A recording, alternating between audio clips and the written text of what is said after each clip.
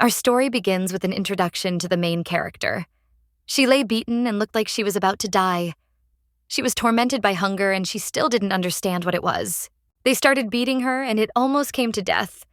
This happened because she dared to steal bread. Suddenly, the girl's eyes began to cloud over, on the verge of death, and memories of her past life returned to her. The last thing she remembers from her previous life is being in a plane crash. She looked at herself until she suddenly saw that she had childlike hands. There were many books around her. And suddenly, one lit up in front of her. It had the title, The End of Eternal Fire, written on it. And inside this novel is the world she read about before her death. A higher power said that she was prepared to live a new life. And so her soul seeped into the pages of the great book. She sat there, very beaten, powerless and hungry. She didn't even know what to do. It seemed that she had been cast in the worst role imaginable, namely that of a poor beggar. The girl thought about her body because it also had its own backstory. Memories began to appear. The person who took care of her told the girl that he allowed her to live in his possessions, but that she was not his own. And later he ordered her to leave the possessions away from his eyes. Our heroine has no idea what the plot is in this book. She thinks everything will get better because this novel has a good ending. She smelled bread, even though she made a mistake last time, and today no one will be left without bread. She just had to wait for the right moment. As soon as the shop owner was called and he turned away, the girl immediately pulled out the bread. She already thought she was lucky. And literally a second later, the owner grabbed her, took the bread, and threw it away. A young lady saw the unfortunate child lying on the pavement in the middle of the aisle. She was incredibly beautiful. The woman bent down to the child and asked if everything was okay. She saw that the little girl had quite special features, namely pink hair and big eyes. The unknown person asked her how old she was, and the child replied with fear that she was exactly 8 years old. The blonde lady asked if the child wanted to go with her. Our heroine immediately thought that this was a slave trader who wanted to take her into slavery, so the girl was afraid to answer. Suddenly, the woman introduced herself. Her name was Violetta, and she was a countess. The child couldn't remember which 7 mana this character was from, and she couldn't think because her stomach was starting to rumble from hunger. Hearing that she was hungry, the woman said that they had a lot of delicious food at home, such as meat, freshly baked pastries, and if she didn't want to go, she would have to eat it all herself. This gave enough motivation for the child to decide to go to her immediately, because she couldn't be such a beautiful girl or a merchant. Arriving at the Fitz estate, the girl was examined by the maids. Seeing that everything was not well with her, the woman ordered a doctor to be called. Meanwhile, our heroine was delighted to be taking such a luxurious bath because there was so much foam. The girl realized that even though the maids looked strict, it was not worth judging them by their appearance because they were fun to be with. After the bath procedures, the child drank tea and could not believe that such good people existed. After all, she had previously lived in a city where her owner and servants had terrible personalities, and this house must have a good owner, the child thought. And it was obvious that they were not engaged in slave trade here. Looking at her dress, she realized that this was probably the best dress in her life, and it was the first time she had worn such a beautiful outfit. The maids, seeing the girl spinning and admiring herself, were delighted with her. She seemed very cute to them. Seeing the maids admiring her, her pride was shattered. Suddenly, she remembered that she was still a child. That young lady could not remain helpless again, so she thought about how to provide herself with better conditions. Suddenly, the servants called her to the table because the chef had already prepared the most delicious dishes imaginable. Forgetting any pride, the girl grabbed the maid's hand and said that she really wanted to eat. At dinner, the table was bursting with food. It all looked so delicious that she just stuffed any food into her cheeks. The maid was about to stop her, and Violetta ordered her not to touch her and simply prepare a remedy for the digestive tract. Surprisingly, after the bath, the girl reminded her even more of the same person. She couldn't believe that people who were completely strangers to each other could be so similar. The maid asked if Violetta was talking about the master Adrian. The woman replied that she was talking about him and asked if he thought the same about creativity. But this is impossible because the younger child died immediately after birth. And that's a fact. But no matter how much she thinks about it, she thinks she's managed to find Adrian's younger sister. The woman recalled that she had recently asked to check family ties at the temple. The subordinate said that, according to rumors, the illegitimate child was expelled at the request of Viscount Beryl. It seems that his mother simply wanted money. She found this strange because the Viscount had light blue eyes. Now the girl understood that Adriana's sister was not dead. 6 years ago, around the same time, a child was born into the Viscount's family, and it is necessary to find out whether the deceased child had pink locks and blue eyes. The lady ordered to find out about the woman who gave birth to a child for Beryl and how much money she received for it. Meanwhile, the Count and his wife announced that they had almost finished sorting out the affairs of the estate and would be returning to the mansion in about the next week. Violetta wanted to sort out this matter because she knew how difficult it was for Adrian's family. Our heroine, meanwhile, had eaten enough and immediately went to bed. The woman pulled out a single hair from the sleeping girl's head so that tomorrow she could take Adrian's hair and turn to the temple. As soon as the girl woke up, Violetta was next to her. At first, our heroine couldn't understand who it was, but then she remembered that it was the same good aunt who had fed her yesterday. The child started crying because she thought she had become a slave, but the woman just started laughing because it was illegal. She hugged the child and said that she hadn't even thought about it. As soon as the child felt the hug, her impression of the woman completely changed. Meanwhile, Violetta said that they would go on a trip together because today they were visiting the house of her close friend Adrian Eston. For some reason, a memory flashed through our girl's mind, as if she knew it. It seemed to her that the hero in the novel had the same name, but that book has a bad ending. Everything has reached our heroine. She is the same girl with pink hair who lived in the slums. Understanding the situation, the girl covered herself with a blanket and began to be very afraid. Violetta calmed the child down. At breakfast, the girl was worried that all the food and this luxury was not hers yet, if she did something wrong. The lady said that all the food here was just for her, and the child thought that Violetta was like an angel. She still couldn't believe that this whole meeting wasn't a dream. It was amazing, and her new life was no longer hell but beautiful like a field of flowers. Suddenly, the child had a dream at night as if an unknown man was knocking the fork with meat out of the hostess's hands and saying that this dish would soon end. Even though a woman is in a child's body, she understands that something needs to be done, even though she only has enough strength to eat and sleep. She wanted to reassure herself even by thinking that it wasn't in the novel and that it was all an illusion. Suddenly, she saw a toy. It was a teddy bear that seemed very familiar. Suddenly, he moved. He told me that in a dream, the girl held him in her arms and the seal was removed. She didn't want to believe it, and the bear replied that everything was possible because he was a spirit with special powers. But the child didn't want to hear anything. She just threw the teddy bear away and started running away. Hearing a strange noise, Violetta came and the child rushed into her arms. The woman asked if the child had had a nightmare and added that everything would be fine. Our heroine felt incredibly comfortable in the woman's hands as they were magical. She fell asleep immediately from so much affection and warmth from the woman. Violetta saw how much the child was crying. She was not at all like other children. While our heroine slept, the woman admired her and could not believe that the cub looked so much like Adrian Eston. A man entered the child's room with a letter containing the results of the biological connection. As soon as the woman opened it and read it, she learned that the possibility of family ties was almost 100%. The mansion in which the child lives is owned by the Duke of Eston. He is a representative of one of the richest families in the Ferdinand Empire. The child woke up again and still couldn't understand why she was in this place, while Violetta asked her how she slept and offered her to hug the teddy bear. Even though our heroine had a whirlwind of different thoughts and emotions in her head, she pulled herself together and said that she liked everything. After thinking about it a little, if it had been the same bad novel, Violetta would never have given her that teddy bear. The woman said that the girl would be going home soon. Meanwhile, the butler entered and said that the Duke and Duchess of Eston had arrived. The worried parents ran into the room. They couldn't believe it was their child. The woman added confirmation from the temple that the child and Adrian were having a tentative relationship. From the conversation, our heroine learns that she was the daughter of a duke. Although the child's parents believed Violetta, she wanted to double-check and ordered the butler to make another inquiry at the temple. Suddenly, the duke's wife fell to her feet. The maids didn't have time to catch her, and she fell to the ground. No one could understand what was happening. Meanwhile, our heroine realized that she was in a novel that had a crazy bloody ending that she most likely would not be able to avoid. The novel she is currently in is called The End of Eternal Flame. The main character in this story is Violetta Fitz, and the hero is the Crown Prince of the Empire, Zircon Ferdin. Adrian Eston flaunted himself in front of her. In the future, he would become the prince's assistant. As children, Violetta and Zircon promised each other to marry.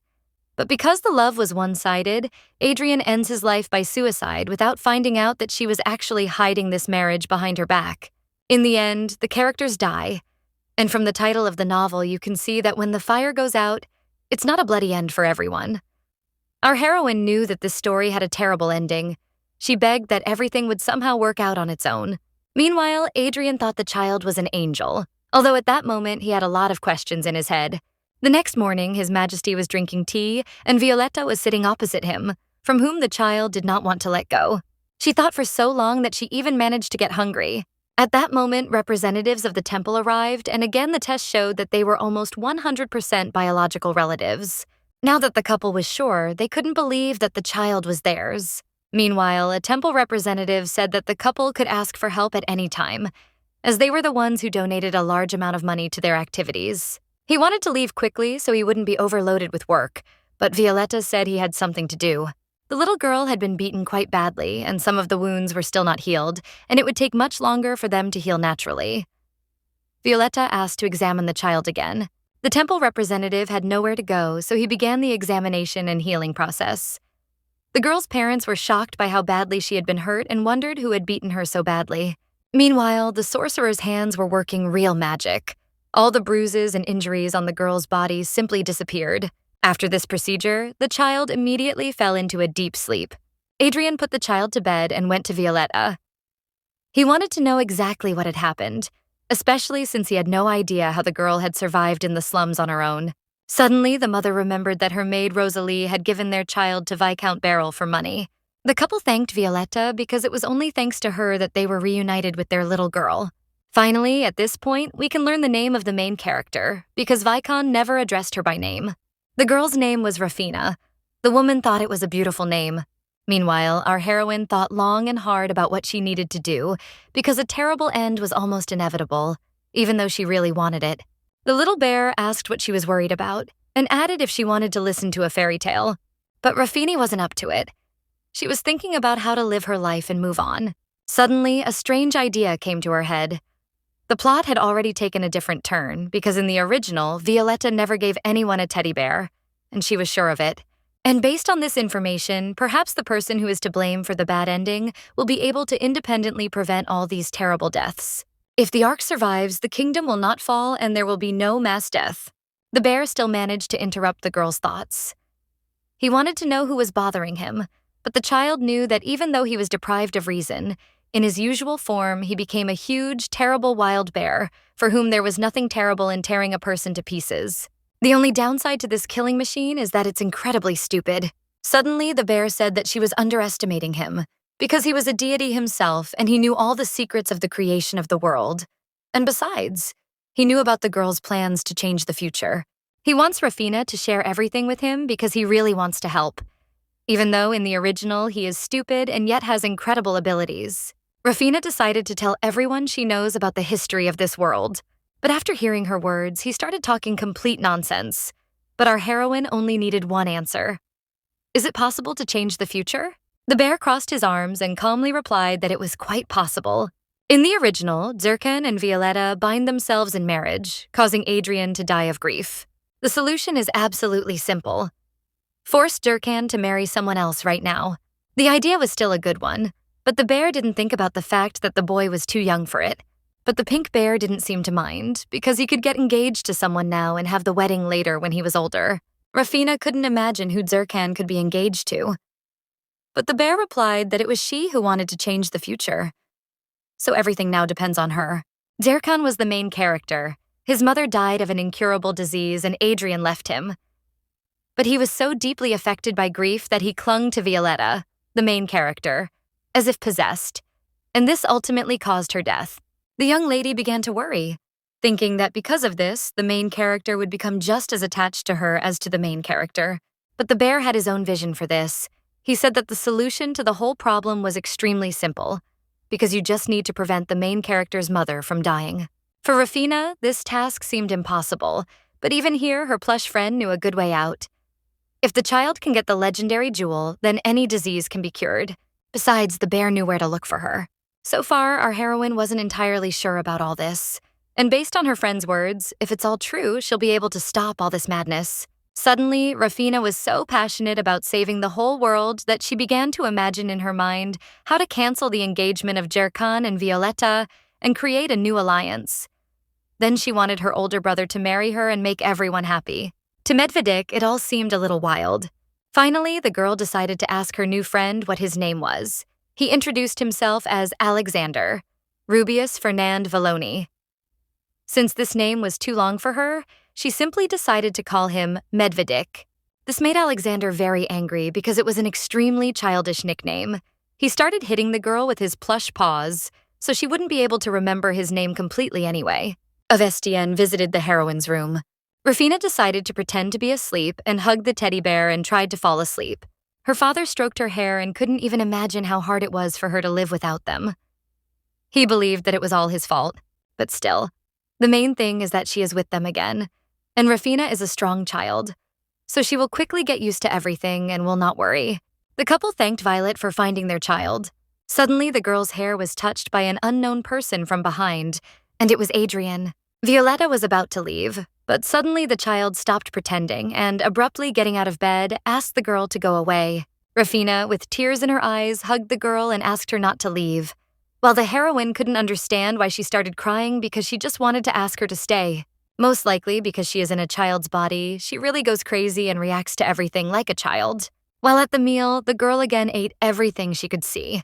Everyone around her looked at her like she was wild, but they still understood her because she had been in the slums for a long time and lived incredibly poorly.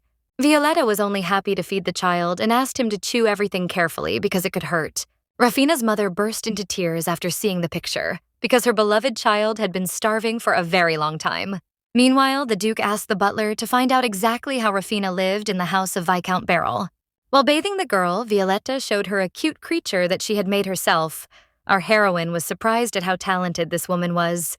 Even taking a bath with her was a lot of fun. After the bath, Violetta dressed the girl and said that from now on she would live with her family. But the word family was something unknown to the heroine, because in her past life, every day was a living hell for her.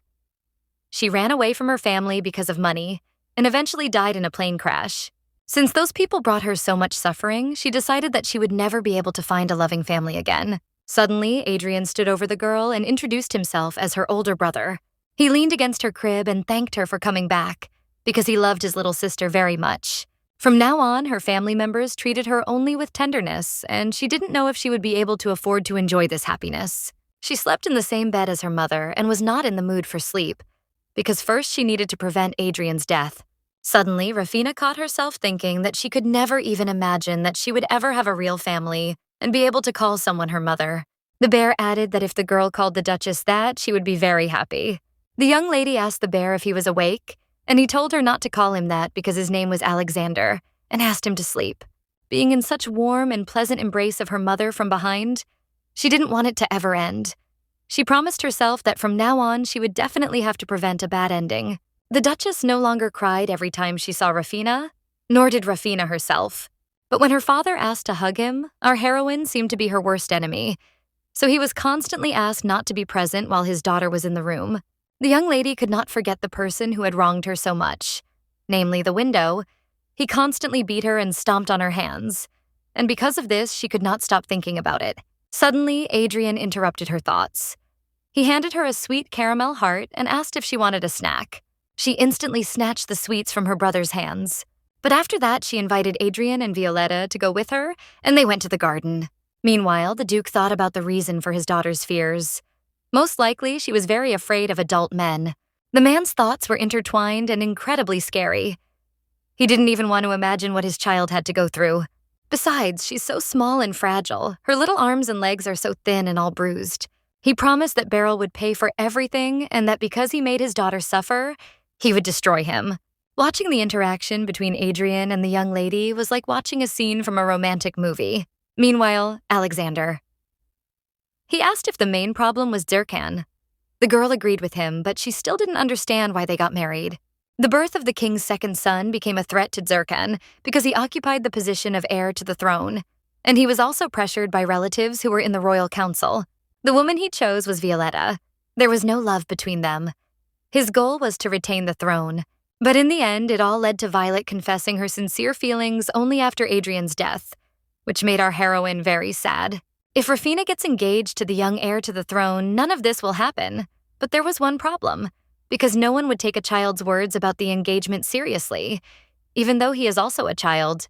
It was necessary to immediately get Zirkan's promise to take her as his wife. And when the question of marriage arose, he would immediately remember her. The bear's decision seemed ideal. The girl, after thinking a little, complimented Alexander because he wasn't as stupid as she thought. Meanwhile, Adrian fed her. He took care of her in every way, and the child was happy to eat anything they gave her. Suddenly, the twins asked their older brother if he would feed them the same way, but Rafina ordered them to go away because they were not supposed to do that. The brother asked her what she wanted to eat first. The little girl replied that she wanted cake. We had twins, and she ate the whole cake just from being incredibly hungry. The mother was pleased and looked at her beautiful daughter because she had to go through so much, and now she hopes that her days will be filled with only happy moments. Violetta was already getting ready to leave. Rafina's parents had prepared a carriage for this. They didn't even know how to thank her. They asked to leave a little more, and the girl said that she was already indebted to them. Still, our heroine's mother wanted to repay her somehow, and Violetta refused any offers because she was infinitely grateful to them. Our little heroine ran out to say goodbye, hugging the girl tightly and not wanting to let her go. But Vedic replied that now she has a loving family and they will always be there for her. They are her family. After thinking a little, Rafina replied that the girl should still arrive tomorrow. The lady promised to come to her the next day, amazingly. But just one word, family, can bring an incredible amount of warmth to a child. As she said goodbye, she thought about the words of her savior. Now the child's mind was left with the last key detail that she had to do. The girl ordered her older brother to hurry up and take Violetta away before it was too late, because she shouldn't go alone, which is why the child asked her to come tomorrow. Adrian told his parents that he would take Violetta and return immediately. Mom suggested that Rafina live together and that a private room would be prepared for her next week. The girl returned and asked if she had heard anything. Her mother replied that it was all true, but she would still sleep with her for a while. She asked if the child would mind. The girl, throwing the towel off her head, waved and said that she didn't mind at all, because then all the attention would be hers. Suddenly, the young lady remembered the advice from her teddy friend to call her mom, and then she would be happy. The child hugged his mother tightly and left Alexander. He was angry because he wanted to be called by his name, knocked on the door. He wanted to play with his little sister before she went to bed. Rafina was scared because she thought it was her father who came in, but it wasn't him. Adrian gave her a new toy, and even though newborn babies play with it, she was still delighted with it. The twins also really wanted to play with her and offered to play with dolls and read fairy tales. Suddenly, Rafina asked her older brother if he had seen Violetta off because she knew he liked her. According to the plot, her older brother loved Violetta since childhood, and she found it very sentimental. While her brother was praising Violetta, the girl said that it would be great if they all lived together. Suddenly, while in her mother's arms, she shouted out loud that she wanted Violetta to marry her brother. They were all very surprised, and Adrian was delighted because the girl called him brother. But the plan didn't work. The boy only heard what he wanted to hear. The bear lay on its side and said it was a complete failure, as it turned out that getting a couple together would be much more difficult than it seemed at first. Rafina thought that if nothing good comes of it with her brother, then she should resort to a backup plan, namely seducing Zircon. The girl asked Violetta when exactly her little brother would arrive, and the twins got angry because only they could call him that. A girl just got out of the carriage. Our heroine and her brother met her. The girl, as always, hugged Violetta tightly. She was very happy that she had arrived. As expected, she arrived without Zircon. A good decision was to go with Violetta and wait for the future heir to the throne. Although her brother didn't understand why the girl wasn't having a good life at home, she still did it all for their good. Our heroine asked Violetta if she was friends with anyone else besides Adrian. As expected, she had a good friend named Zircon, and he was the crown prince of the entire kingdom. Rafina asked to tell me more about him and pretended that she was incredibly interested. The lady said that the heir to the throne was incredibly popular, and although the girl didn't want to admit it, he was really very handsome. Suddenly, the girl immediately asked if Violetta thought he was more handsome than Adrian, and the lady slyly replied that they were both on par. The girl found it strange that the little boy was so interested in her friend, but she still found it incredibly sweet that he wanted to learn more about her. Rafina added that she wants to meet all of Violetta's friends. The girl thought it was incredibly sweet and promised to come the next day with Zircon. Meanwhile, the Duke tried in every way to please his daughter.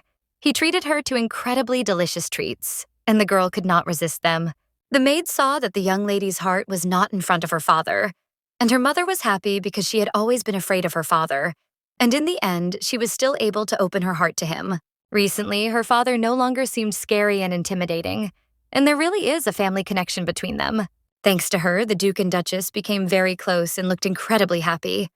The girl wanted to preserve all this well-being. Suddenly, the twins ran up from behind. They asked if Rafina wanted to play hide-and-seek, adding that it would be incredibly fun. The girl agreed only on the condition that the one who was looking for her would count to 100, but they asked her not to go far because they were worried about her. Although the main character's life was getting bigger, she still continued to behave like a child, and it really bothered her. She ran as fast as she could to hide. When she saw the column, she thought it was a great place to hide. Behind it stood an unknown red-haired man. The girl was very scared and thought it was a monster, but the unknown person asked her not to be scared and introduced himself as Rendell, her personal knight. He was ordered to follow her during the game. But still, the girl was playing hide-and-seek and she had to hide. The young man suggested hiding at home because it was quite dangerous from the outside and our heroine didn't like it. She couldn't stand it and pushed the guy away, running away from him, because hide-and-seek is a war, and you can't just lose in it. The girl was running so hard that she didn't even notice when she bumped into the black-haired young man. It was Durkan Ferdin. He couldn't be confused with anyone else. He was the one she needed. He was truly incredibly handsome.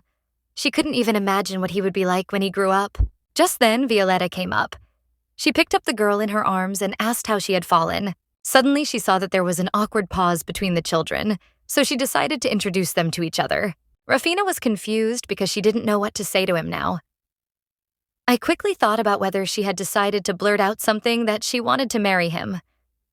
She hesitated for a long time, but still took the young prince by the sleeve and said, "Let's get married." For some reason, he is silent, looking at her with his beautiful eyes. Still without saying a single word, the girl took this as a rejection. But Rafina must make a verbal agreement with him, and has 2 more years to do so before the main character goes to the academy. Suddenly, after a long silence, Durkan agreed, and there was an incredible amount of joy on the girl's face. Violetta thought it was very cute and started kissing our heroine. Violetta liked it so much that she started joking, as if she should start getting jealous and wondering if the little girl wanted to marry her. Rafina burst into tears because she knew that Violetta should belong to her brother. She knew exactly who the girl would fall in love with. The fear that her little brother would die completely alone terrified her. She couldn't let it happen. She ran up and took Durkan's hand, saying that she must marry him. The guy smiled and looked very embarrassed. He was so handsome that he blinded the girl with his beauty. The young lady thought that her plan had already come true, and it turned out that she had figured everything out. Suddenly, Adrian approached them, and when he saw that the girl was in the boy's arms, he immediately took her off and covered her with his. He said there was a misunderstanding and most likely his sister was mistaken. And the beautiful brother with the most frequent soul, the main character's assistant, he simply cannot have such a frightening expression on his face. Unexpectedly, the knight picked up Rafina. The heir to the throne told Adriano that his sister wanted to marry him, but her brother said that these were just empty childish words because she had only recently turned 6 years old. He did not think that one could believe the words spoken by a child. Aggression was growing rapidly between the two boys. The tension was visible even in the air. Violetta and everyone present saw Adrian react so sharply for the first time. The girl decided to calm the boy down and hugged him, telling him that he shouldn't worry so much. And she also added that when it comes to his sister, he becomes very serious. After thinking about his behavior a little, Adrian realized that he had gotten all the more heated, especially since Rafina, although young, was still a lady. Our heroine's parents couldn't believe that the girl would say such nonsense to the heir to the throne himself. They began to apologize profusely to him and told him that she had just returned home, so most likely it was just child's play. But the heir to the throne had a gift for her, and he hoped she would accept it. In the novel, Durkan had a connection with the gods. Although he was an ordinary person, the only spirit he could control was the water spirit sealed in a bracelet. The girl was very scared when she saw him. The young prince said that Her Majesty the Queen asked him to give this bracelet as a gift, and he simply delivered it to the recipient. All this seemed very strange to the girl because according to the plot of the novel, in a few years the bracelet should fall into the hands of Violet and then release its magical powers. Violetta gave her a teddy bear and the spirit inside was released, but spirits sealed in objects don't just wake up. Whether or not to reveal themselves is their personal choice, and it turns out that the magical items themselves chose our heroine. Only a person who is a bearer of magic can possess such things. If the spirit rejects the owner, it will remain sealed in the object forever. It turns out that the bear chose the girl himself. Suddenly, her mother took the bracelet and showed it to the girl, adding that it was a gift from the royal family and suggesting that she wear it. The bracelet was too big for her, but after wrapping it around her arm twice, it still secured itself. The girl was afraid that the spirit would wake up right now. It seems that this spirit has given up on her. Our heroine has become much lighter in spirit, while the bear has added that one of them will be enough, and that later she will need to return the bracelet to Zircon. Our heroine's mother was very happy for her. She asked if she liked the bracelet, and she added that it suits her very well. The young lady reluctantly said that she liked everything, as long as her mother was happy. The girl didn't know what to do and whether she should go to the queen and tell her everything about the spirit, because it was all for the sake of a happy ending. As soon as the heir to the throne smiled, he lit up the entire room. He was incredibly beautiful. The children around him asked his opinion about marrying Rafina, and he was not against it. Hearing all this, the girl looked very sad. Looking at Zircon, she seemed to feel his loneliness, a feeling as if he already knew what would happen to him in the future. He is laughing heartily now, and in a couple of years, he will almost completely go crazy. Would work out for her. And once that happened, she would no longer have any worries. Medvedik hugged the girl and said that he didn't choose her for nothing, and suggested that she think better about how to win Zircon's heart. Rafina ate and thought about the heir to the throne's family, his mother the queen. She was curious to learn more about his relatives, about the king, queen, and younger brother. It is these people who will become the cause of Zircon's madness, Alexander said. The relationship between the brothers is not very good, although it cannot be good. The bear smiled wickedly and said that it was to their advantage, because then it would be much easier to get close to him. He asked her to remember how stupid Adrian had acted because of her, and that she should do the same stupid thing with the mirror so that he would guard it just as jealously. If this method works, she will be able to stop the engagement of Zircon and Violetta. The main question is what it takes to win the heart of the heir to the throne. The bear laughed and told the girl not to worry because he had one surefire option. She barely managed to gather all her willpower and come to visit the boy, but he was nowhere to be seen. The servant said he had gone to the library. She was also very annoyed Rendell, who accompanied her everywhere. While searching for the boy, the girl became very angry and suddenly saw him sitting on the windowsill, holding some kind of book in his hands. Without thinking twice, she approached him, and the guy immediately greeted her. The girl was delighted with him, as always. For a moment, she thought and realized that this was a chance to start a conversation with him, flirted with him a little, but still understood what needed to be done. So she asked him if he wanted to marry her. The young man laughed, although the girl was not upset and remained strong even when it was hard. She believed that she should propose to him every time they met. Suddenly, her older brother and Violetta caught the two of them in the library. Zircon decided to make fun of Adrian a little and replied that he was ready to become Rafina's husband. He looked at Adrian and wondered what to do and whether his sister would really become the wife of the heir to the throne. But the mockery didn't last long. He stopped being serious and laughed at the way Adrian looked. But the girl didn't know how to react to this, so to seal the deal, she took the guy's hand and asked him to come tomorrow. And he agreed. She thanked him and kissed his hand because physical contact is the best method for getting closer. The girl stuck to the plan, and suddenly the spirit that was in her bracelet that Zircon brought woke up. An unknown force spoke from the bracelet. It said that it had been waiting for this for many years, and thanks to it, it had awakened. The Countess did not want to hear this. She asked him not to wake up and to return. Medvedik recognized the spirit from the bracelet. It was Orphan, the spirit of water. In the original novel, Zircon hated him, even though he was usually kind and sweet. But he had one negative side. He was a terrible swearer. Compared to him, Zircon is a pure angel. The girl couldn't listen to all this swearing, so she covered her ears. The bear also began to respond to the bracelet. The orphan asked to throw the bear away, but the girl calmed down and ordered the two to be quiet. Suddenly, she felt very sleepy. She fit comfortably between her two parents and immediately fell asleep, especially since living in a child's body is very difficult because she quickly wants to sleep. The maid Selena saw Rafina, and she thought the girl was incredibly cute and similar to a bee. She had a rather strange view of the world, but the dress was still really pretty. She was awakened by a strange force. Surprisingly, last night wasn't a dream after all, although she would have been very happy if it had all just been a dream. The maid overheard the girl talking to the teddy bear and asked what exactly she was saying. Rafina panicked and said that she was just talking to the teddy bear.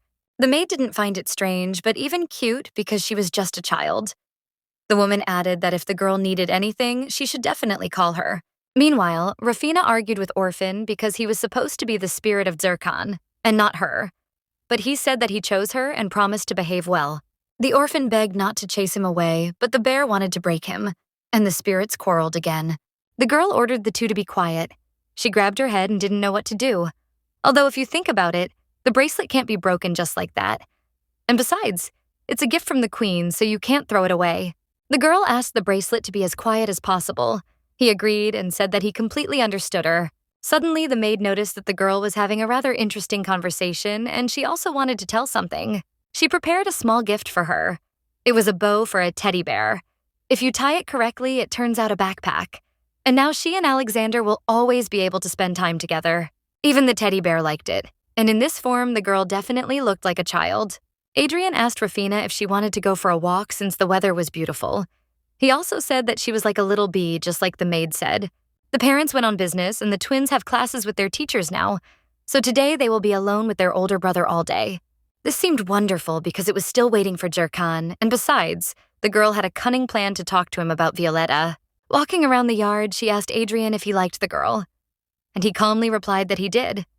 Very much so. He himself started a conversation about it and said that she smelled good and had a very gentle and affectionate voice. He added that it would be great if Violetta lived with them. The girl didn't hesitate for long and shouted that she wanted to become part of their family. Suddenly, the guy asked his sister if she felt the same way about Zircon. He was curious why Rafina loved mirrors so much. The girl blushed because of it, then added that she liked Violetta, which is why she liked him. Although he didn't have the best character, she still mentally understood that she had to change the future.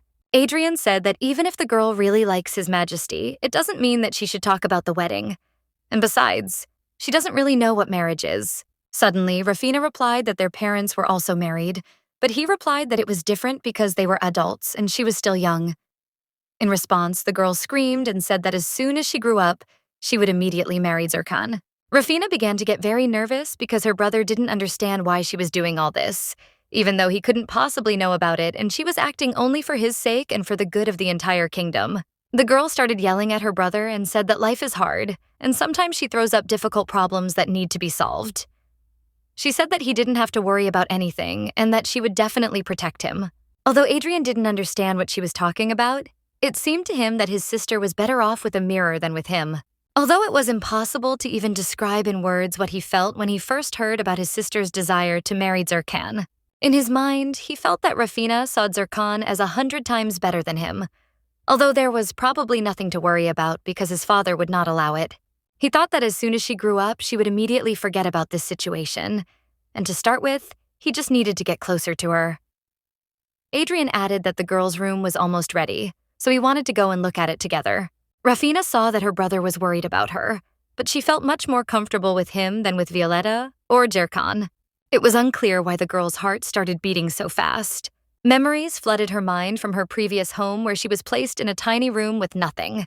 For her, the hope of a better life was a luxury. And now, as soon as she entered the room, she was almost blinded by how spacious and beautiful it was. It was the first time she had seen such a luxurious interior. It smelled incredibly nice, and she was simply incredibly big.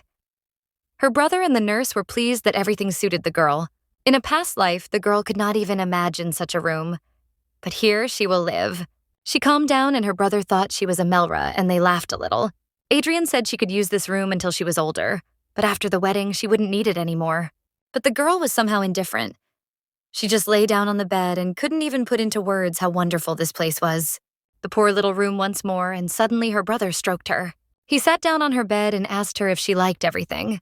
The Countess liked Adrian. It was very gentle and pleasant for Gladova. She would like it to continue forever. Now she is absolutely sure that she will protect Adrian at any cost. Meanwhile, the butler came and notified him that his friend was coming. The guy was scared, and the girl didn't understand who could have come. The first guy thought about Zirkan. But then I remembered that he was incredibly busy and wouldn't be able to visit even if he really wanted to. Although he didn't know who had arrived, his soul was very restless. Unexpectedly, the heir to the king himself entered the room and greeted Adrian and Rafina. And the older brother asked why he was here. Zirkan simply forgot to remind him that he would be arriving today, but he promised Rafina about it. Adrian was very angry about this. He put his sister behind him and did not want to let the guy near her. But Zirkan said that he really promised her that he would come. There was a look of misunderstanding on the guy's face. Out of nerves, Adrian squeezed his sister's hand so hard that it hurt. He immediately began apologizing to her because he didn't want to cause her pain. A moment later, the girl ran to Zirkan's arms. Adrian was simply stunned by this turn of events. Despair was visible on his face. Meanwhile, the happy girl did not forget to remind the star-crossed love that they should get married. The heir to the throne said it was a rather warm meeting and apologized to her older brother. Adriano had no choice but to simply remain silent. Zirkan stroked the girl's head and said that he wouldn't be able to stay long because he had many other things to do. But still, Rafina was satisfied because he had fulfilled his promise. She immediately led him to her room to show him how luxurious it was. The girl noticed that it was incredibly large. Then the guest smiled and asked if she was sure she could sleep here alone. With confidence on her face, the girl assured that she would be able to, because she was already an adult and would not be scared by any honey growths. She added that the more cheerful the room, the merrier. Zorkan incredibly wanted to stay in it longer because Rafina seemed very nice to him. When he saw his brothers, he didn't have such thoughts, although his half-brother was still the worst of them all. But Rafina was completely different. She was small, tender, and fragile. Her voice was so beautiful that when she called him by name, his soul became warmer. Zirkan apologized to her older brother and justified himself by saying that she herself would ask him to marry her at the first opportunity. He noticed that Rafina really liked her room, and the girl simply agreed with it, not noticing how childish she was acting again. She forced herself to pull herself together because they left her with one more thing. She asked when to expect him next time to see him. But the young man said that at the moment it is difficult for him to answer this question because he usually does not have time for such things. So Violetta and Adrian always come to the capital themselves. The girl was sad and suddenly a wonderful idea appeared in her head. She couldn't understand why she hadn't thought of it before. She needed to meet the mother of the crown prince. The girl promised that next time she would come to him herself. In her mind, she understood that the mirror's mother could not die. And if she could deal with this problem as soon as possible, the main reason for the crown prince's madness would pass. The boy smiled and said he would wait for her, fell silent and sat down on the sofa. Today had been a difficult day. Before leaving, Zirkan promised her to meet again, which is a great job, because making a marriage proposal is not that easy. But another problem arose. This time with her brother Adrian, he was sitting there upset. It was not easy when a friend tries to take your younger sister away from you. You can understand him. His long-lost sister has just returned to her parents' home, and all her attention is focused only on strangers. She decided to fix this problem, so she immediately suggested we eat together, because there is no more suitable weapon in the fight against sadness than something sweet. The guy was surprised that the girl took the initiative and offered him a cake.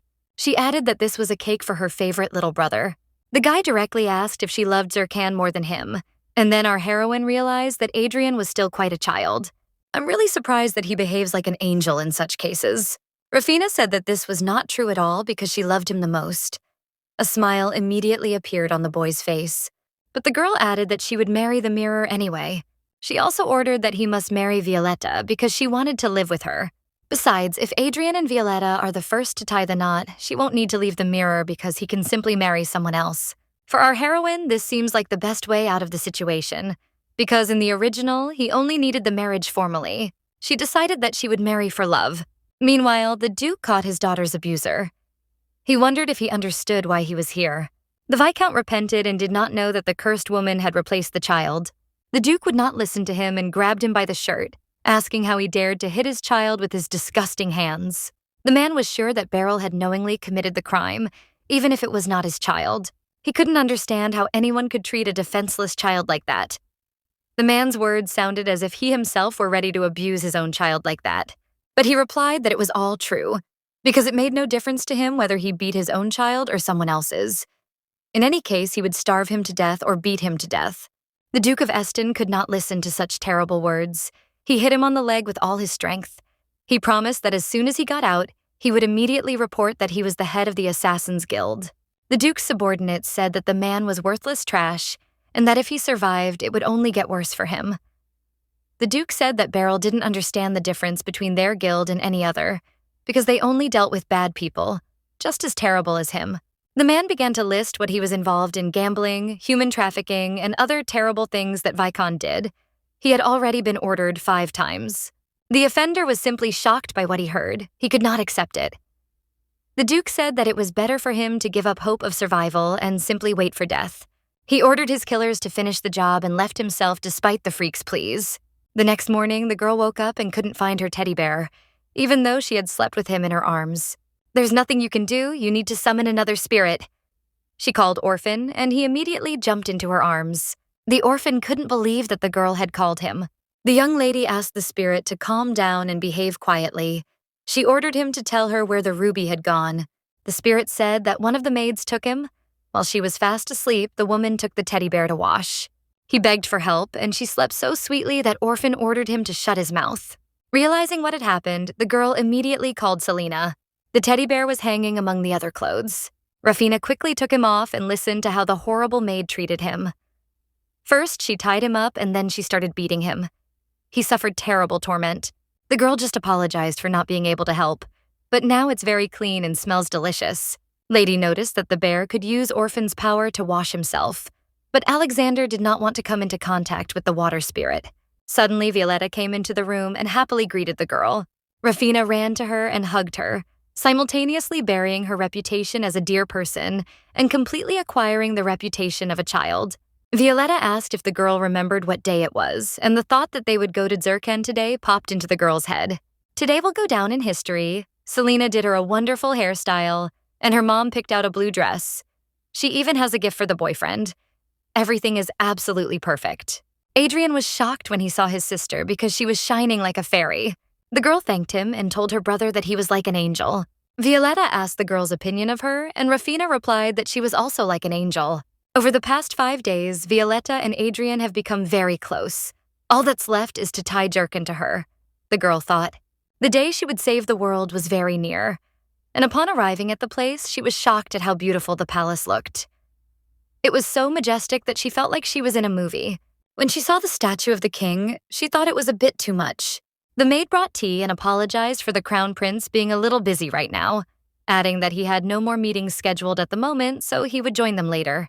Violetta called Adrian and asked him to look at Rafina. The girl was very worried. The couple thought she was so cute that they couldn't help but laugh. Our heroine did not even expect such a turn of events. Not long ago, she was eating dog food from a bowl and dressed in rags. The Viscount called her a poor unfortunate. These words still cannot get out of her head. Suddenly, the bear remembered that at any moment he could crush the entire castle without even putting in any effort, and she asked him not to do so.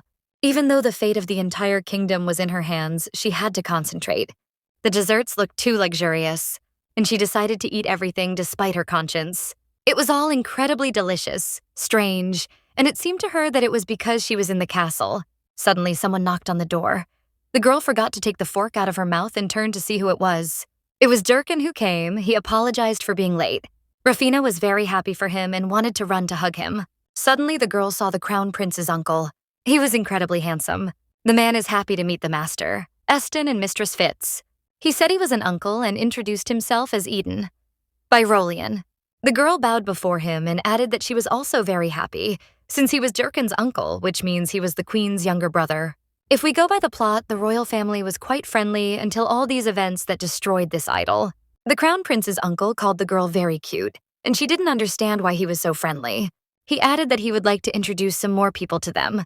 A moment later, he showed his wife. She introduced herself. Her name was Anna. The girl's breath was caught in her throat because it was because of her that the butterfly effect would appear. It was she who was the primary cause of all subsequent events. Her actions would destroy the royal family.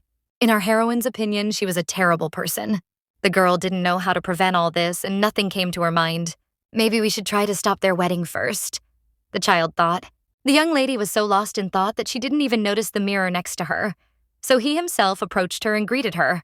She turned to him in fear, and he asked if anything had happened during his absence.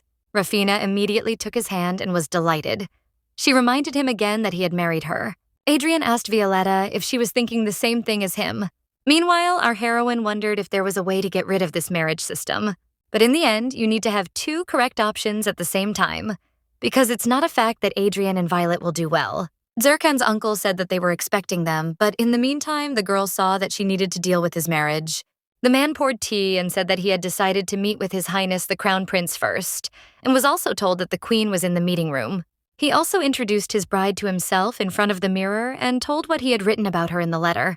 The young man's uncle noticed that the little boy was probably quite happy because he had managed to meet his future wife before the Queen herself, and the boy confirmed this. But in reality, the young man didn't react to it at all. He was completely indifferent. This surprised the girl because she had guessed that he was so indifferent but didn't know that much.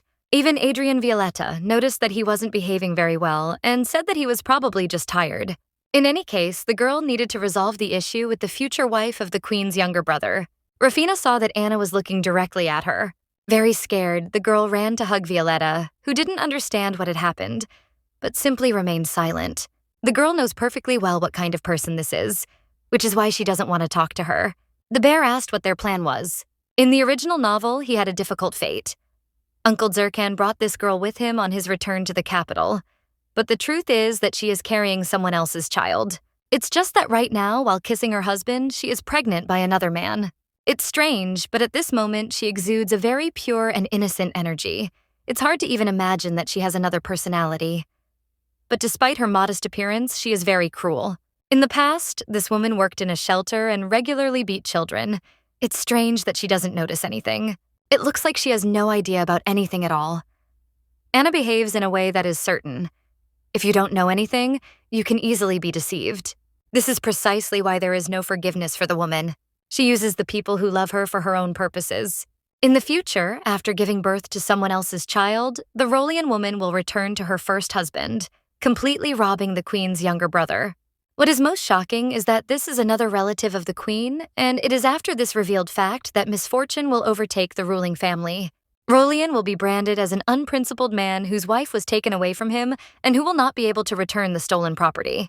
The queen's family will lose both prestige and pride, and the younger brother will be stripped of his title due to disgrace. And the entire family will face financial difficulties, and family members will begin to grow more and more distant from each other. All these troubles will fall on the shoulders of the queen. This is why our heroine is so afraid and despises the woman sitting right in front of her. The bear knew that after this, the queen would fall ill with an incurable disease, and the girl was obliged to help her. We can't let Zirkan go crazy. The bear had the idea to simply tell everyone in advance that this woman was pregnant. Rafina told him that it was not easy, but their dialogue was interrupted by a young couple. Rolian said he would like the woman to give birth to a lovely little sister for His Highness the Crown Prince. The lady added that she would be happy if they had a little girl. Rafina felt that she had eaten quite a lot of desserts. Meanwhile, the bear asked her to bend down because he wanted to tell her something. Alexander told some cunning idea about how to resolve the situation. An evil smile appeared on our heroine's face. The girl approached Anna and turned to her. She directly said that she would indeed have a child soon. She added that Anna was already carrying it in her belly. The woman was shocked. The bear told me that there is a legend about how children can sense if a woman is pregnant, as if when life is born in a girl's belly, other children can feel it. In this beautiful fairy tale, little angels were made to wish for a child to appear in the family, and thus people began to believe that children understand when a woman is pregnant. Some still think so. It doesn't matter whether you believe it or not, but belief remains belief. Anna didn't know what to do, and the queen's younger brother also couldn't understand what she was talking about. Anna's face changed. She looked at the girl angrily, and Rafina had a great chance to take advantage of the situation and not back down. Anna wanted to turn it all into a joke, but the girl assured her that she was sure of it, and that she really had a baby growing inside her. Adrian quickly grabbed his younger sister and asked her to be quiet, because you can't behave like that. Anna laughed and said it was a good joke.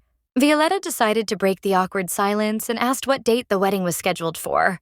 Rolian said that he would tell them all over a cup of tea, while his bride asked to go to the bathroom to powder her nose. Rafina, without thinking twice, said that she would also go with her to powder her nose. The maid wanted to help, but the girl said she could handle it herself because she just wanted to wash her hands. When she entered the bathroom, she saw Anna washing her hands. The girl decided not to hesitate and again said that she had a baby growing in her stomach. She warned the young lady that if she continued to talk like that, she could get into big trouble. Anna sat down next to the girl and said that adults hate children who lie and asked if she understood everything well, because such liars are abandoned by their parents and sent to an orphanage. She continued to tell horrible things about how liars are punished by being beaten until they turn blue or locked in a tiny room without food or water. She added that even an aristocrat from the most influential family should never tell a lie, but the bear insisted that she was safe and could pressure the woman further. Rafina smiled and said that she understood everything. Anna really had a baby growing in her belly. The woman was so angry that she already swung her hand to hit the girl. But suddenly she said the surname Gerstan, and the woman's hand hung in the air. The angry woman couldn't understand how she knew all this and who she even was. Meanwhile, the girl's plan worked perfectly. The maid came running to the screams, and Rafina burst into tears. Before everyone finds out about Anna's pregnancy, the girl wants to reveal her rotten nature. The queen came. She was simply divine. She asked what happened here. Everyone around started whispering. The bear reminded the girl that it was time to get ready because the queen had arrived, and this was a chance to reveal Anna's bad nature. She ran to the queen and screamed that she was in pain. Now the woman understood why there was so much noise. The fraudster could barely contain herself. She began to make excuses and say that the girl had fallen on her own, but the queen ordered them to stop talking and tell what had happened. All this noise was giving her a headache. One of the maids said that she was the daughter of the Duke of Eston, and also a guest of His Majesty the Crown Prince. She added that she was waiting for her outside the dressing room door and suddenly heard loud noises. Even the queen noticed how beautiful the little girl was, and it seemed that she looked like a goddess. She also saw that Lord Rolian had arrived, but her thoughts were interrupted by Anna, saying that it was a great honor for her to meet the queen. The woman recognized her and said she knew her because she was Adana's fiancée. The queen took the girl in her arms and asked why she was crying. Although Rafina knew that the queen was kind and did not expect it to be so, she cherished and comforted the girl like an angel. And it became sad that such a sensitive person would die from an illness, and all because of terrible people. She couldn't let this happen. The girl added that it was Anna who got angry and pushed her, pointing her finger at her. The queen asked if this was true, and Anna began to justify herself, saying that it was all a provocation by a little girl. Rafina continued and said that Anna was very surprised because she had a baby in her stomach, which the baby told her about with joy. After a little thought, the queen understood why the young people wanted to start the wedding so quickly. Anna wanted to assure her that she was not pregnant, and the queen said that it was nothing to be ashamed of and that things happen. For the girl, it was an absolute failure. Instead of preventing the wedding, she only contributed to it. But it was still a small benefit because it was uncomfortable for Anya. Rafina must reveal the truth, and she asked the queen to go with her. Adan hugged the queen. He was very happy to meet her and apologized for not being able to come earlier. He noticed that the woman had lost a lot of weight, but there was nothing he could do because the queen had a lot of worries on her shoulders. The woman pinched the boy's cheek and said he looked too happy. Everyone thought they had a pretty strange relationship, but Zirkan said that everything was normal and they always behaved so annoyingly. Her Majesty belongs to a family with little influence after coming to the throne. She naturally found herself trapped in a cage, but despite this, she was able to maintain her authority. But for his power-hungry relatives, the king still remains a big problem, and the queen's power has grown precisely because of his support. Therefore, Her Majesty's family did everything possible to remove the Eastern Prince from power. That's why they did such terrible things to the mirror, and he was just a child. Rafina was very emotional because she did not want to allow evil people to continue to abuse the children. The little bear told the girl that if she wanted, he would immediately turn into a big one and crush everyone here who didn't like her. But the lady pinched his cheek and told him not to say such disgusting things. She said she was in a child's body and added that she couldn't hear such words. But he replied that the girl considered herself an adult, which is why he suggested it. When the queen learned the news of Anna's pregnancy, she asked Eden about it, but he didn't understand what she was talking about. The woman began to fill in that there was no need to hide the pregnancy because she already knew everything, and the scammer looked tense. Rolian wanted to assure her that she was wrong because Rafina and Anna had literally just met, so her words could be false. But the queen said that he didn't understand anything, because if a child says such things, then a child will definitely appear in the near future. The guy laughed and said that they would try. Although Rolian is stupid enough to marry Anna, he is not the kind of person who is ready to lose his honor and pride because of a woman. If Anna was confident in her actions before, now she is worried about being caught in a lie. Adrian saw that Rafina was crying again and asked what happened. The girl said she was just very scared. Anna said that she was standing behind her and accidentally scared her because she was surprised how she fell. She wanted to remove from the girl the words that it was all a coincidence. Rolian asked the bride to be more careful, adding that it was Anna's first time in the castle, so she might be clumsy. In an instant, the girl's plan fell apart, because everything she planned to tell the queen had just been twisted by Rolian himself. The young lady didn't know how to tell the guy that Anna wanted to harm him. The queen invited the couple to the garden and said that they would talk there, and Zirkana asked to escort the guests. Frightened, the girl quickly got up from the sofa and asked the woman to wait because she wanted to tell her something. But the queen said that next time she would invite her mother and they would feed them deliciously. The queen's beauty enchanted her. She looked incredibly kind, and after gathering her thoughts a little, the girl realized that she needed to wait a bit, because it would be strange if she continued to talk about the same thing. Zircon extended his hand to the girl and invited her to follow him, asking if she was hurt. The girl replied that it was okay. As he walked, he caught Anna's eye. She also seemed strange to him. The bear didn't know what to do now because the role of the groom was assigned to Anna, and most likely the wedding was just a matter of time. Rafina replied that there was nothing she could do. She needed to return to the castle with her mother, but it is unknown whether they will believe the child's words. Meanwhile, Zircon asked the girl if she had hit herself hard by taking her hand. Adrian was shocked by this. He wanted Rafina to take his hand rather than the Eastern Prince. He already wanted to say something to Zircon, and Violetta stopped him. The girl's older brother promised that in the future he would change the laws to allow marriage. Violetta admired the couple. They were very similar. Rafina was pleased with the result. She would constantly get closer to him until she married him.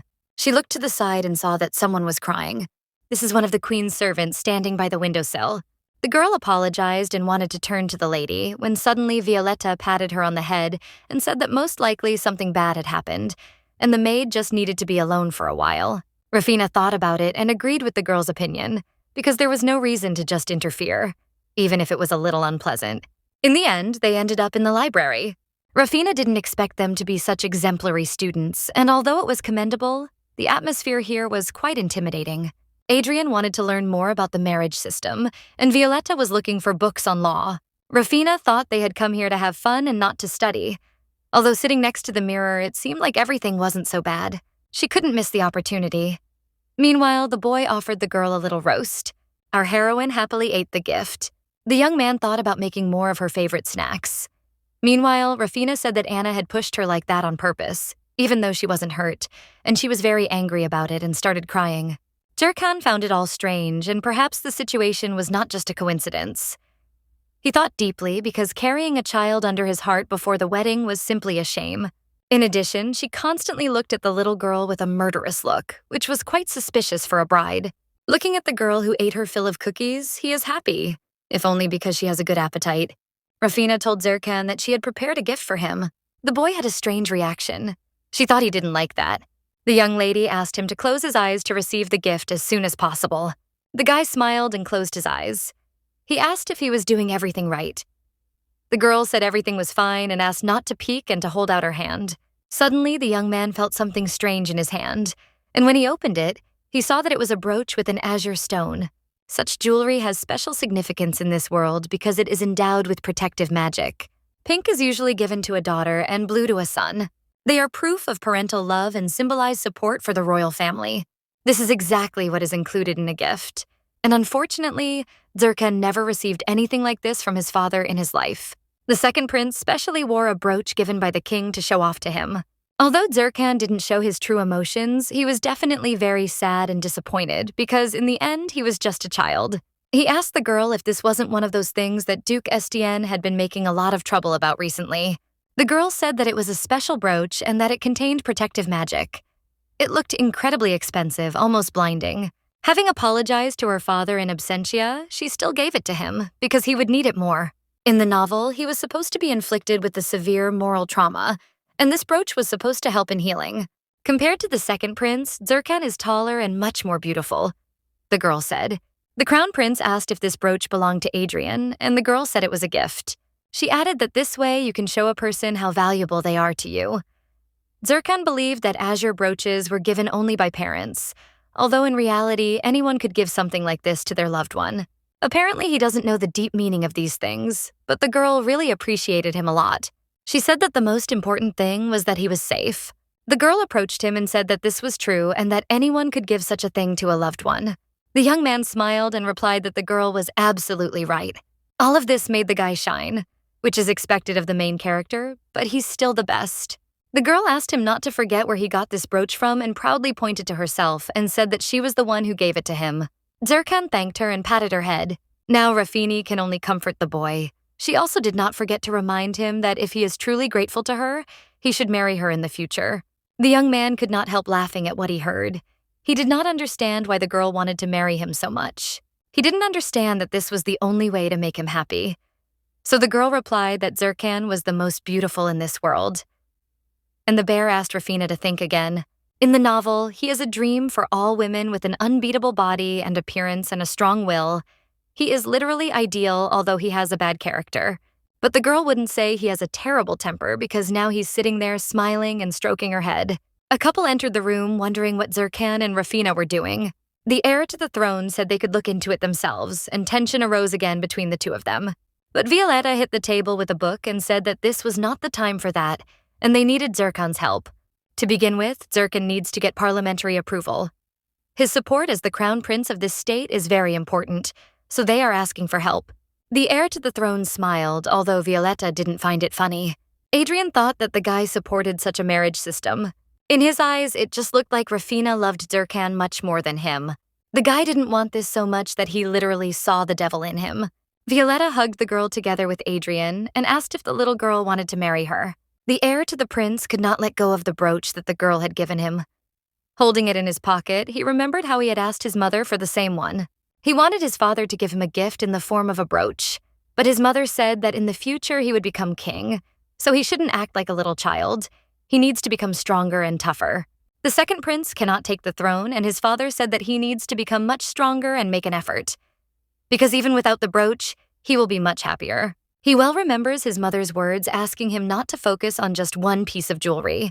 In fact, he perfectly understood the value of the azure brooch, and he constantly recalled Rafina's words with warmth. The children went to the library, reading a lot of literature. They could not come to terms with the fact that they were unable to annul the marriages.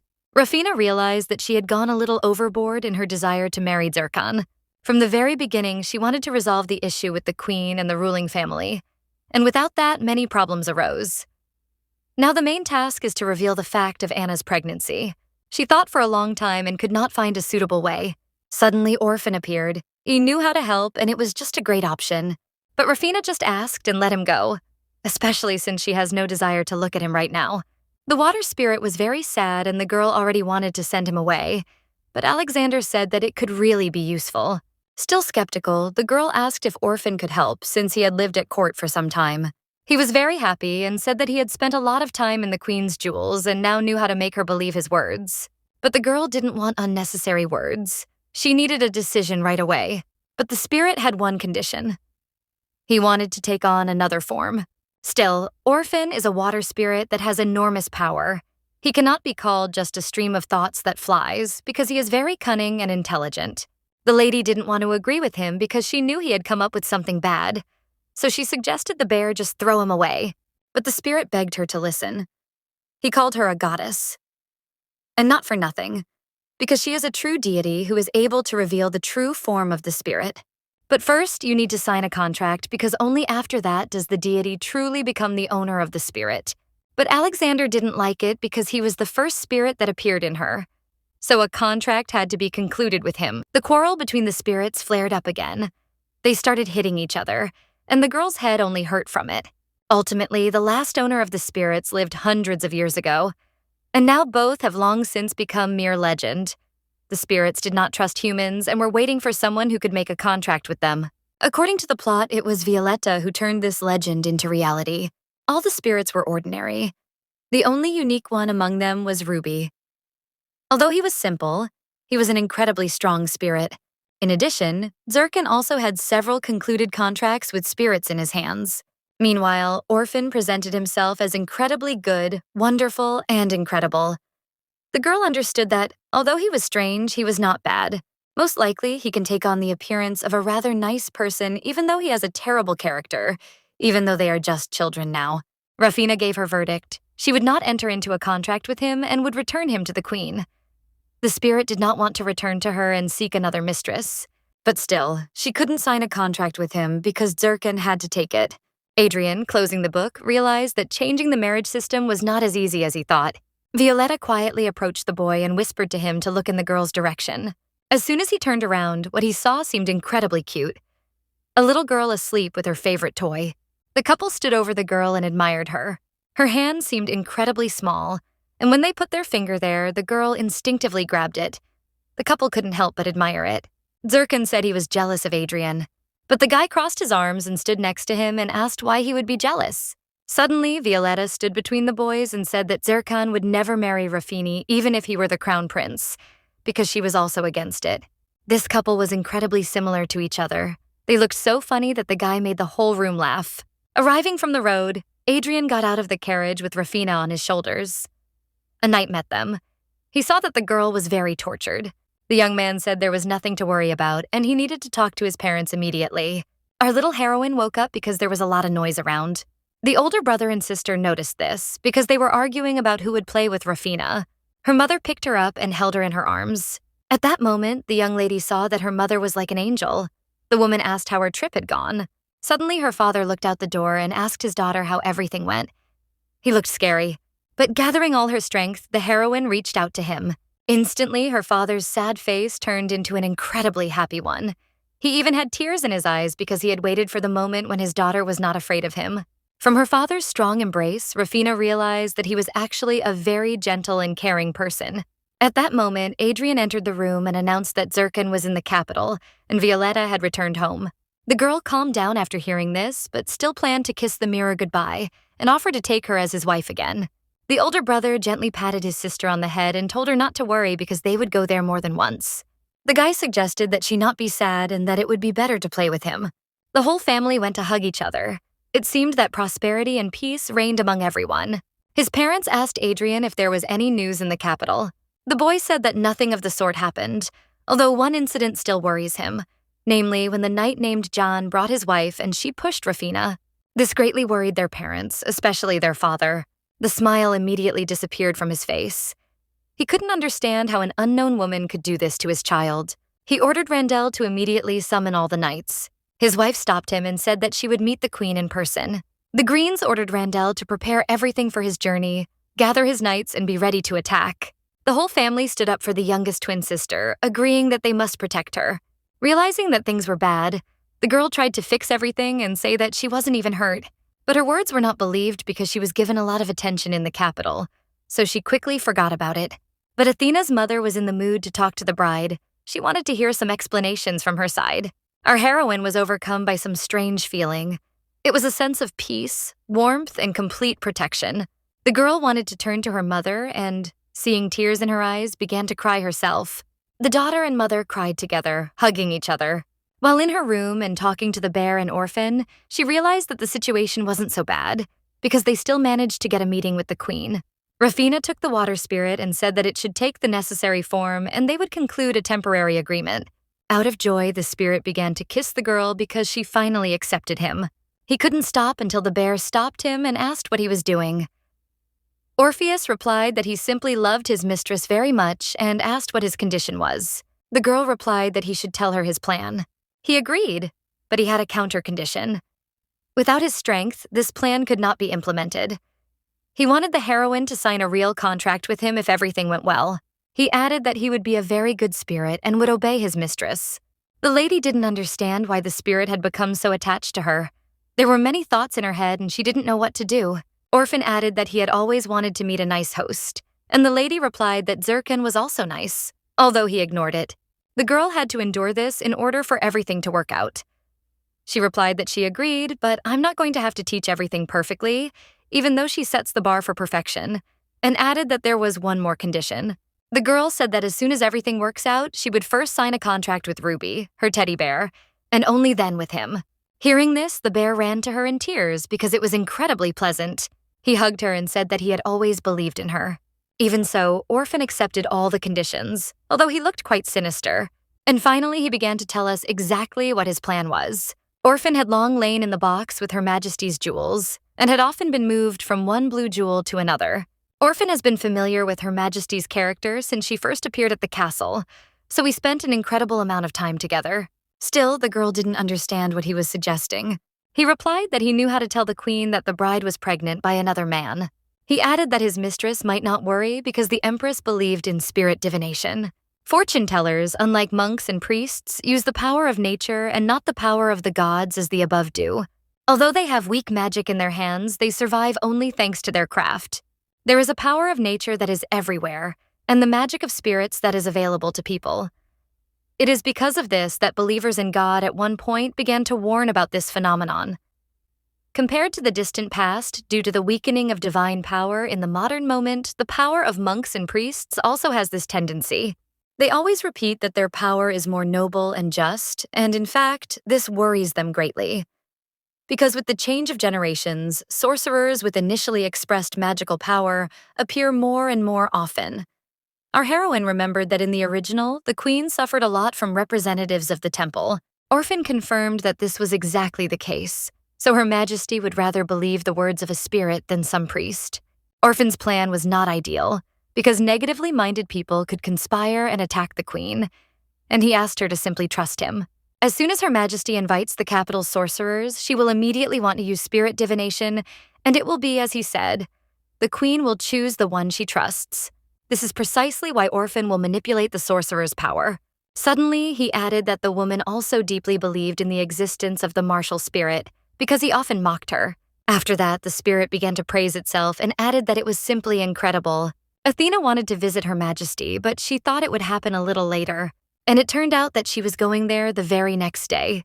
She was worried that her mother's mood was like that of a knight who had stepped into enemy territory. Our heroine didn't know if everything would be okay. The meeting with Her Majesty was about to take place, and the maid and butler asked to follow them for now. Our heroine was surprised at how luxurious everything was in this place. Mom suggested she go and try something delicious. As soon as the girl entered the hall, she saw an incredible amount of sweets there.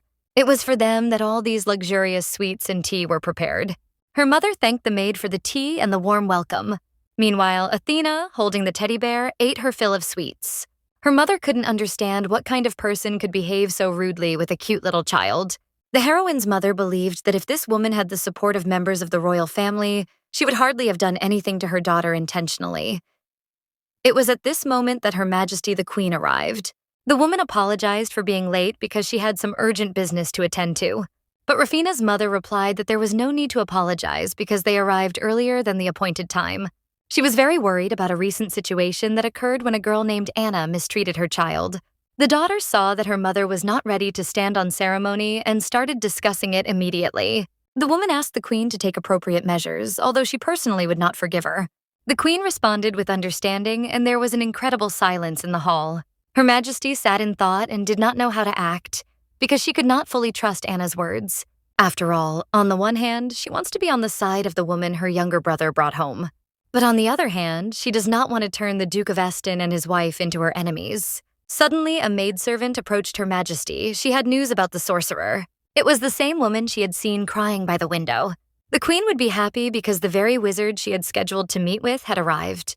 The woman also added that she would take a talisman for Rafina because this sorcerer is the best in the country. The mother replied that she would not mind and that they would be very grateful for it. The mother whispered in her daughter's ear so that she wouldn't forget to thank her. And at that very moment, the little girl immediately nodded, which made the queen laugh a little.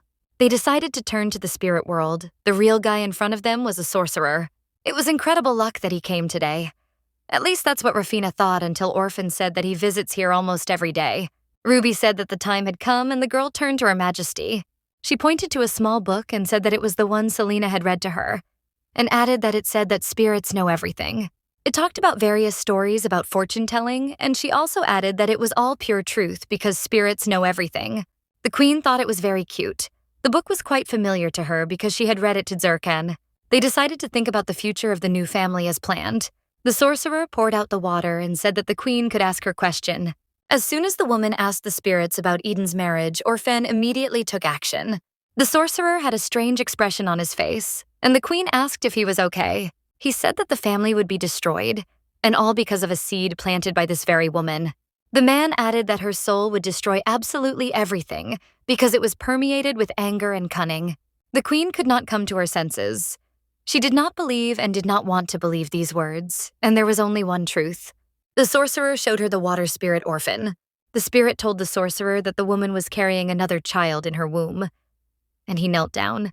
He had no idea how to break the news while our heroine and her mother watched it all. A joyful spirit flew to the girl and asked if he was doing well, but the heroine angrily asked what he had done. The spirit replied that he simply told the version from the universe's side, which is why he had such a reaction. Orphan came to him. The queen has drawn her conclusions, and if the sorcerer's words are true, she will have to listen to Rafina. Our heroine burst into tears again, and her mother added that Her Majesty should believe her daughter. Everything she heard and the situation gave the queen a headache because she didn't know what to do. She told the creator and the compounder to listen to her command. It was necessary to call a doctor and bring Anna from the Sapphire Yard to her immediately. The staff of the house understood everything and said that they would immediately carry out the order. Suddenly, our heroine decided to add that back then in the dressing room, Anna was sad and repeated how much she missed the Lord of Hertzland, after which she hid in her mother's arms. The Queen knows perfectly well who this is. He belongs to one of the families that helps Her Majesty in her affairs. The Queen clenched her fist in anger and wanted to hear the rest of Anna's words herself. It was at this moment that the hostess Anna arrived. The Queen said that she should go through and that guests were waiting for her. Coming a little closer, she saw that it was Rafina and her mother. Immediately, the smile disappeared from her face and signs of distress appeared. Krolova said that there had been a small misunderstanding between them and whether it was true. She said that children at this age often come up with different things and easily make mistakes. She added that everything was fine and thanked them for the apology. Marion, her personal physician, entered the hall, but the bride refused his services because she was completely healthy and did not want to cause any trouble to Her Majesty and her doctor. The Queen added that a medical examination was necessary because traveling could lead to illness. Although the girl was against it, the Queen said enough was enough and ordered the doctor to do his job. The doctor was conducting a medical examination using magical power, and Anna's face was shocked.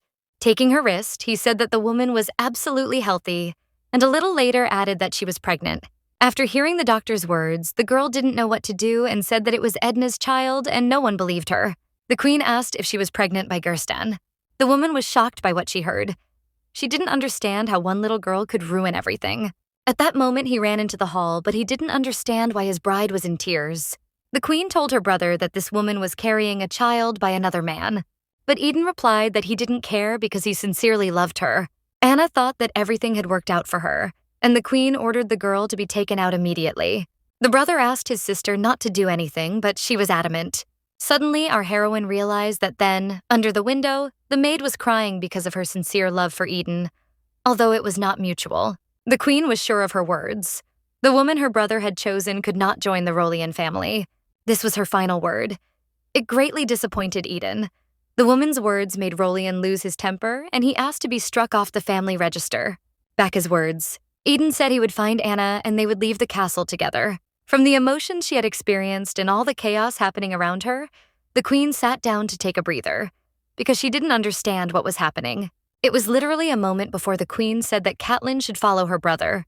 The girl didn't understand what all this was for, and the woman ordered her not to ask questions but to simply do what she said. The Queen had a bad feeling, and it was all connected again with Anna. Our heroine, sitting next to her mother, didn't understand how everything could go wrong, because everything was going according to plan until Eden ruined it all. There was also surprise on the mother's face. She was worried about Rafina and could not approach the Queen, because a child should not see such a scene. I thought for a moment that the girl understood what needed to be done, so she told her mother that she was going to the carriage so that she wouldn't think about her, and instead focus on supporting the Queen. The mother looked at her with a kind and supportive look, as if thanking her for what the girl was doing. She added that she would be there soon and that Rafina should wait a little in the carriage. But our heroine was not heading to the carriage, and it was necessary to quickly find the young owner. The guards barely managed to follow her and asked her to wait, because it was dangerous to walk alone. Our heroine was only bothered by the annoying defenders, so she asked Orphan to deal with them. After running a little further, she saw that Catelyn was talking to Eden. It was clear that they had been very close before. After the argument, the man turned and started to walk away, even though the young girl begged him not to. She stood in despair under the tree and did not know what kind of tears were rolling from her eyes. It was obvious that she loved her young master infinitely. Suddenly, a postbird brought an urgent letter from His Grace the Duke. The letter had information about Anna. It was worth checking. After reading the letter, the Queen screamed, and Rafina's mother was frightened. The Queen is very worried because if nothing is done, even the children will be in danger. She ordered the Edon to be brought to her immediately. Meanwhile, our heroine approached the crying Catelyn. She asked if she liked Adan. The girl replied that she did, and Mr. Rollin hated her. Orphan scanned the young lady. She sincerely loved her husband, and her soul suffered the most. Rafina couldn't even imagine how much pain the girl was in, so she didn't know what to do and hugged her. Suddenly, an angry Anna came out from behind the bushes, saying that it was all because of her, that all her plans were ruined because of her. She instantly pulled out the knife and, wishing for the child's death, was about to strike. But a moment later, it was unclear how Anna ended up under the tree. Surprisingly, Rafina's mother is a perfect swordswoman and knocked the weapon out of the crazy woman's hands. She looked incredibly like an angel who would always protect the child. Aiden himself was present at the scene and was shocked by what he saw. The queen shouted his name and a moment later struck him hard. She said he was a fool because he almost got two completely innocent people hurt. She threw the paper in her brother's face and asked if he really wanted to marry a thief who had attempted murder. And the brother got down on his knees. He couldn't believe it all, because he had just learned the most terrible secret of the woman with whom he was going to spend his life, sacrificing everything. Her mother asked Rafina if she was okay, but even though she wanted to answer something, she suddenly lost consciousness. She woke up only in bed, where Orphan and the bear were watching her intently. Even though the girl simply fainted, everyone was very scared. And most likely this is due to the fact that our heroine was more scared than she could have imagined. It's amazing that such a kind and sensitive mother was also a cold-blooded knight, and it seemed incredibly cool. Orphan couldn't wait for the deal to be completed, namely the signing of a contract with him. But still, there must be a ruby first. The little bear has been waiting for this moment and has been preparing diligently. And finally, he can show his true nature. The treaty itself appeared before our heroine, and it seemed to her that it was some ancient language, although it was simply the language of their kingdom. Orphan hit the ruby on the head and said that he should have explained everything and retold the meaning. The contract stated that the spirit and its owner were obligated to take care of each other and abide by all the terms of the contract. They can also terminate the contract within 3 days without any penalties. The bear didn't have time to finish reading the contract because the girl snatched it out of his hands and said that it was all incredibly boring and wanted to sign it immediately. After signing the contract, a pattern appeared on the girl's hand and unexpectedly immediately began to disappear. The spirits thought that now that the contract was signed, it would be easier for them to reincarnate into their normal form. But that was not the case because even after signing the contract, she would not let them reincarnate right away. Although they didn't like it, they understood this behavior because the girl didn't want to turn such a wonderful place into ruins. Robbie believed that our heroine would find it easier to gain the queen's trust if she gave Her Majesty information about the people around her. But in our heroine's opinion, she is already in a good position because the queen still feels guilty towards her. And besides, they do not have an urgent need to reveal all the cards to the enemies earlier, especially since Her Majesty's trust can be gained in other ways. In human hands, spirits are likely to be used for political purposes. In the original, Durkan and even Violetta escaped the power of the aristocrats and entered the academy. If the girl follows the same rules and avoids politics, then Ruby will be happy to wait for the right time. The bear didn't understand why people were so bad and what right they had to use them for such dirty things. Rafina hugged Ruby and told her not to worry too much about their enemies. After that, she turned to Orphan and said that she wanted to do everything quickly. She lived up to the spirit's expectations, and it seemed incredible. He was very happy. And the girl almost touched the pen to the contract to sign. Suddenly, she ordered him to read this contract first. The spirit defended himself and said that he had never cheated and that he had no intention of cheating now. He added that she could change the special contract however she wanted, and the girl took advantage of this. She knew that Orphan was very cunning, so she decided to move on to more serious educational measures and included a clause in the contract stating that the spirit had no right to transform without her consent. The contract was successfully signed. Another symbol appeared on the hand. Now, if the queen is cornered, this contract will be a chance to change the situation, although our heroine hoped that this would not happen. Suddenly, the bear said that while he was here, he would try to do everything she wanted. But Orphan didn't like it because he also wanted to fulfill any wish of his mistress. Both Ruby and the water spirit began to care very much for their owner, as if competing with each other. Although our heroine thought it would be a good idea to get some sleep, she quickly fell asleep along with the spirits. The next day, the queen and Rafina's mother had tea. She was very grateful that the woman had arrived even in such a difficult situation, and hoped that the journey would not cause any inconvenience. The woman replied that everything was wonderful because thanks to the queen's care, they arrived very quickly and safely. Yet she cannot be calm because she thinks about the person who harmed her child. Although it was tactless to address the queen like that, Rafina's mother still wanted to know exactly what Anna would be ordered to do. Our heroine is shocked because such a sensitive and kind mother is now like ice. But she stands her ground. Suddenly, Rafina was scared because suddenly her mother would be against the girl's marriage to the mirror, and then her plan would fail. Finding herself in front of our heroine, the queen asked why she was not afraid, and decided to return to the royal castle again, despite what happened last time. The child tapped the table and said that she was not afraid at all. On the contrary, she was looking forward to another meeting with Her Majesty. The queen noticed that she was a very strong and brave lady. And she also looks incredibly similar to her mother during the times of chivalry. The woman added that in those days, the heroine's mother, along with the Duke of Eston, were truly passionate. The woman was a little embarrassed and laughed.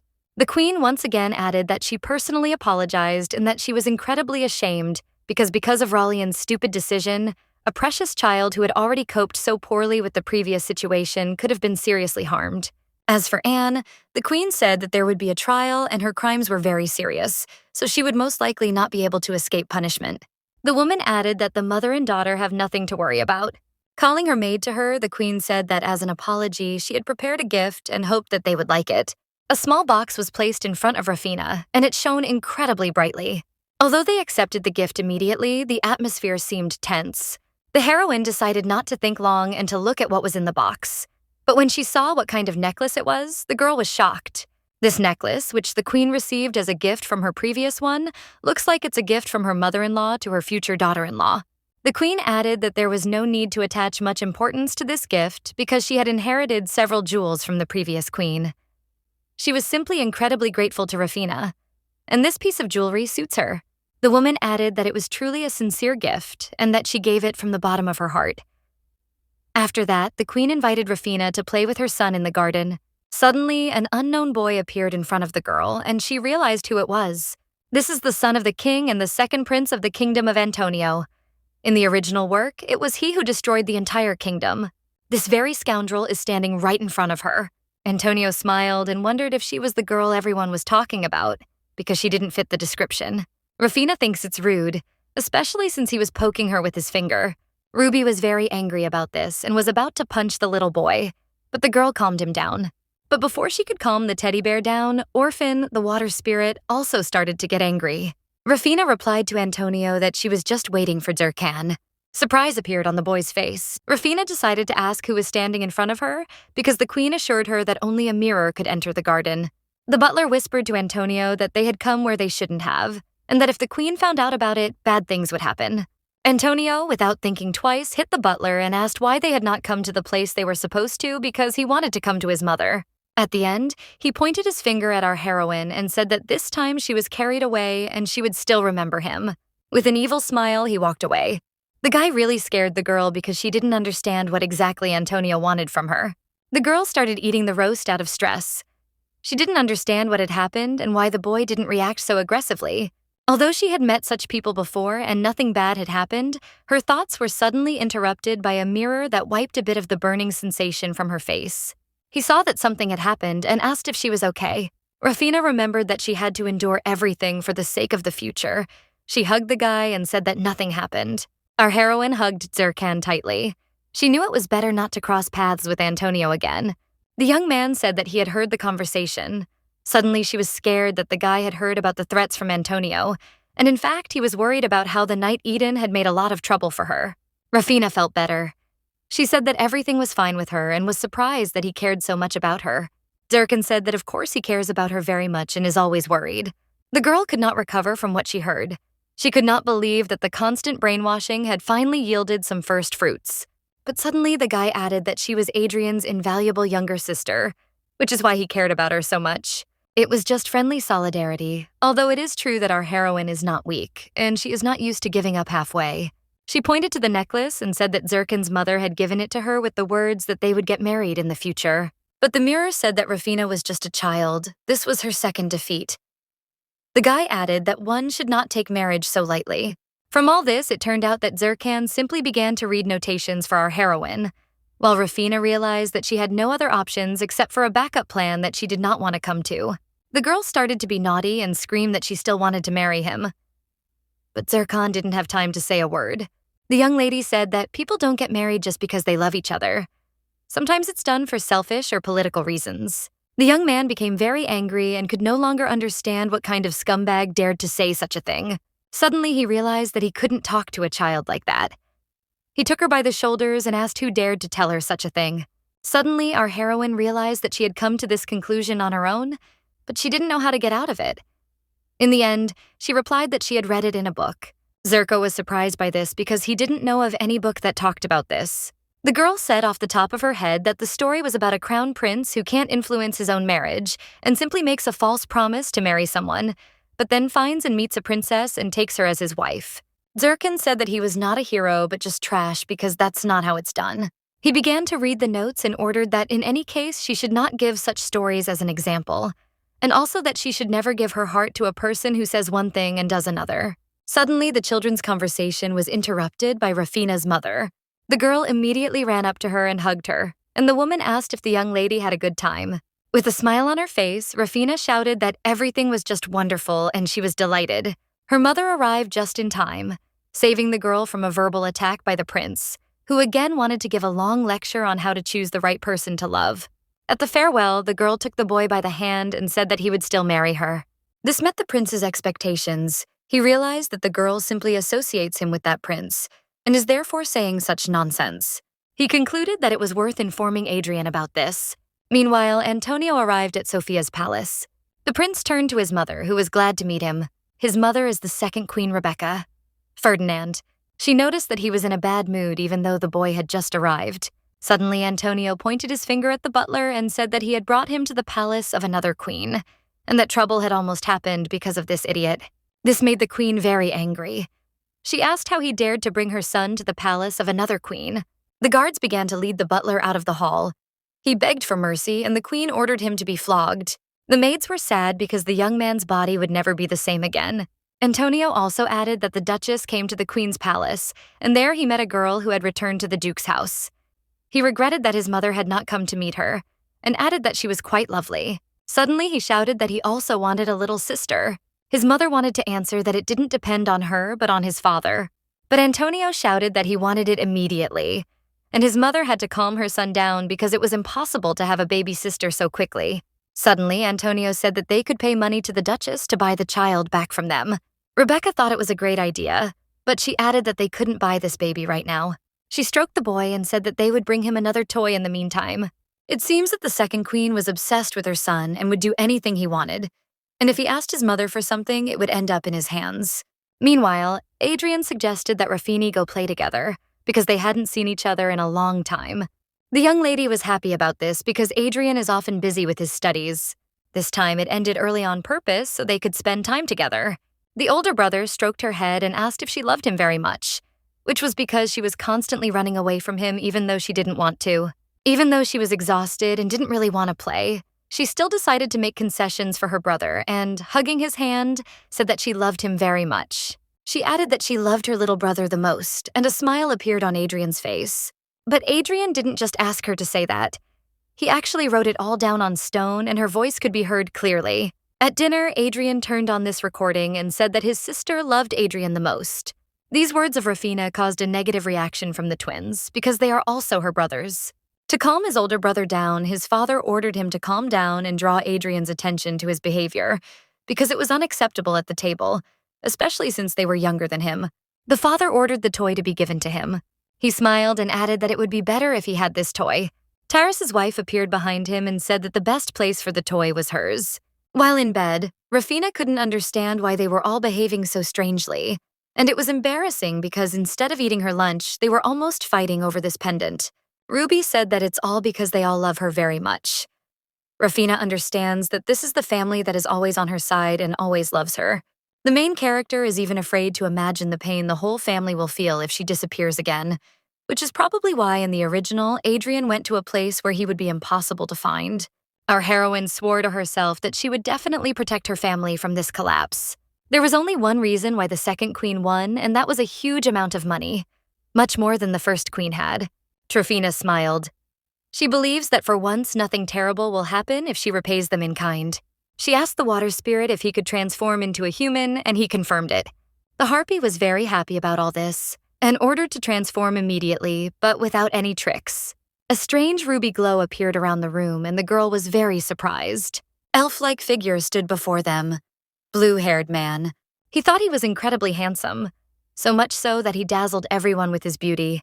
But our heroine believes that nothing will work out, since she needs a deputy who will carry out her secret work, and in such a magnificent form, everyone will think that he is a hunter looking for noble ladies. The girl asked if he had a different appearance, and suddenly he immediately transformed into a beautiful black-haired girl who looked quite a bit like the businessman. The girl was pleased with the result. She touched the harpist's shoulder and said that in this form he suited her perfectly, and from that moment on he became her substitute. The next day, Rafina and her maid went to the market in the city. Her brothers said that there were many delicious desserts on this street. Because Rafina loves her maid very much, she wanted to eat it with her.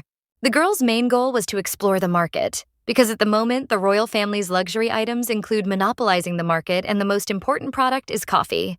A drink made from processed coffee beans, it is currently extremely popular in aristocratic circles, which is why there is so much caffeine on the streets. The girl stopped in front of one and decided she needed to go in. She invited the maid and the defender with her. The woman was surprised by the child's choice. She thought she wouldn't be interested there, but our heroine insisted on it because she wanted to see. The maid asked Rendell for one request, namely to accompany them to the coffee shop. The coffee shop itself was quite sad. 2 workers were playing cards and talking loudly. The girl noticed that all the guests were men. Nowadays, coffee houses gather many nobles in one place. The coffee culture here also belongs to men. After analyzing the situation, Rafina realized that sales would increase even more if women were invited here. She asked if there was anything else besides coffee. Randall added that the men gathered here just to chat. This surprised our heroine because she thought that men came here for delicious coffee. But the knight added that the coffee here is pretty bad and they only come here to talk. And he also said that women don't understand this. Rendell's opinion, it was quite strong. He suggested adding a little sugar, but didn't have time because the woman had already tried it. A moment later, she spat it all back out because I don't understand how you can drink something that tastes like poison. And the lady touched the coffee with her finger and licked it. Rendell noticed that the book was well behaved, and the maid said that it was okay for small children. In fact, this coffee was simply terrible, even though the knight said it was bitter and not tasty. But in reality, it should be sweet and tart or with a sour taste. Thinking hard, the girl froze in one state for a few seconds, and the maid asked if everything was okay with her. Rafina replied that everything was fine with her. She already understood in her mind what the problem was with this coffee shop, and that there was not enough delicious coffee and many desserts to go with it, because coffee cannot exist without desserts. I thought that our heroine realized that she could show the true taste of coffee, and it would also help destroy the second queen's business. Judging by the fact that the royal family's largest income comes from the import of coffee beans, instead of stable payments and bonuses to employees, they spend everything on personal entertainment. And in addition, they use mercenaries to physically intimidate employees. Rafina asked the spirits if they should follow the law with such competitors. Ruby slowly began to understand what was going on, and Parafina happily said that they would steal a merchant ship with coffee beans that was monopolized by the royal family. The tired workers on the deck were surprised because the fog had appeared again. We didn't even know if they would be able to earn well this time. Many of them just wanted to be with their families. It turns out that the families of the workers were also held hostage and they are not paying their salaries. Suddenly, a second later, a pirate ship appeared in front of them. But in fact, it was Orphan's ship, and he offered the workers delicious food. The men are shocked because even though he was wearing a pirate hat, he didn't behave like a pirate at all, because they plunder ships and take all the money by throwing sailors overboard or killing them. And these pirates offered food and invited us onto their ship. The workers hadn't eaten better food in a long time. You could say they were trying such delicious food for the first time. Now that the poor men had had their fill, Orphan suggested getting down to business. He was curious who was the main person responsible for delivering coffee beans to the ship. Suddenly, the main man spoke up. He said that he was the one who was dealing with all this. He said that if he wanted to kill them, he should do it immediately. If not, then let him tell them what he needed from them. Orpheus laughed, handed the man a contract, and said that this was an offer from the hostess. She was offering them a very profitable contract. After reading all the terms and conditions quite carefully, he was shocked by how wonderful they were, and immediately agreed to them. Orphan came home with wonderful news, and he added that he had hidden the coffee beans so well that no one would find them. She asked if everything was okay with the sailors. The spirit replied that everything was fine, and they signed a contract. He also prepared beautiful and safe homes for them and their families because he cast a spell of oblivion, and now Viscount Beryl will not bother them. Rafina wondered if the ship was already on its way. Orphan said that he built a special ship for them because spirit ships are always completely safe. The girl was very worried about something. Orphan asked if everything was okay with her. In fact, she didn't even expect such strong competence. She couldn't even guess that the spirit would approach this matter so responsibly. The girl's words touched the spirit very much, and he transformed into his normal form and began to hug her tightly. Rafina wondered why such a strong and intelligent spirit as Orphan held on to her so tightly. Ruby said that Orphan was actually a bit devious and wanted something else. So without thinking twice, Rafina directly asked him what he wanted. You replied that you didn't need anything, and our heroine started yelling at him and saying that he was lying, because if he didn't want anything, he wouldn't have done the task so well. Although the spirit said it was out of the best wishes, Rafina knows his character, and if he tells her everything now, she will definitely listen to him. Well, he fell to his knees and began to beg to find his legendary relic. For spirits, a legendary relic is just like a personal home for a person, which is a lifelong dream. Thanks to such relics, the spirit can use its enormous power to fulfill its own desires. After all this, the girl understood why her participation was needed, because the spirit simply could not find the relic without her. In order to find a spirit relic, you need to sign a contract, and if the owner fails to find it, no one will ever do so.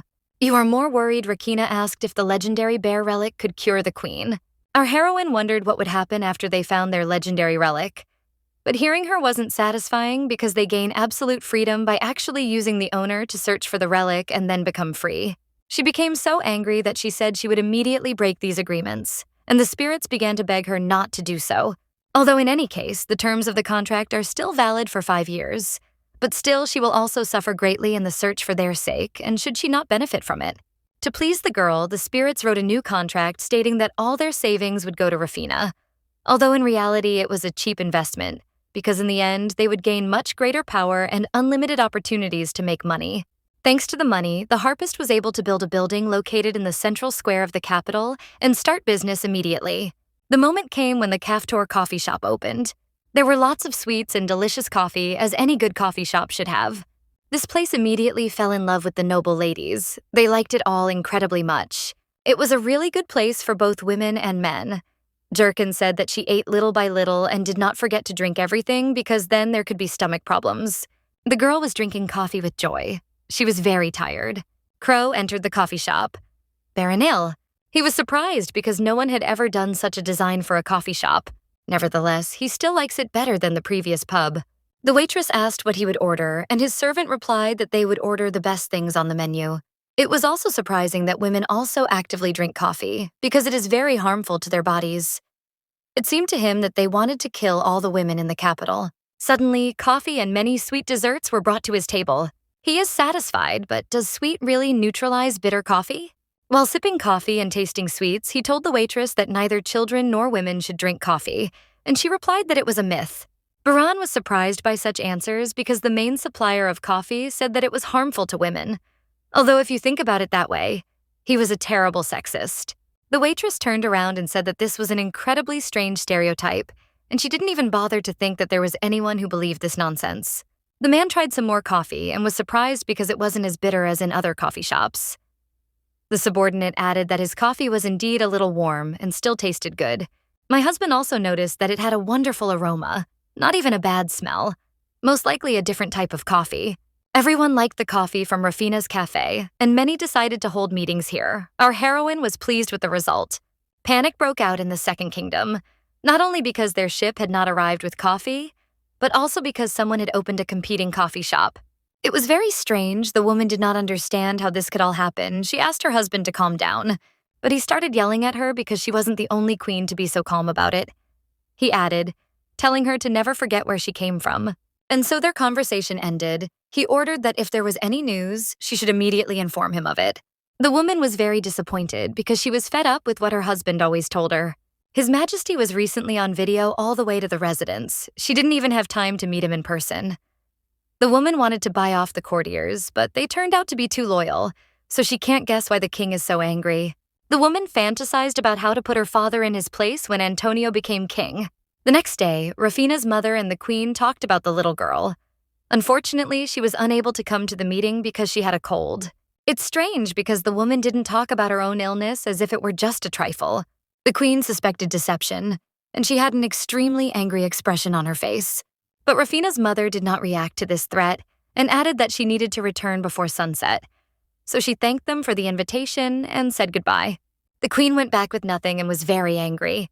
She believed that the woman considered herself a grand duchess, although if only one of the two queens remained, she would behave completely differently. Rafina happily greeted her mother and asked where she was going. As soon as the girl found out that the lady had gone to see the second queen, she was immediately glad that she hadn't gone there. The man did not understand why the queen would invite his wife. It was strange, the woman herself didn't know.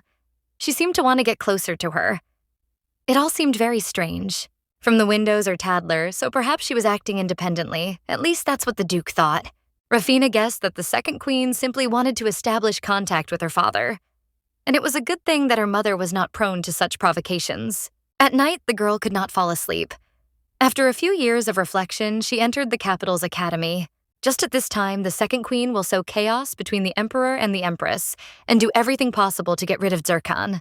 Through an apocalyptic crack, Zirkan will fall, unable to explain what is happening. A crack appeared in the transition between the worlds, and demonic beasts unexpectedly appeared from there. And a very long war with monsters from another world developed. And even though they won, these events tragically affected the lives of 3 people. Most of all, she feared such an ending. She promised herself again to protect Zirkan and not allow death or harm to come to her loved ones. Severe drought is negatively affecting the population. Something needs to be done about this, and the situation needs to be studied. Violetta was worried about this because there was a possibility that the drought would spread to the entire continent. Zirkan believed that this was just a theory, so it was only necessary to solve an existing problem. Violetta stood her ground again because the drought was getting worse and worse every year, and they couldn't know when it would get worse, so it was important to prepare a plan for the near future. Adrian agreed with the girl. He added that the capital needs to prepare comprehensive measures to close and prevent drought. The decanter was incredibly bored. She couldn't understand why, at such an age, future academy students didn't go to the library. Zirkan stroked her head and asked if the girl was tired. So in response, she simply hugged him and added that everything was fine. She even praised herself because she adapted very well to the situation.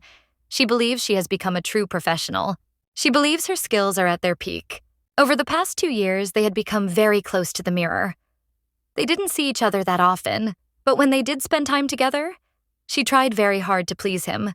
She adjusted herself so that he felt comfortable around her. Adrian noticed that Rafina was holding the mirrors too tightly, and it must have been uncomfortable for him, so he suggested they stop the discussion if she was bored. Relata suggested that they ask Rafina's opinion about the drought together. Adrian said that she was still young, so she was unlikely to come up with anything. But Violetta insisted that at 8 years old, she was already a young lady and could offer something interesting. And besides, she was very smart. She almost started yelling at Adrian because he spoke badly about his sister. He replied that she was just a child, but Violetta was not satisfied with that. After a moment, Adrian agreed that he had done wrong and promised not to do it again. Rafina was also happy to notice that the situation between Violetta and Adrian had also changed rapidly. The mirror found the young couple's quarrel very funny, and when they noticed it, he denied everything and said that he wasn't really laughing. The couple began calling him unscrupulous and impudent, but still they were happy to see the boys smile because you don't see it every day. Rafina is very happy that they all became best friends. They all looked very cute. Our heroine also knew about the drought. This is a special time when there will be a split in the relationship between the emperor and the empress, and it is necessary to prepare a little. The girl turned to her mother and said that she really wanted to go to the castle. She said that she really wanted to see the empress. The woman was very surprised by this desire for a child, but she told me that she had an agreement with the empress and that she wanted to come and have a walk with her. And the mother didn't know how to explain to the girl that these words were just a sign quickness, so she decided to first send a letter to the empress and wait a bit. The incident that will lead to a split in the relationship between the emperor and the empress will be an incredible test for 12-year-old Zirkan. And although the parents think that the children do not understand anything, within the family it will greatly affect the child's inner state. In addition, Zirkan lives with his half-brother and is not friends with him. No matter how mature a child may be beyond his years, he can still break down from such strong psychological stress. Now the main thing for the girl is to talk to the empress and reconcile her with the emperor. She was in such a hurry that she forgot how to walk properly, so she immediately ran, even though her mother asked her to move more slowly. The empress was happy to greet and see the girl. Our heroine did not forget about the honorable greetings and therefore bowed before the queen. The queen bought quality tea leaves before their arrival, and Rafina's mother thanked her for her concern. The girl was very worried because recently her mother was invited to visit by a second queen, with whom the empress had a quarrel, and apparently this did not have a negative impact. The woman wondered why the girl was behaving like that. She thought something had happened. Standing on the ledge, she simply replied that she smelled paint. The woman had such a wonderful sense of smell that she complimented her and laughed. Kroleva said that she is learning to paint and her teacher is one of the best artists in the capital, but there is still room for growth. Rafina was delighted with this. She wanted to take a look at her work. The queen replied that if the girl wanted so badly, she could look and asked not to judge harshly. Rafina happily ran after her. In fact, the empress began to pursue a new hobby because of the emperor, because he was worried about his wife's obsession with the spirit world, so he suggested finding another occupation. So she immediately started drawing. They all came to the room where the empress was painting. The girl wanted to flatter the queen, and in fact, the drawing turned out to be simply magnificent. It deserved all the praise. The woman called it an autumn landscape at sunset. The queen said that this was exactly the landscape she saw in her hometown where she grew up. Rafina added that it was simply beautiful, and she was deeply surprised. Although the picture was incredibly beautiful, it exuded sadness and loneliness. The girl thought it was an image of the empress in her youth looking at the sunset. With such wonderful skills from the queen, Rafina's plan will work with a bang. The girl said that she also really wants to draw. The empress noticed that her painting had a good effect on the girl. Her mother added that the queen's skills were truly incredible, and she thought this really touched Rafina. Mother suggested that the girl find a good teacher, and the young lady said that she wanted to study with a court artist. Both women were very surprised by these words. With tears in her eyes, the girl expected the empress to agree and allow her to engage with her. There was no way the rumors that the queen had become close to the duchess could be allowed when the empress was so vulnerable right now. So after a little thought, the queen agreed. Rafina was very happy to hear this. The woman added that their artist was a wonderful person and the most skilled artist in the surrounding area, so he would be able to teach the girl a lot. And she was not at all against Athena visiting the palace every time the artist came. Her mother wondered if her child would cause trouble for the queen. The woman, on the contrary, believed that it was too quiet here, and when Rafina was around, everything seemed to be filled with life. She added that her life was quite boring within the castle. Hearing this shook Rafina's mother. She didn't expect to hear this. The empress is good-natured and her mother is unlikely to be able to refuse her, although the family tries to maintain neutrality. After a little thought, the woman agreed, and the empress was very happy about this. Rafina was so happy that she exchanged her mother and was called the best in the world, but the woman asked not to do that in front of her highness because it was disrespectful. The woman just smiled because she was just a child. The queen watched the little girl and her mother. She wondered if all daughters were so kind and radiated so much love. The maid added that there were also many loving sons.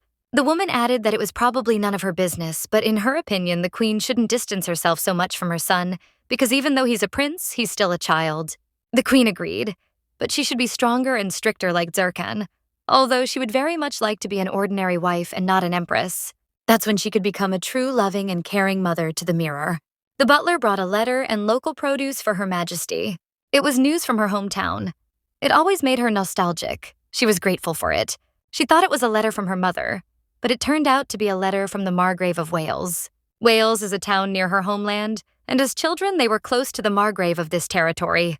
The letter talks about how much the drought is affecting this wonderful place, and also about how the support from the population sent by the emperor has not arrived in the appropriate amount. In fact, everything is much worse than she thought, because those in charge of the budget are the queen's people, and most of the food aid was stolen midway through. But there is no evidence to press charges, and if she reports this to the emperor, he is unlikely to believe her. There's nothing you can do. Most likely you'll have to send help at your own expense. If it were like before, she would have sent a knight from her hometown to sort out all the nuances. But now she needs to send someone from the capital. She decided to use the services of the family knight and ordered a response to be delivered. She thought this was the best decision, and the messenger ran as fast as he could to deliver the letter. In fact, it was a pretext from the second queen. She said that the first one was contacting Mark Count behind his back. Meanwhile, the woman was pleased because her man had done a great job for this. She also asked if a knight of the royal court had been sent to the lands of the Margrave. The woman asked not to say anything to her father because it would be useful for her. She was ready to do anything for her crown prince as rumors quickly spread.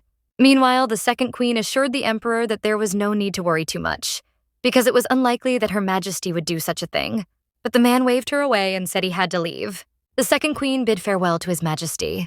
The second queen did not expect that the emperor would go and cause a scandal for the first queen. Meanwhile, the empress and the girl were learning to draw. They looked at the result, and it looked good for a start. The queen noticed that Rafina used a lot of different colors and shades. It seemed to them that it was a wonderful combination. Suddenly, someone entered the hall. It was the Emperor himself. Rafina was amazed by his beauty, although she didn't understand what he was doing here, just as the Emperor didn't understand what Rafina was doing here. The girl greeted him, calling him Her Majesty and the son of their empire. She was the daughter of the Duke of Eston. The maid told him. He said he was glad to meet him and ordered everyone to leave the room. The maid quickly took the girl to another room, otherwise she wouldn't understand what had happened. Our heroine was afraid that right now the Emperor and Empress would quarrel among themselves.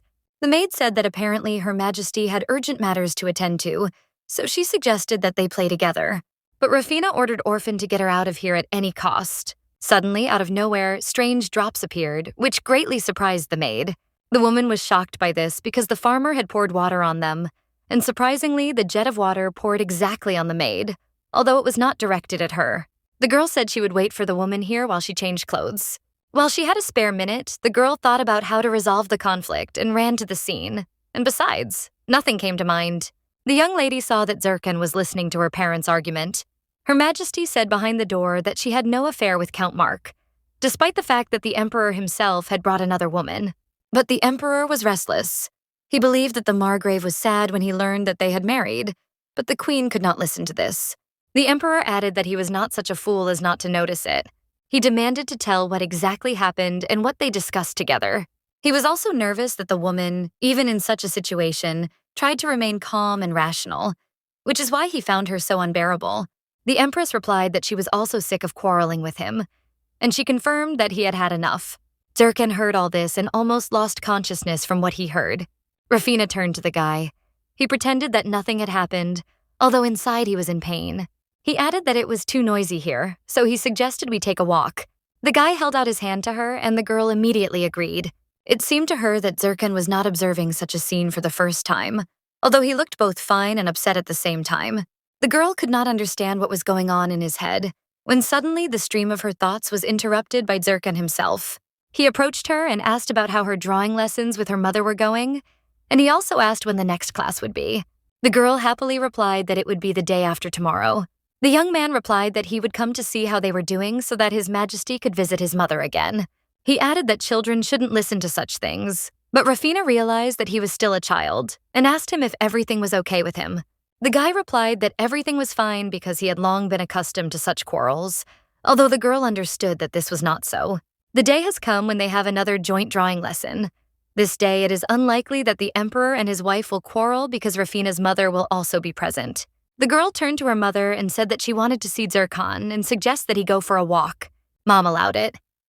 And the Queen ordered the maid to take her to the Western Garden. Our heroine understood that the serious reflections were due to the fact that he was most likely depressed. The girl did not know if there was a way to improve his condition. The maid asked what the young lady was thinking about, but she replied that she just wanted to see Zircon as soon as possible. Suddenly, the woman said that His Majesty was currently studying and most likely wouldn't be able to see him before then, so she asked what they would do.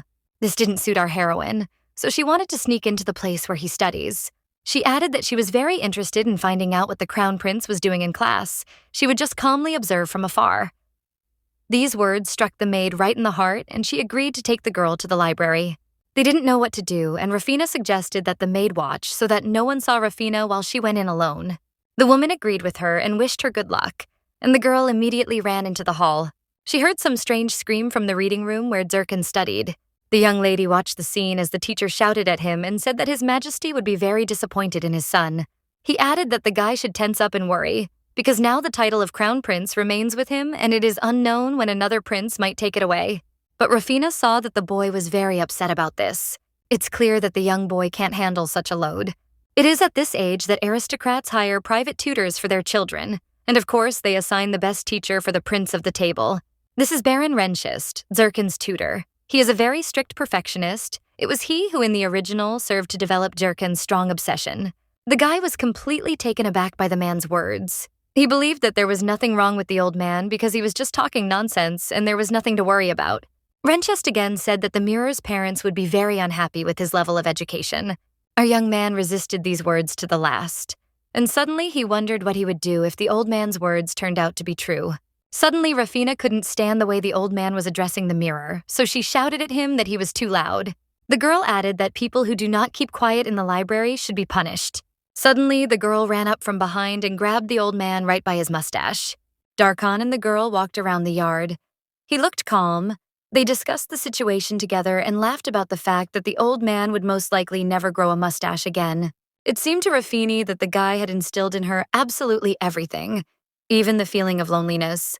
In her past life, she had something similar. To think about it, Adrian had a strict but loving father and a mother who cared deeply about him. And Violetta had a brother and sister. They were all surrounded by good people, unlike Zerkan, who is surrounded only by enemies and an evil tutor. Just imagining how hard it was for him, the girl thought she might go crazy. Suddenly, the prince turned to our heroine and told her not to worry. But suddenly, Rafina turned to him and said that she could feel how cold his hands were because he was very nervous, although he didn't show it. Although he is very proud and he is a child, a person cannot grow up psychologically healthy if he is in constant anxiety. Rafina wanted to somehow comfort the boy, sincerely and without causing pain. Suddenly, while walking, they saw a red flower. The couple sat down to look at it because it seemed strange. Most likely, Zerkan said these flowers were planted earlier and recently everything was sown with green plants. Rafina added that one should be alone. She said that this flower is as red as his eyes. Smiling, she added that the flower was as beautiful as he was. Therefore, the girl suggested calling this flower Zerkan, after which the boy became very embarrassed. The girl said that this flower also grew in solitude and that it was amazing, and she should be praised for her hard work. She began to praise the flower for growing and blooming because it was incredibly beautiful and majestic, even though it was good and lonely. Zerkan was surprised by this, and the girl added that she would protect this flower. Rafina also asked him to praise the red flower because it would seem strange that it was made by itself. Surprisingly, the boy was very worried, and in an embarrassed voice, he still praised the flower, telling it how well it did. It seems like the mirror is about to cry, and she wants to hug it and comfort it, hoping that it won't hurt its pride. She understood that he was pretending to be an adult, and that if he cried, she should hug him. Suddenly, it started to rain, and the boy suggested they walk home because they might catch a cold. As soon as the couple returned, Rafina was incredibly happy, with an embarrassed mirror standing next to her. As expected, the mother was again worried about her daughter. Looking at this, the guy seemed a little jealous.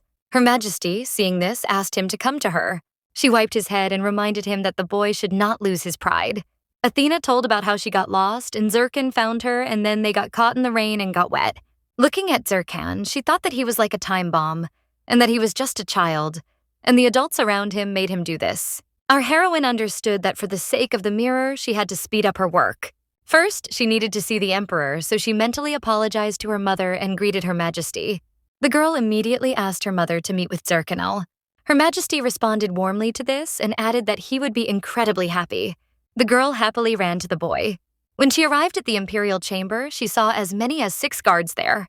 She introduced herself as Rafina and said she had come to meet His Majesty. Suddenly, the security guard asked if she had an audience scheduled, to which the girl agreed and said that when they saw each other in the hall, they made an appointment. Of course, even though the meeting was not scheduled, the emperor was very fond of taking an interest in everyone. He thought the security guards had decided to play a joke on him, but a little girl actually came to meet him. He said to leave them, but immediately wondered why she had come and whether the Duke of Eston had ordered her to lie. But she replied that last time he personally said this in the Empress's palace. She quoted his words, and he remembered what they were about. The man realized right away that he needed to be more careful with what he said, especially when it came to children, although this was not the first time he had met someone who took empty words so seriously. In the end, the child of the aristocrat Duke of Eston came to him. He did not understand why the girl was visiting him. The old woman Rafina said that she wanted to show him her paintings. Surprisingly, this child was not afraid of him at all. Did ask her directly if the child was afraid of him. This question left our heroine in a stupor for a few seconds. His Majesty already regretted asking the girl such a question, but Rafina replied that she was not afraid of beautiful people. Not understanding what she said a little, he asked her to repeat it, and suddenly the young lady shouted that one should not be afraid of beautiful people. Hearing this, His Majesty laughed so hard that even the servants were surprised. He ordered the girl to come to him and show him the picture. Of course, our heroine was afraid of the emperor, but still decided to lie to him. And it worked. She said that she tried very hard to show off to His Majesty and handed him the drawing. He became curious about who was depicted in the picture and thought it was her mother and father. And the young lady replied that it was the emperor and empress. She said that she sees the picture as if he and Her Majesty are walking along the riverbank, and the man tells the woman that the weather is just wonderful. Suddenly, he turned the page and saw that there was another picture there. Rafina said that it was painted in honor of the Empress because she had heard that Her Majesty distributed grain to the starving. Adrian and Violetta had told her so. Suddenly, the Emperor remembered that this was indeed the case because he had been told yesterday about this incident, how the Empress had brilliantly managed to gain the support of the population. Now His Majesty understood that he had done wrong and could not understand why Her Majesty had not told the truth. He became curious about who was in the picture and why she was wearing a halo. The girl replied that Her Majesty is very modest, and if she does good, she will never say about it because of shyness. Holding the drawing, Rafina said that her brother is the same, so she is always the first to start a conversation. All the puzzles in the Duke's head fit together. The man remembered how in childhood he was even a little jealous of her because of this. Rafina was frightened because the seriousness of his face and deep thoughts made His Majesty seem even more gloomy. Our heroine understood that due to the lack of communication, more and more misunderstandings appear, which is why the Imperial couple is constantly moving away from each other. Suddenly, His Majesty saw another drawing. It depicted a mustachioed man with a monocle and a pointer shouting at a little boy. Novovolinsk became curious about what was depicted, and to better explain it, the girl parodied the teacher's bad behavior and how he teaches for the mirror. The man was simply shocked by what he heard. He didn't know how badly the teacher was treating his child. He was surprised that the man spoke to his son like that. The girl confirmed that everything was exactly like that. Rafina saw that all parents are the same, and that they are capable of scolding their children, but if others do it, they necessarily follow the logic, namely those where only parents can scold their children.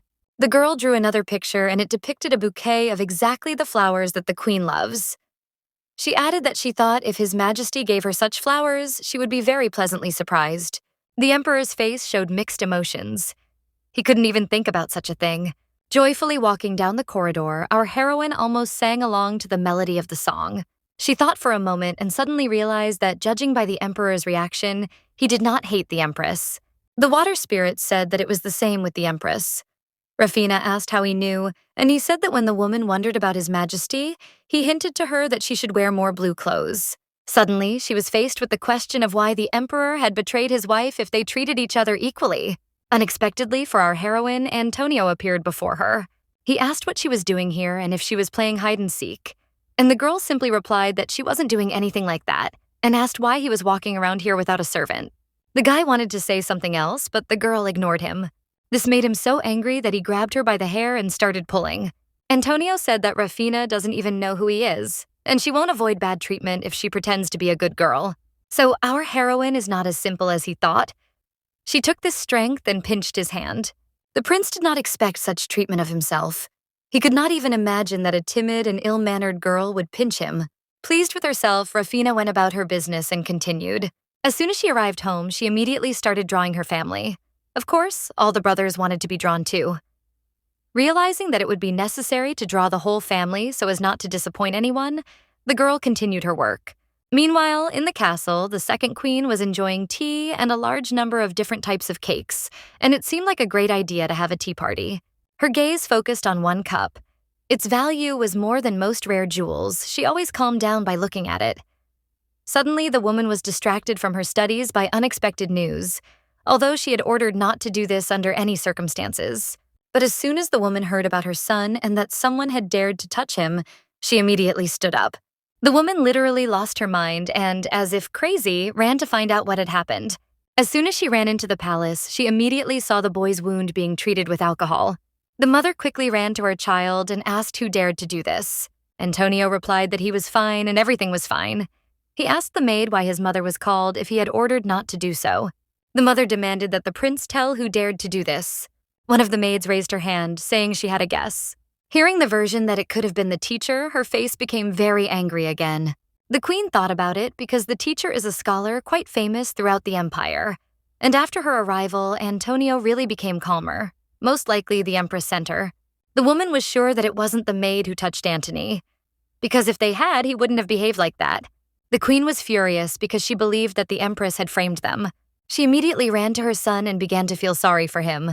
It seemed to her that her precious son's face had even turned pale from this stress. She ordered the teacher to be immediately called directly to this very room. Meanwhile, the Empress, along with Rafina and the teacher, were drawing, and they were doing just fine. And the majestic one suggested that the girl take a little break from this. The woman thanked the teacher and said that she was free today. Suddenly, our heroine saw that most likely Her Majesty received the bouquet that same day. The queen turned to the child with a smile and invited him to taste the cakes. The young lady was incredibly pleased with this offer and immediately agreed, saying that she really loves cakes. And as they were just starting to walk down the street to drink tea and cake, something very strange caught their eye. The queen was simply shocked by what she saw. Before him stood His Majesty the Emperor. He was glad to meet Rafina and his wife. Well, I wonder if the woman keeps the painting he gave her.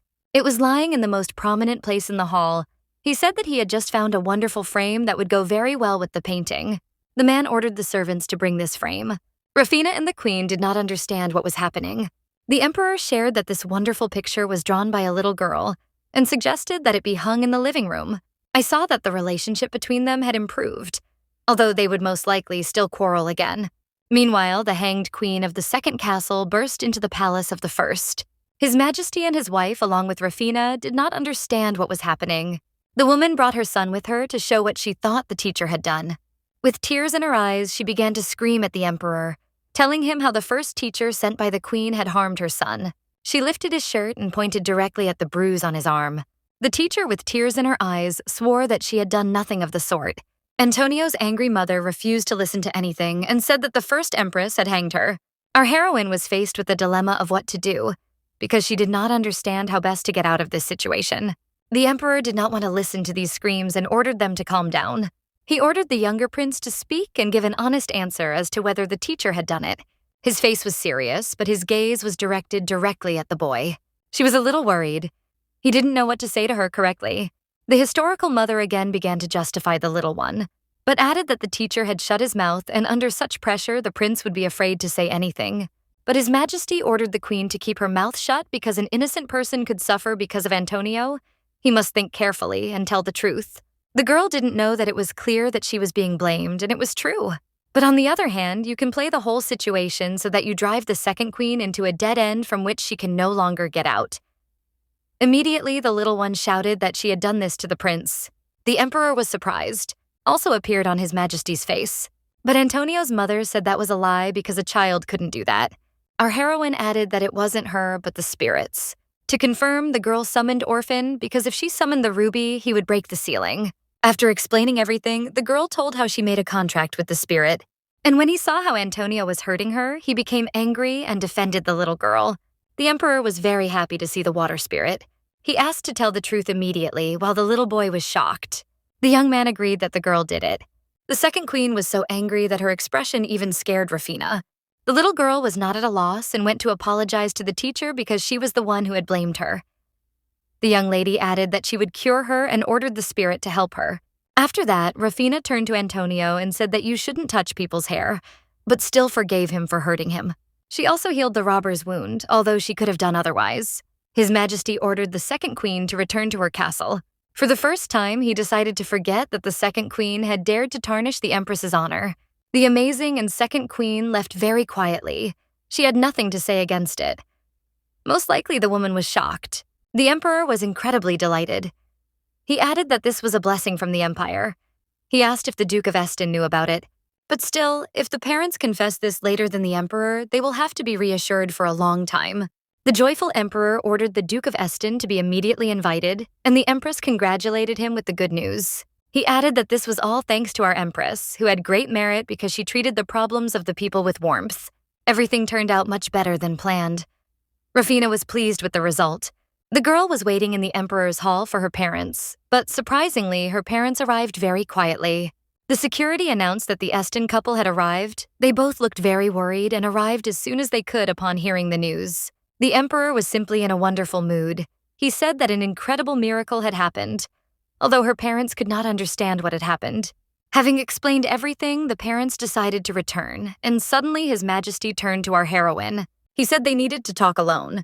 This really excited the parents because they were worried that the emperor would demand this from the little girl. His Grace breathed his last and thanked her from the bottom of his heart, for thanks to her they had reconciled with the empress. The young lady added that her parents do not quarrel, but their son Zerkan is very sad because of the quarrels between the empress and the emperor. The man didn't understand what the child was talking about, and she added that children get nervous when their parents argue. Well, his lordship replied that Zircon must harden himself and become stronger like a sword, because in the future he will become emperor and he will have many difficult choices. He added that to become stronger, one must endure the heat and blows with a heavy hammer to become a strong emperor. But our heroine replied that he was just a child like her and not a sword at all. She added that people are not swords and this can only break them. She lost control of herself and called His Majesty stupid because with such behavior, a person would simply break down and die. Suddenly, the man understood the whole situation because Durkan was not receiving any support, warmth, or love at all. Turned pale from understanding the whole situation, because all this time he had simply been waiting. He stroked the child and said that the girl had taught him a lot and pointed out his big mistakes. He promised to give her anything she wanted. The man didn't even expect that the child could be much smarter than her peers. I thought for a moment that the girl immediately said that she wanted Zirkan to change teachers. She would also like to walk with him more often. At the end, she added that if His Majesty wants to see her drawings again, he should tell the Empress about it, because they are learning to draw together. The Emperor is shocked by how well the girl thought everything out and reconciled them under the pretext of drawings. This child is incredibly smart and wise. The man believed that the Duke of Eston wanted to extend his hands to Zircon. The man's face showed nothing but the pure pride of a father for his child. His Majesty saw that the Viscounts and Tablers had too much power. He ordered the Queen's budget to be immediately reduced and an investigation to be carried out in the lands of Viscount Tadler. The Queen was simply delighted. She understood that it was because of Rafina that the water spirit appeared during the fortune-telling. The woman added that she was in a huge debt to the girl, and that if she had not explained all this, Her Majesty would have found herself in a very difficult situation because of the Queen. As a thank you, Her Majesty decided to give her a gift and fulfill any of her wishes. Without thinking twice, Rafina asked to convey her words to Zircon. Rafina's mother and Her Majesty were surprised by the girl's words. The young lady walked with a contented gait to Her Majesty to hand over the letter, but Antonio appeared on her way and asked where she was going in such a hurry. The young lady decided not to answer anything, but simply to say that it was none of his business. His servant shouted that this was a terrible disrespect for His Majesty the Prince, and Antonio ordered him to step aside and calm down. He added that it was still a bit rude and that he was just a child, and he also wanted to apologize for the previous time. Rafina directly asked why the guy didn't say that she was the one who grabbed him. He should also be ashamed that his mother hit the teacher. It seemed like he had very little conscience. Antonio was shocked that the girl was speaking so rudely to him, and the young lady said that one should not behave like that with subordinates, and that one should put oneself in their place. But Antonio burst into tears, saying he was afraid that the girl might be in danger. Hearing this greatly impressed our heroine. The young man said that he just wanted to protect her, because if he had named the girl, his mother would hardly have forgiven her. Surprisingly, everything is fine now, and Antonio promised that he would desperately protect the girl in any case. Rafina just didn't want some crazy kid touching her hair. But Antonia said that she didn't listen to him, which is why he got angry. So Rafina replied that this was no reason to grab someone by the head. To show how unpleasant it was, the girl herself grabbed the prince by the hair and asked if he was pleased. The servant was shocked by such behavior. Antonio was shocked because he didn't like being touched and reacted to it with a smile and said that everything was fine. He wondered if the girl liked his beautiful locks. During this conversation, the young lady saw that the young man did not understand her despite the strength of her lecture. The guy asked where the girl was going and why she wanted to meet his brother, but our heroine didn't want to explain anything. All Antonio did was simply look at her in a daze. He decided to return to the castle as well and calmly walked back. Rafina believed that as soon as Durkan arrived, she would give him the letter and hear the answer. While she was waiting, the maid came and brought her some treats. Suddenly, our heroine wondered if the teacher had been replaced by a mirror. And most likely, the teacher had been replaced without an official introduction so as not to spread gossip. Still, if the teacher were to replace the mirror because it was causing the boy emotional pain, it would most likely cause a severe blow to his authority. Suddenly, she remembered that in the original there was another teacher. He was gentle and always chose the right words, although from the other side you can see a completely different thing. This teacher was quite different from the others because he was against the methods of memorizing material and always asked the student for his personal opinion. Zircon was shocked by this approach. He believed that this was the best teacher that only he could have. As soon as Rafina came to visit the boy, the teacher said that they could take a short break because studying for so many hours was hard. Zirka didn't understand that if this was a guest, then most likely Rafina had come and she happily greeted him. As soon as the boy saw her, he had a strange feeling, as if something inside him was trembling. Our heroine handed over a letter from Her Majesty. The boy was surprised by this. The young man didn't understand why he had to fulfill Rafina's wishes instead of Her Majesty's, but it was logical because she was his mother. Zircon wondered what Rafina wanted from him. The lady grabbed his hand. She said that she wanted to see him as her husband, at least not really. She added that it would be purely for political purposes so that the mirror would not consider anything like that. She believed that if in the future there was a need for such a marriage for boys, she would be an ideal candidate. Zircon said that it was such a stupid principle for the girl to stop reading literature, because many aristocrats marry solely for love, so our heroine should marry the one she loves. Remembering all those warm moments and Rafina's expressions of love for him, he thought about it and stopped saying what he wanted to say. It suddenly seemed to him that the girl really loved him, and he decided to make sure of this by asking her. Rafina replied that she loved the guy unconditionally. Hearing this answer, he promised that they would definitely get married. The girl jumped up from what she heard. She was very happy. Suddenly, the heroine learned that Zircon was jealous of Adrian because he had such a wonderful sister. The young lady extended her finger and invited him to become a family and promised to marry her. The young man crossed his little fingers with her and promised that they would definitely become a family. The next morning, the girl woke up from a deep sleep to beautiful weather outside. Unfortunately, on such a wonderful day, she couldn't go out into the yard, although that's understandable, because she owns spirits that are several hundred years old. Recently, scholars who study spirits and magic have begun to come here. Even high priests and believers of other religions began to visit the girl as soon as they learned about the existence of the spirit. They needed official verification, although it was more like a biological experiment. The emperor condemned the actions of the temple because they wanted to experiment on a child. Therefore, recently, religious figures have also been condemned by the rest of the population. Because of the girl, her mom and dad are very busy at work, and they are constantly receiving business offers. While walking down the corridor, our heroine heard someone calling. It was her mother and father. They thought it was still dangerous outside. She said she would just take a walk in the garden and it wouldn't be a big deal. The woman agreed, but asked not to go outside the gate under any circumstances because it was dangerous. Of course, as expected, people always wanted to collaborate with the owner of the spirits. However, because of the girl, her parents' employment has increased, but this will bring a positive result in the form of huge profits. A teddy bear who couldn't stand it anymore until they reached the edge of the garden. He thought she had completely forgotten about him. Suddenly, on the way, she met Violetta. Immediately hiding the teddy bear, she joyfully greeted her. The girl came to play with her because she was bored. I asked our heroine where she was going, and she said she was heading to the garden and invited me to come with her. Adrian himself was standing there, writing something on a card. As soon as he saw the girls, he was immediately happy. Violetta asked what the young man was doing, and he said that he hadn't finished the drawing yet and didn't want to show it. Violetta said that she also hadn't done her homework yet. Athena had a great idea to draw a picture together. The girl was surprised that the young lady was also learning to draw, and it turned out to be true, and she had already had good success. She asked the maid to bring everything so that Violetta and Adrian could also paint the picture. Still, there was one more problem that kept on her mind: bringing Adrian and Violetta together. Rafina asked Orphan to help her. He said he could be relied on, and by transforming into her, he gave a little time for the real heroine to take Ruby to the edge of the garden.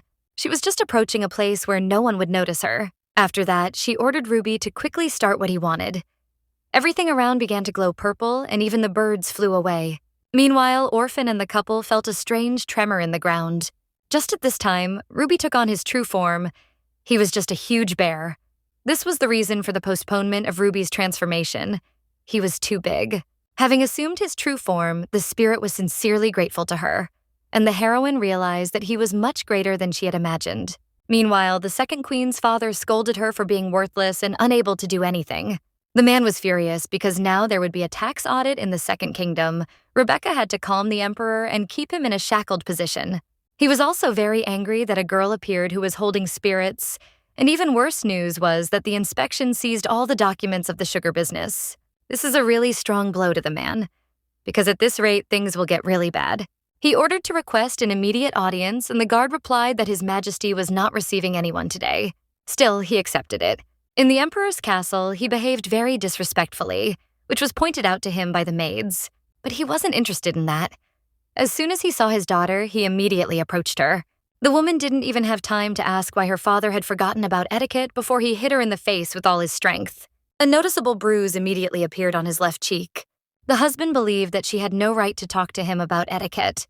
He said that the girl should not forget who really has authority over her. The old man wondered why Rebecca dared to contradict the Empress, especially since he always said that she needed to keep herself and the Emperor in check. After that, the father left the woman. She was disappointed and very angry. If Antonio had not been very unreasonable, then there would have been no need to go and quarrel with the Empress. If she had found out about the spirit earlier, she would have used Rufina for her own selfish purposes. She ordered the maid to immediately summon the prince, adding that all the servants who had been in front of her and the teacher the previous time should be behind bars. Antonio entered the hall, wondering if his mother had called him.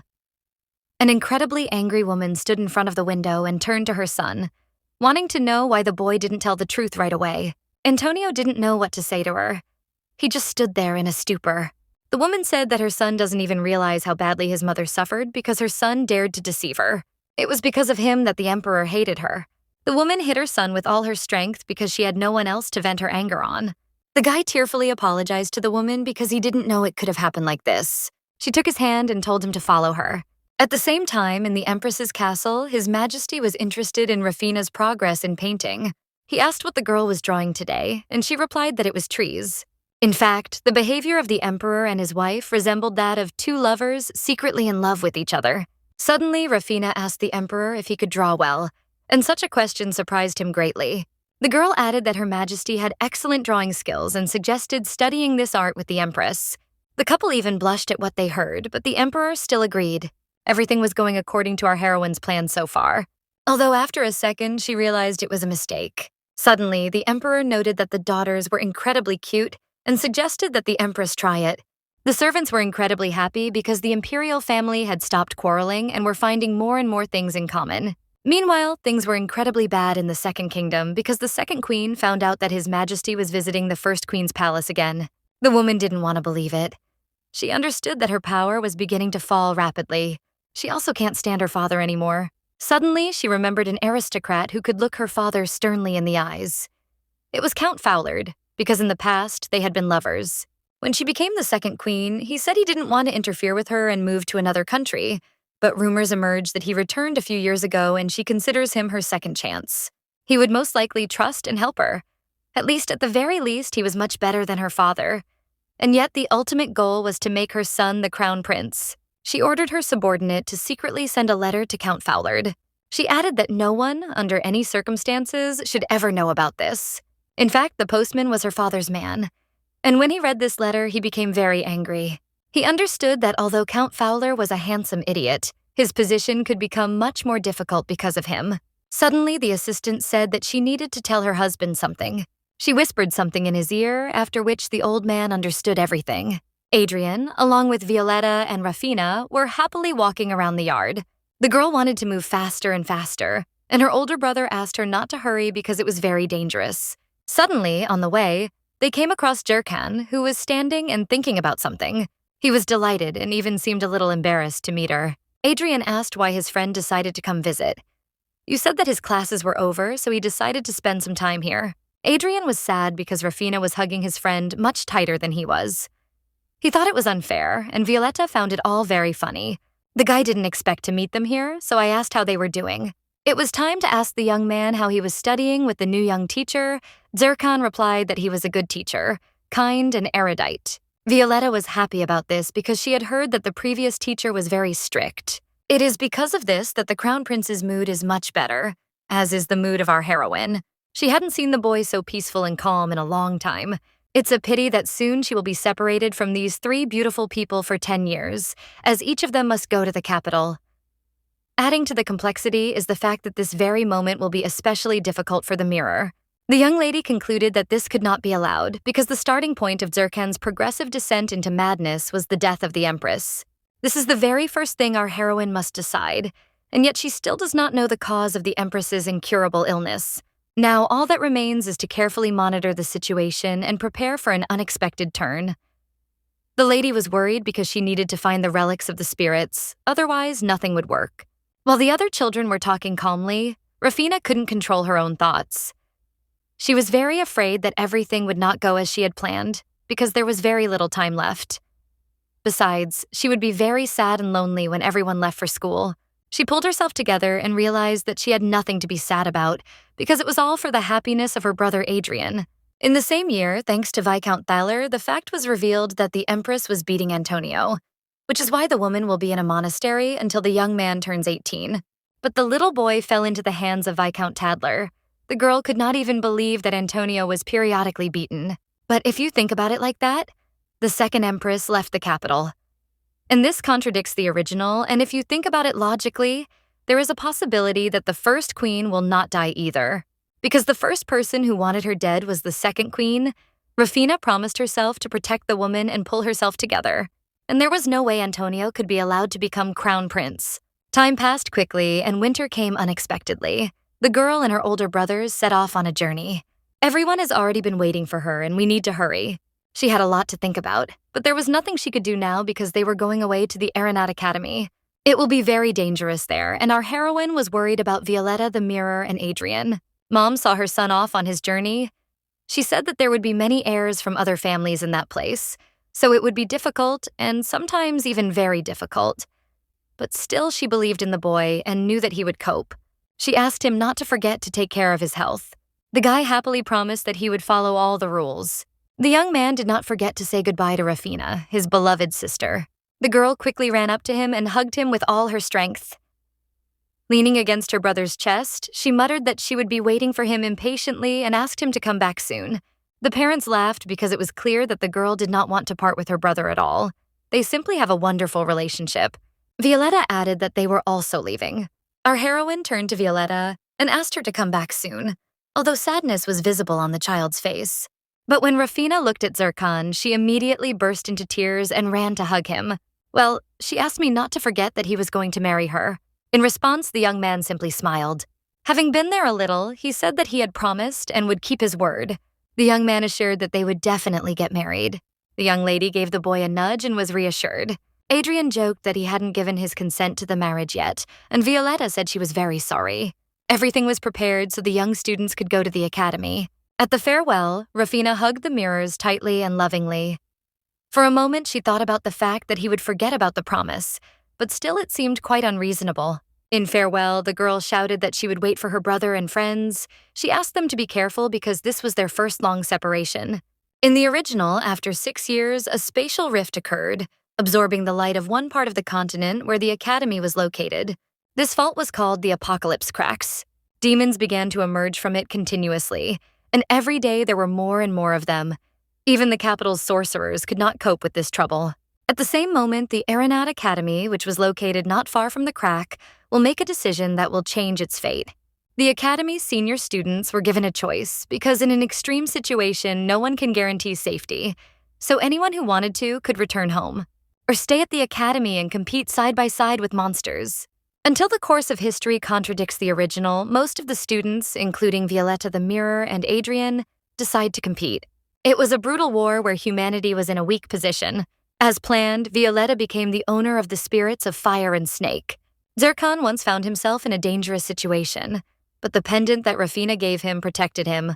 Legends say that when the spirits of darkness meet with the spirits of light, it greatly changes the course of the war. A year later, Viscount Tadler became alarmed, as the entire empire was filled with news of the Knightly Order's victory over the Eastern Prince. He sent Antonio to the frontier barbarian combat zone so that he too could achieve great success. And 6 years later, news broke that the Crown Prince of Mirrors had closed the crack of the apocalypse. The girl's older brothers were shocked because it was amazing news. During this long time, the girl herself managed to grow up and transform from a child into a beauty. As the heroine had guessed, they managed to close the crack, albeit a little late. So perhaps the best knights will be able to return home in the winter. She was so happy that tears began to appear in her eyes. She hadn't received a single letter from them for 2 whole years, but soon the war would end and they would return.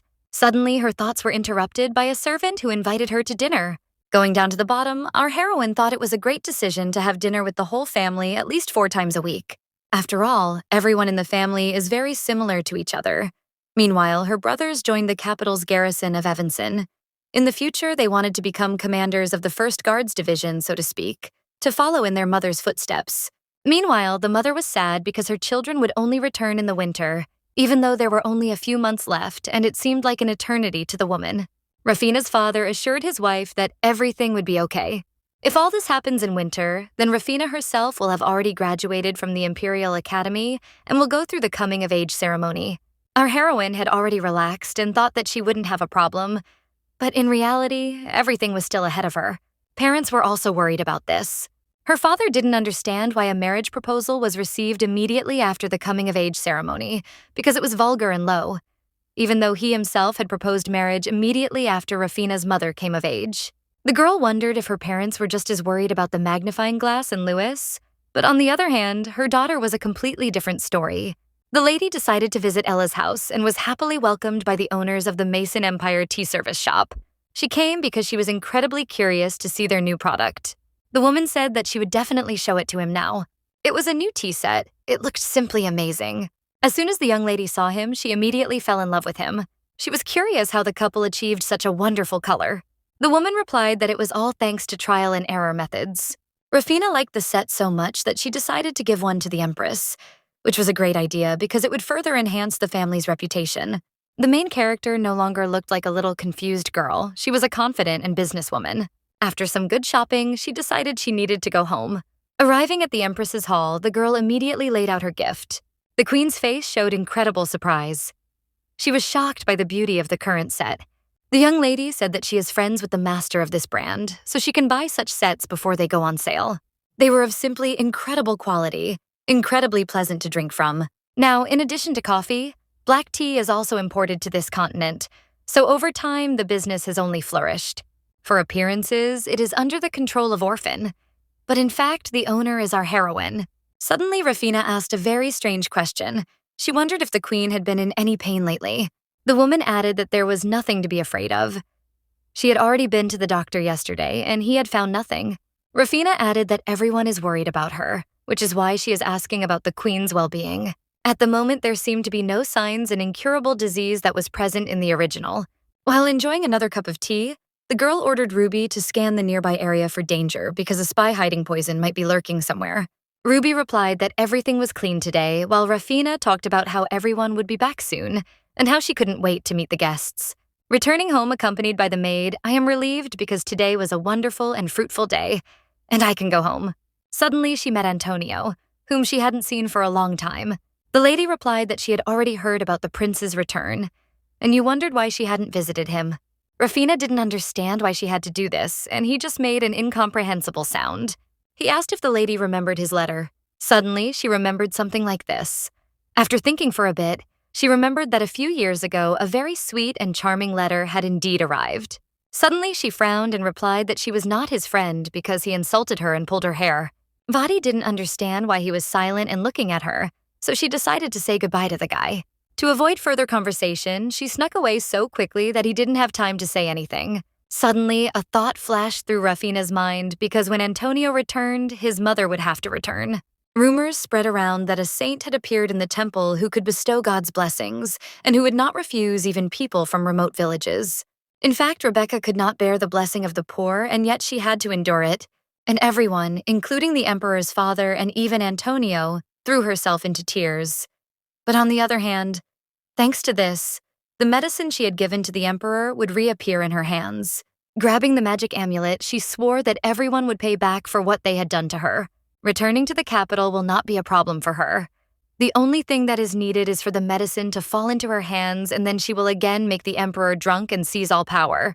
After reading the new letter, the girl did not understand how the saint was spreading rumors that the new crack had closed. On the way down, Rafina met Bastian. She asked us how he ended up here. She thought he decided to meet with Luca and Lois. He laughed and confirmed her guess, even though her older brothers were late. Rafina invited the guy to a meal, and during the conversation, he learned that she would soon graduate. The young man shared that when he saw her in the courtyard, he heard her talking to His Majesty Antonio. He would like to have the same friendship with her. But the young girl didn't have to think long. She immediately realized what the boy liked. Of course, it was rude to treat a guest like that, and she said she needed to leave. The guy, filled with feelings, was left alone waiting for the heroine's brothers. Meanwhile, Rafina breathed a sigh of relief. She thought she would never get out of there. Similar situations had happened several times at the academy itself. Many of the boys showed interest in her and, one way or another, hit the iron wall of her coldness. After all, she kept all her sincere feelings for the mirror to which she had made a promise in childhood. She wasn't going to tell Violetta about the arranged marriage because there were things they were better off not knowing. This winter, the military regiment returns to the capital. Suddenly, a servant ran to the man and said that Mr. Adrian had returned. The parents were happy to hear this, although at the same time they were worried. Together with him, Violetta arrived at the Duke's estate. The sister, along with this family, joyfully welcomed the couple, and the girl hugged her brother. The pleased Duke even shed a tear because he was shocked by how quickly his children had grown up. Violetta hugged Rafina tightly. She added that she didn't even know how she could leave such a beauty here all alone. She once again remarked how beautiful our heroine had grown. Adrian took Violetta by the shoulder and said that she had overdone it with alcohol. He invited her with him and said that they had something to talk about. A moment later, Violetta asked for everyone's attention and wanted to make an announcement. Adrian started and still agreed that it was worth talking about now. The couple shared the happy news that they are getting married soon. Athena was so surprised that she screamed. The brother thought that his sister was sad because of this news. But on the contrary, Rafina was incredibly happy about it. Sitting on the windowsill, she was happy because the plan was progressing successfully. Based on this, Jurkan and Violetta will not get married, and you can no longer propose to him to marry her. The lady was pleased with herself because her hard work had brought results. The next morning, Rafina was walking down the corridor with her maid. She believed that the Empress was happy to see her children again. At first, the Emperor and Empress were very happy to see their son. As soon as the lady entered the Imperial Hall, she was greeted by the Queen in good humor. The girl seemed to be glowing with happiness. Her Majesty already knows that Violetta and Adrian have decided to get married. She also learned that they want to borrow the Great Hall of the Imperial Court for this purpose.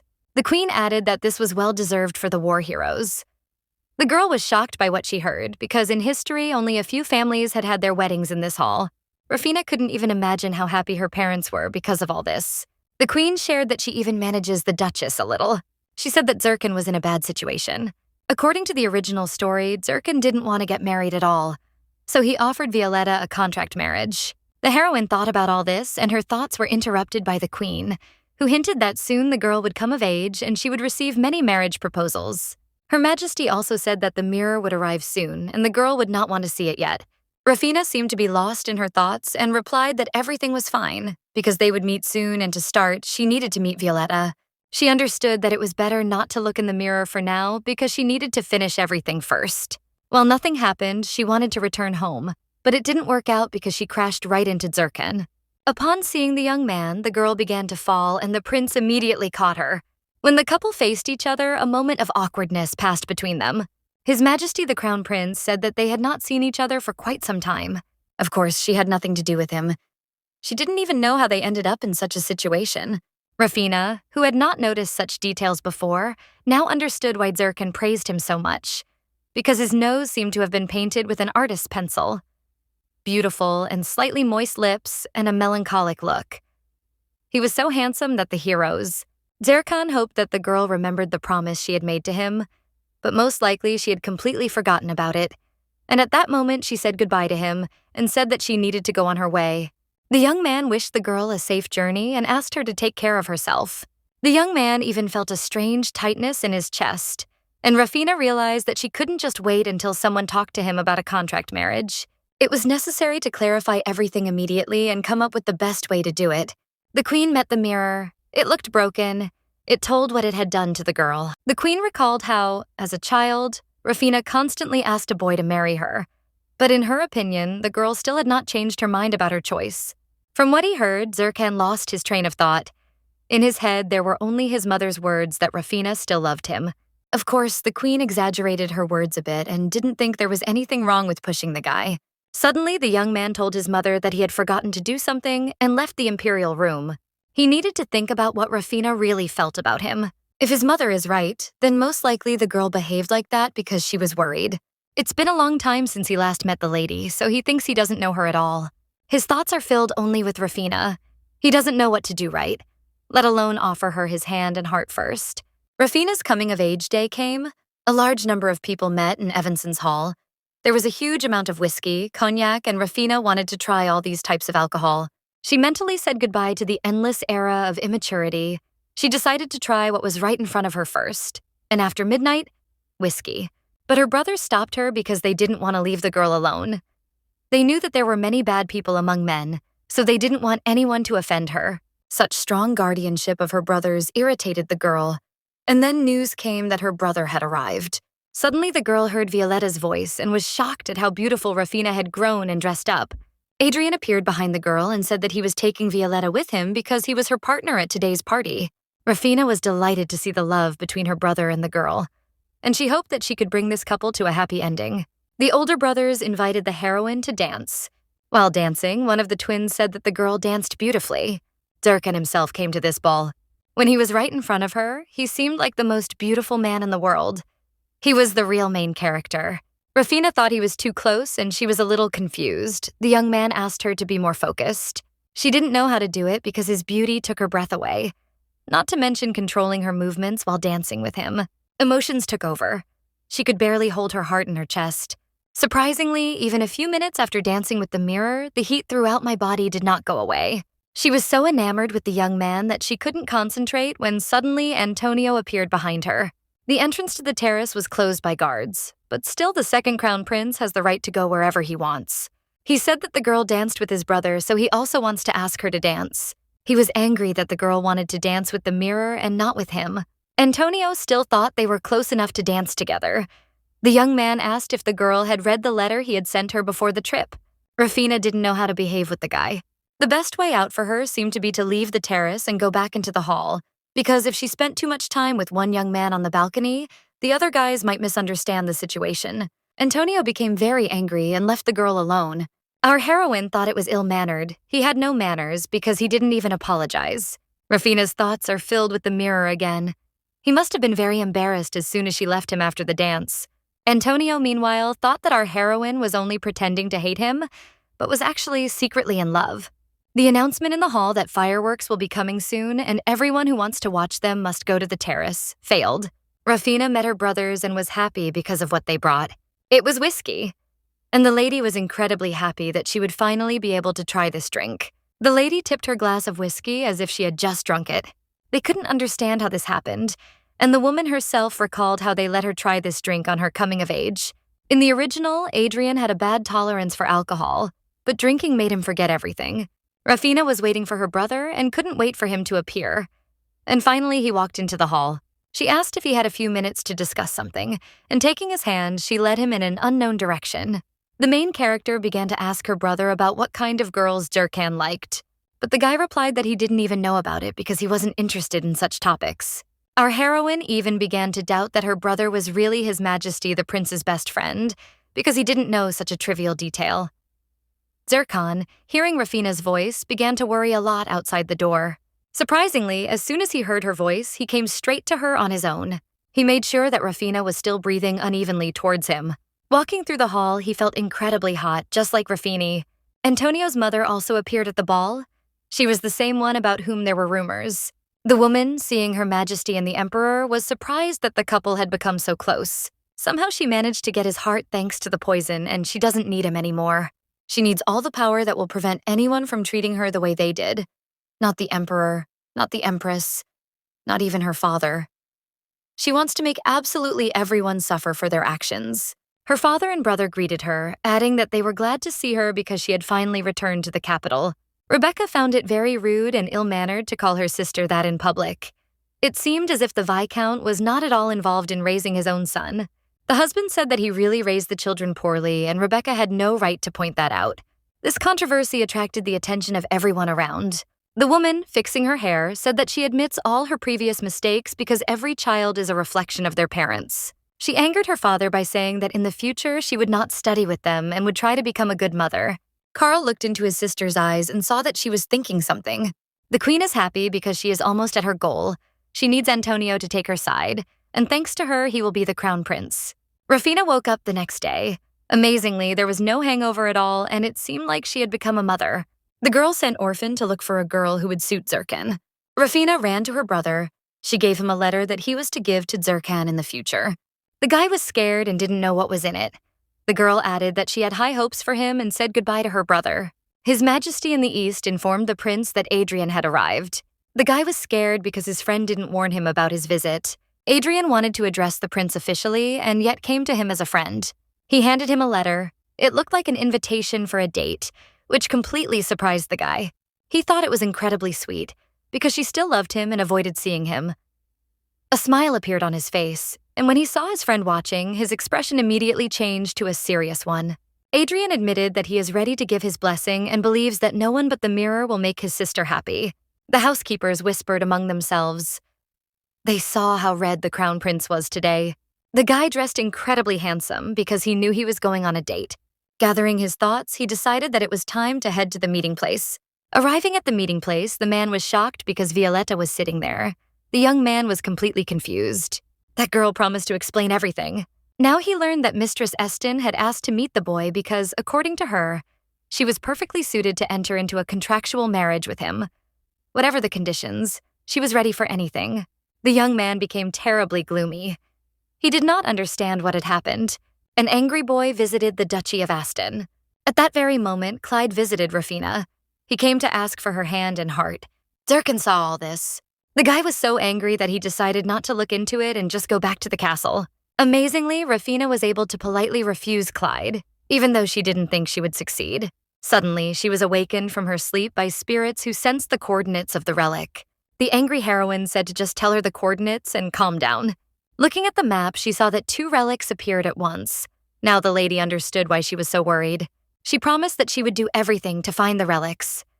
After all, it was for this reason that she told her parents that she was going on a journey in search of the Spirit Stone. The next day, Zurkan was completely in no mood. The prince summoned his friend, believing that if there was a misunderstanding, it would be best to resolve it immediately. To begin with, Zurkan was curious whether Rufina had accepted the guy's proposal, and he also wanted to know what kind of meeting she had arranged for him. After reading the letter, he became even more disappointed because our heroine had left in an unknown direction. The mother said that her daughter went in search of spirit stones and left this morning, leaving a letter and asking her to give it to her husband. Zurkan didn't understand anything because the letter stated that he had 10 dates to find his destiny. The young man looked nervous, saying that he would come to the duchy as soon as the girl visited here. So in fact, he decided to go after Rufina right away. Heading towards the coordinates, our heroine saw that they led straight to a snowy mountain. Surprisingly, Orphan was quite calm. He simply believed that the girl would be able to find his sacred relic. She wanted to really try because Ruby and Orphan had served her well for 10 years. Although she promised to find the relic, she couldn't believe it could be such a difficult task. Her hands and feet were frozen. She couldn't feel anything anymore. She wanted to ask the Ruby to take on her own form and warm her, but at the last moment, she changed her mind because she had to find the relics on her own. Meanwhile, Durkan spoke with his spirits, wondering what was stronger than the Spirit Stone. The spirits said that the best thing for weak spirits is a holy relic, and that more powerful representatives of their race don't need it. But the weak can't get anywhere without them. Durkan said that they immediately set off on a long journey in search of the relic, because most likely Rufina herself was in the same place. He didn't care that there might be great danger there. Moreover, the spirit could deceive her, and then she would be in even greater danger.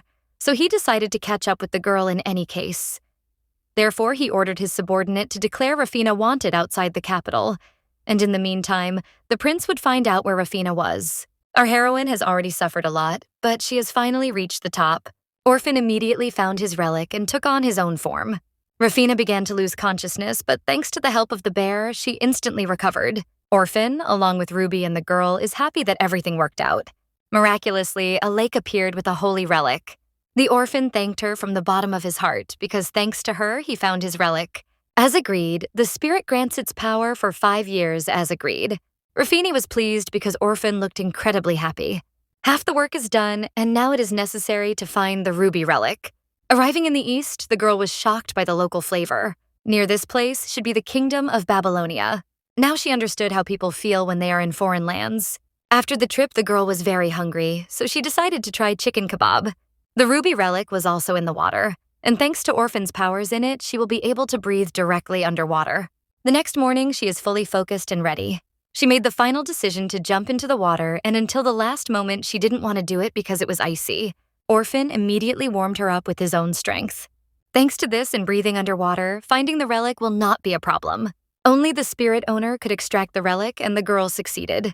The 2 spirits were incredibly happy because they had found what they had been waiting for so long. The young lady knew that she could rest a little and set out on her journey, but at that moment she was taken aback. She realized that she would no longer have free time for such entertainment. So, Rufina decided to take a little rest and have some fun at the same time. and at that very moment her fatigue disappeared. She happily bought various delicious snacks in the beautiful city. But after some time, Rafina noticed a crowd of people, but she was puzzled, as she did not understand what had happened and why they had gathered. She slowly walked closer to them and noticed that they were looking at something carefully. At the same time, she noticed an advertisement about an escaped criminal, and the reward for his capture was very large. But when Rafina came closer, she froze in shock as she saw her photo on the flyer. She was puzzled as everyone started shouting as the crowd quickly recognized her.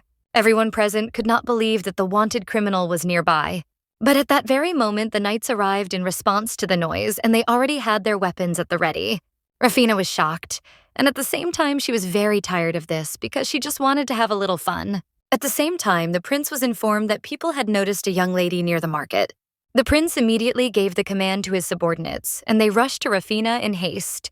At the same time, Rafina ran away from the crowd with tears in her eyes, but she did not understand at all why the prince declared her a villain. She didn't know what happened at home and suggested that it was her brother's idea, but she dismissed such thoughts as her mother assured her that everything would be fine and she could travel calmly, and at the same moment she threw those thoughts away as she saw the prince on her way. Zircon was stunned by everything he saw, but the young lady only looked at him with tears in her eyes and hastily shouted his name. Zircon was shocked and shouted to her about the danger, but she, not listening to the prince, jumped into his arms. At that very moment, their embarrassed glances met. In turn, young Rafina could not withstand such a shock, and she slowly fell asleep, while the prince, torn apart in agony, called for her. Meanwhile, the young lady lay quietly in her bed, but she heard someone calling her. She didn't understand what had happened, but she remembered what had happened before. After all the memories, she opened her eyes in a hurry. But in turn, Anna was taken aback, as she saw her relatives as well as her father, who was crying over her. She was puzzled, because she didn't expect everything to turn out this way. Rafina was upset because she was unable to rest after searching for the relic. But at that very moment, she turned her attention to her family, who were hastily asking if everything was okay with her. But she still wondered why the prince had come for her. She was surprised, however, because it was the first time she saw his worried expression. Rafina was immersed in her thoughts about what had happened and did not hear her family calling her. The lady asked her daughter with a smile whether she had managed to solve all her problems. The young lady told her mother with a smile that she had decided everything, and her mother breathed a sigh of relief. At that very moment, Madame hurried to clear everyone out of the room so that her daughter could have a good rest. The young lady, in turn, breathed a sigh of relief and looked after them with a smile. But moments later, she saw the letter and remembered the banquet in honor of the second prince's birthday. She understood that the second queen had personally sent her the letter and at the same time assumed that the queen was trying to strengthen her grip on power. She understood that she was the mistress of the spirit and, moreover, close to the empress. And it was not at all surprising that the queen wanted to attract her to her side. Rafina understood that the invitation had been sent to all the influential families and that nothing terrible would happen if she showed up at the event. But after some time, the young lady was stunned by everything that was happening. She had no idea what the prince was doing next to her. In turn, the prince looked tenderly at the young lady and said that it was a great honor for him to accompany her. Rafina was puzzled and didn't know what to do. After all, she couldn't even look at the prince, since this was their first meeting after her fainting. At that moment, she stole a glance at the prince and shuddered, as he was looking at her intently. She was a little embarrassed and didn't understand why it was so difficult for her to look him in the eyes, while she avoided him and pretended to have forgotten about their childhood promise of marriage. But in turn, she knew that this was not the only reason.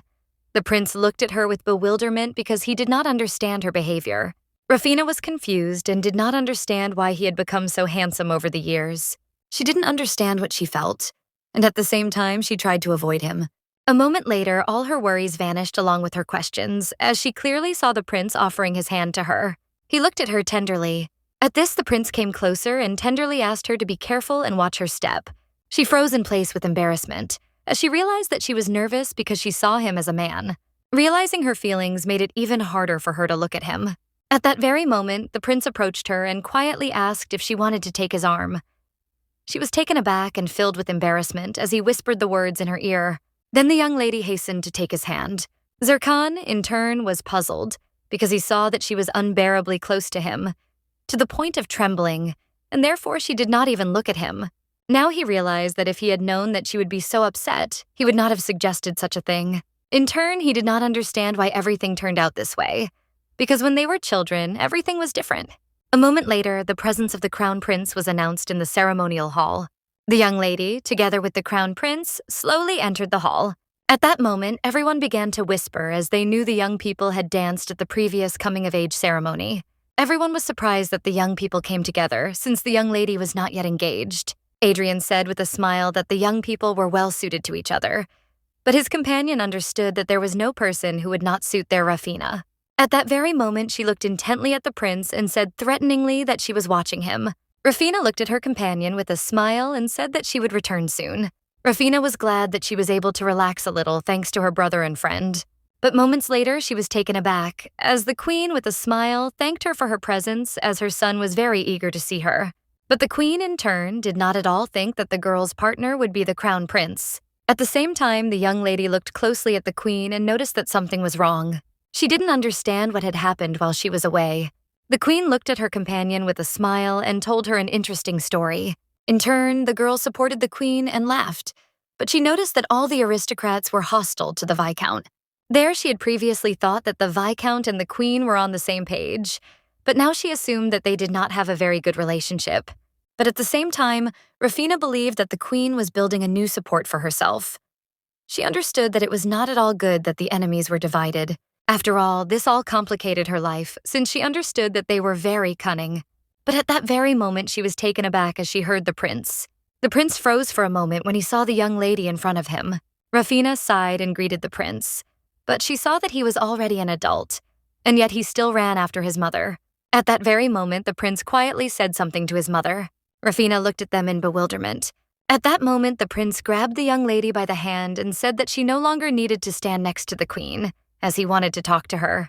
She understood that this course of events was better than communicating with the queen.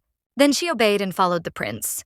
Rafina looked closely at the prince, as she had said earlier that a woman and a man on the terrace could not be together, as it could spread bad rumors. But at that very moment, all her thoughts disappeared, as the prince asked who was her partner at this event. She looked at him in bewilderment, as she did not understand what he was talking about. But in turn, she said in a calm manner that her companion was the crown prince. The young man was taken aback, as he did not expect such a thing. He was furious and shouted that he heard, "Last time she danced with the crown prince. Therefore, on her birthday, he should be her partner." She looked at him in bewilderment, as she understood that he was talking nonsense. Antonio immediately looked away from the girl and asked her to stop deliberately making him jealous, because he was already jealous of her without it. She was taken aback, as she had not expected to hear anything like that. At that very moment, the knight called the prince, as he wanted to tell him some news. Antonio Iscosa looked at his companion and said that she should wait for him, because they needed to talk about something important. The young lady, in turn, looked after the prince with bewilderment. But at that very moment, she realized that she had to run, so she decided to hide in the garden and return later. Rafina came out into the garden with relief and breathed a sigh of relief as the garden was quiet and calm. But having gone a little further into the garden, she was taken aback, as she found herself in a very intimate scene between young people. She was shocked because she realized that they were doing very shameful things. But before she had even taken a few steps, she stopped as she felt someone's presence. She felt like someone was following her. Rafina turned around hastily as she assumed that Antonio had already returned. But at that very moment, she saw the crown prince, who was angry and wanted to talk to her. She looked at the prince in bewilderment, as she did not understand why he had such an expression on his face. She stared at the prince for a moment without saying a word. But at that very moment, the young lady turned around, as she hoped that the shameless couple were no longer near her. The prince asked her in bewilderment what she was doing.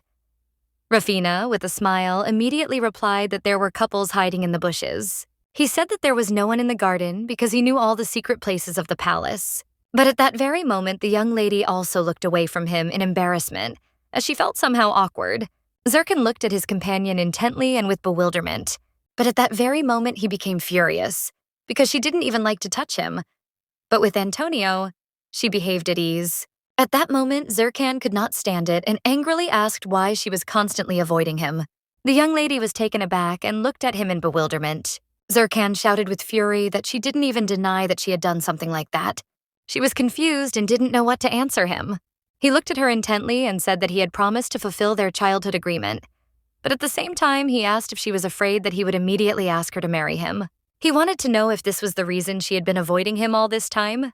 She froze, and as he came very close to her, he said forcefully that she had previously constantly said that she wanted to marry him. But now that he had returned, she avoided him, while Rafina froze for a moment from his words.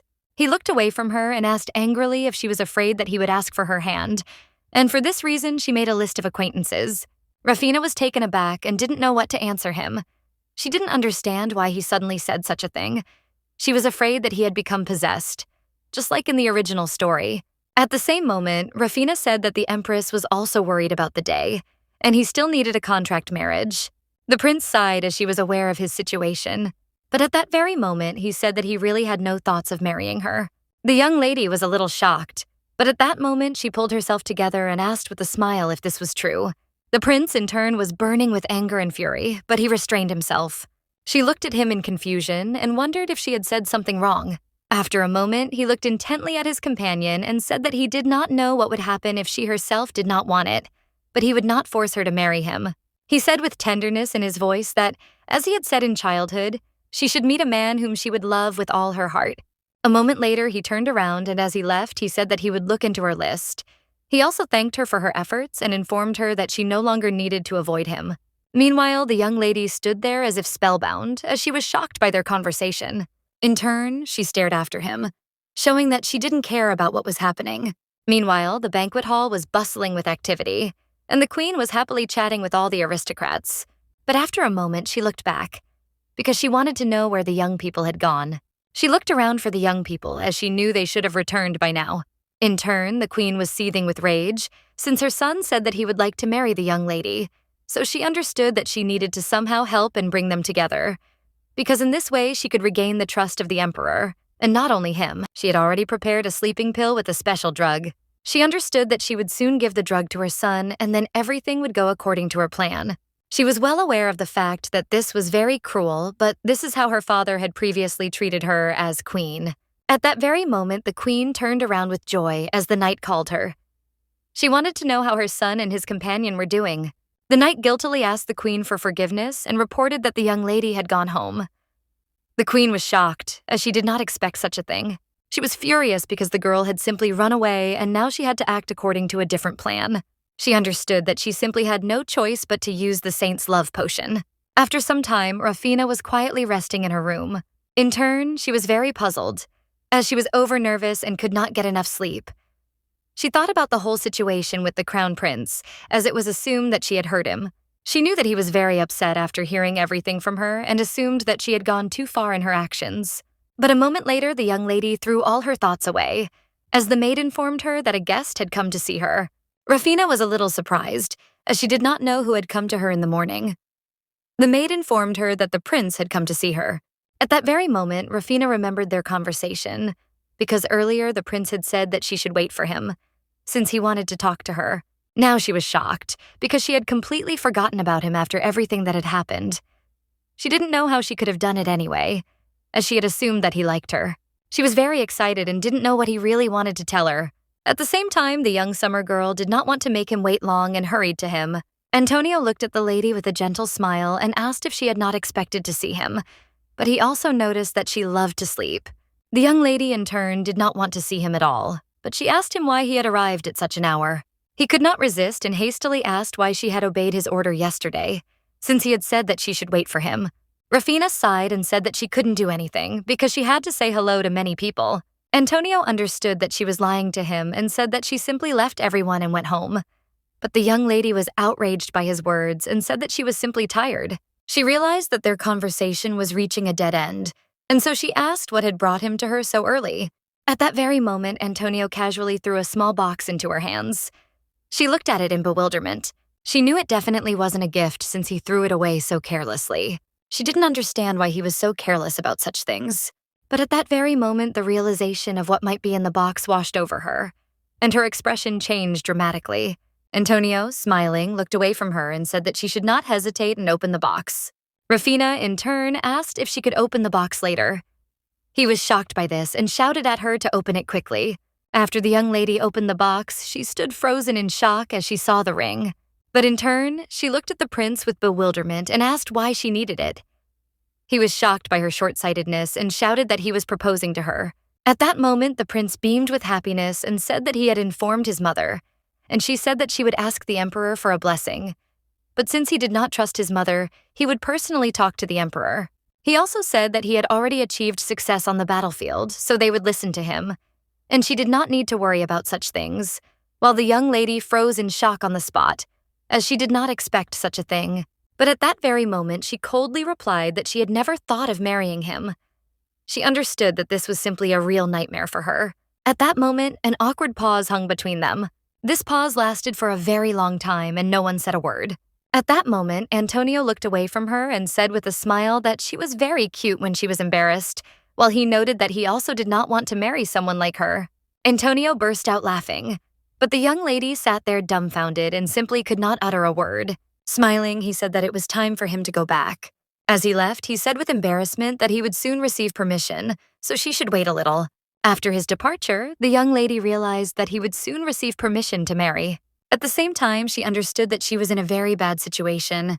Rafina was aware that he liked her, but she never thought that he would go so far. She didn't expect him to want to marry her at all, and she was also shocked that he wanted to personally ask the emperor's permission. She understood that this would complicate the situation, since the emperor was favorably disposed towards her, and at the same time, this marriage would make them a family, so he could easily give permission. Rafina understood that she simply could not refuse him, since her refusal could cause discord between her father and the emperor. She was well aware of this fact and knew that she had to come up with something quickly. At that very moment, she realized that she had to enter into a marriage of convenience, but in turn, she knew that an ordinary aristocrat would not suit her. Since a prince could easily crush an aristocrat, she needed a peer from an influential family with whom the queen and her son would not be able to argue. No one came to her mind except the crown prince. But she remembered that earlier he had said that he really had no intention of marrying her. Then, as he was leaving, he said that he would look at her list, which she had prepared for him in advance. But at the same time, she had no desire whatsoever to become the wife of a man disgraced by the actions of his mother. And she did not want to have a mother-in-law who had originally destroyed the country. For this reason, she hastily wrote a letter to the crown prince, but she also knew that if he refused, she would find another way. After some time, the young lady came to a beautiful place where the viewing of the crown prince was to take place. She understood that if the girl came, she should keep her distance from them.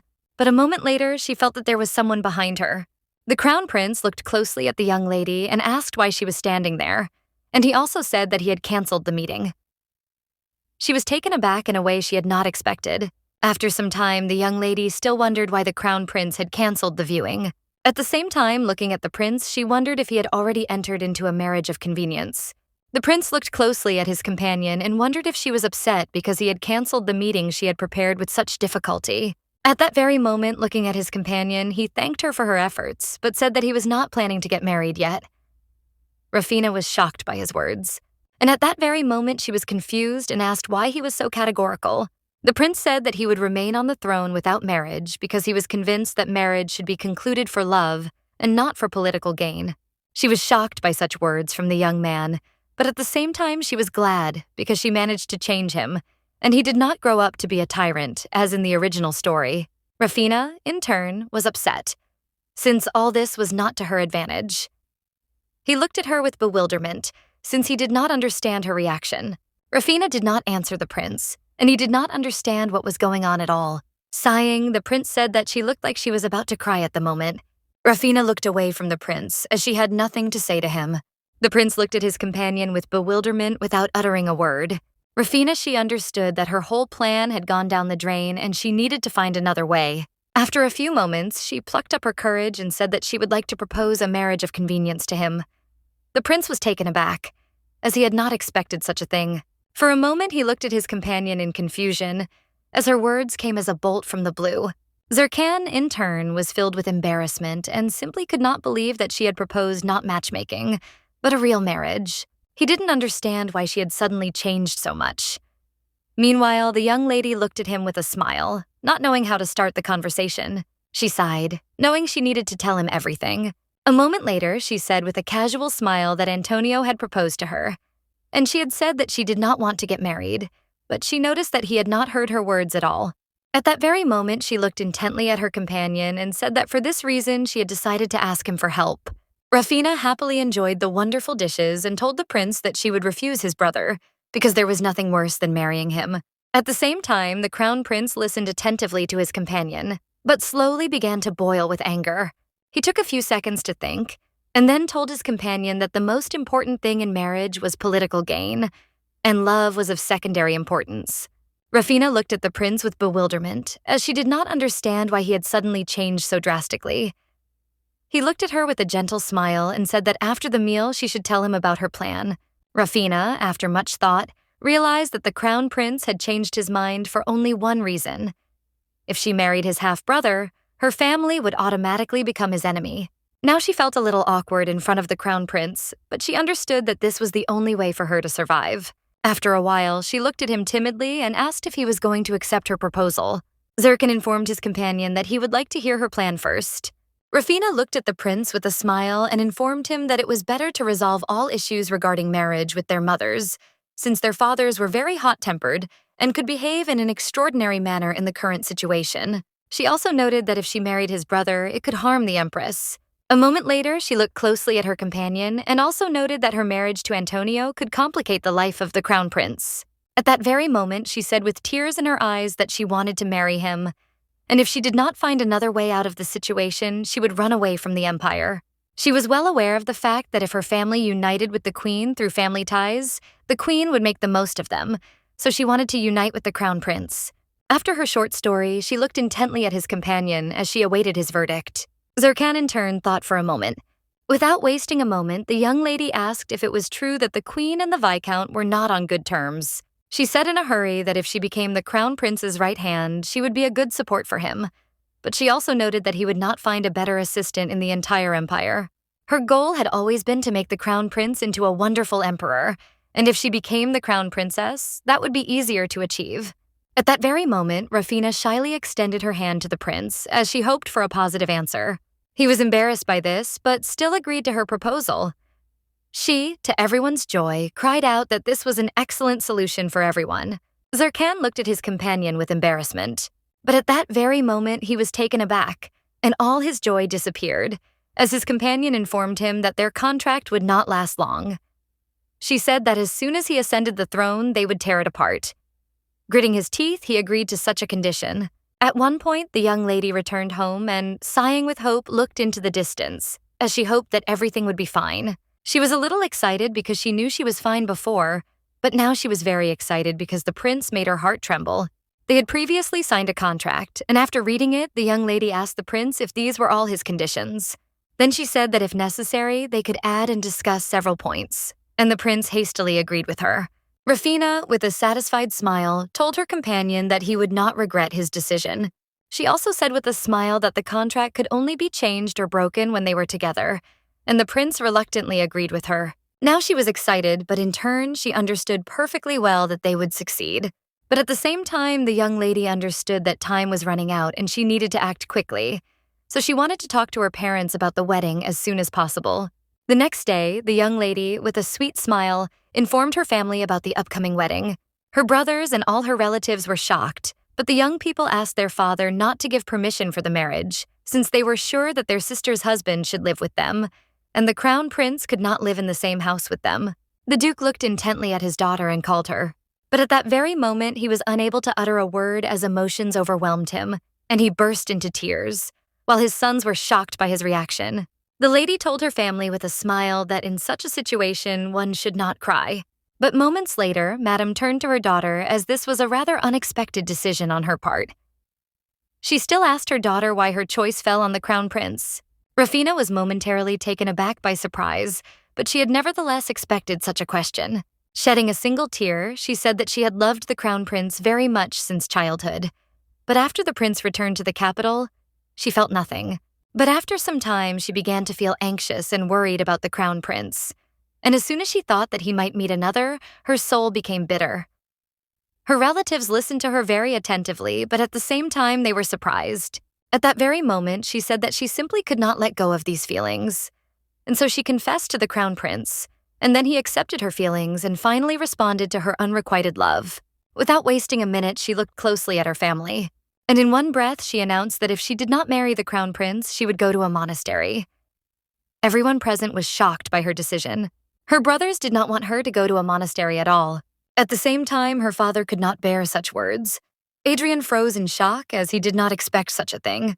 Only Madame looked at her daughter with a sincere smile as she saw that she was determined.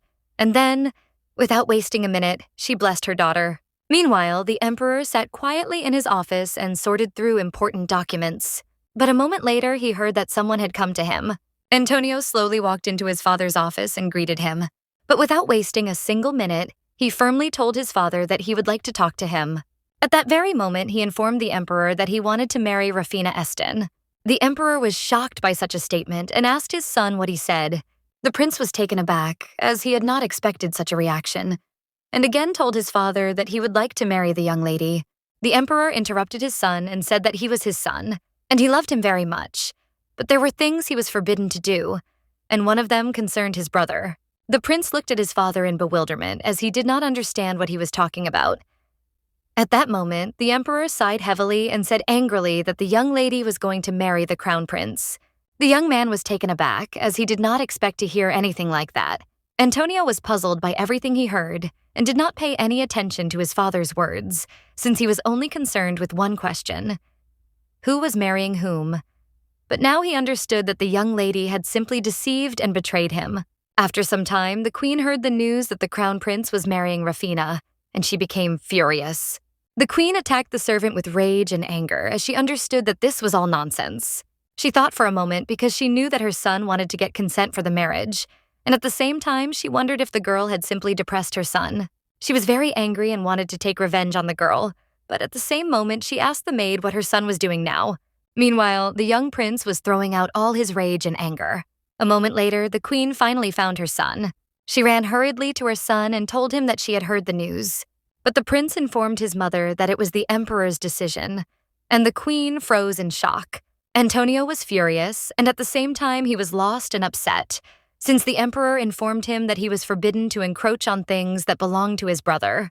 After her son's words, the queen boiled with rage and anger, as she understood that the girl was to blame for everything. But at that very moment, the prince began to wonder in confusion why he couldn't take what belonged to his brother. The queen realized that this was her chance. She took pity on her poor son and said that everything was permitted to him. She quietly whispered to her son that he was not taking away, but only returning what originally belonged to him. She said that he could take away everything that belonged to the crown prince, and the girl would be suitable as a trophy. After some time, the young lady was in deep thought, as she did not think at all that the emperor and empress would be in such a hurry to marry, since after the conversation, she received a letter with a proposal of marriage. She understood that if their families signed the letter, they would be officially engaged. But she also knew that everything would soon change, because after the ceremony, she would be living in the palace. At the same time, Rafina wondered whether she would be able to date someone after the divorce, but she was still concerned about one thing. There were too many conservative people around her. But after a moment, the young lady threw all her thoughts away, knowing that she didn't need to worry about it yet. At that very moment, she slowly walked down to the hall and noticed that the prince had arrived to meet her family. She froze for a moment as she saw the handsome crown prince. Rafina, in turn, did not take her eyes off the young prince, and with her gaze said that he could trust her. The young lady quickly got into character as a girl in love, and at that very moment told the prince that she had never thought that he would come to her in person. The prince was taken aback, as he did not expect such a thing from her, while her relatives were shocked by her changes. The crown prince was a little confused and timidly said that he personally wanted to come to her. She smiled and said that it was very touching of him. At that very moment, she hugged him and asked him to quickly go into the living room. Her relatives looked at her with tears in their eyes, as they did not want to let her go at all, and only Madame looked after them with joy, as she was sincerely happy for her daughter. After some time, the crown prince granted the Duke and Duchess his hand in marriage in an official letter. Madame looked at the documents with a smile, as if there were no problems. The Duke's assistant sighed and said that it was time to sign the document.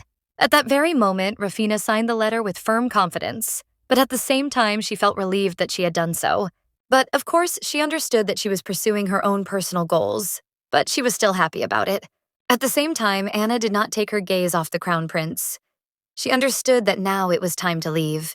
Rafina knew perfectly well that a marriage of convenience with the handsome crown prince was a good deal, even without all the work she had done. At the same moment, she turned to her companion.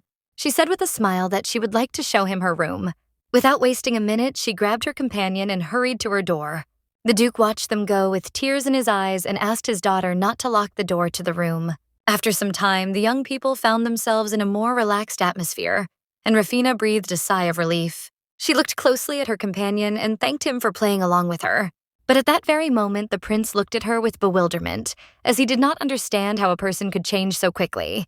Up until this point, he actually found out that she liked him. But now he understood that it was all a lie on her part, and this made him even sadder.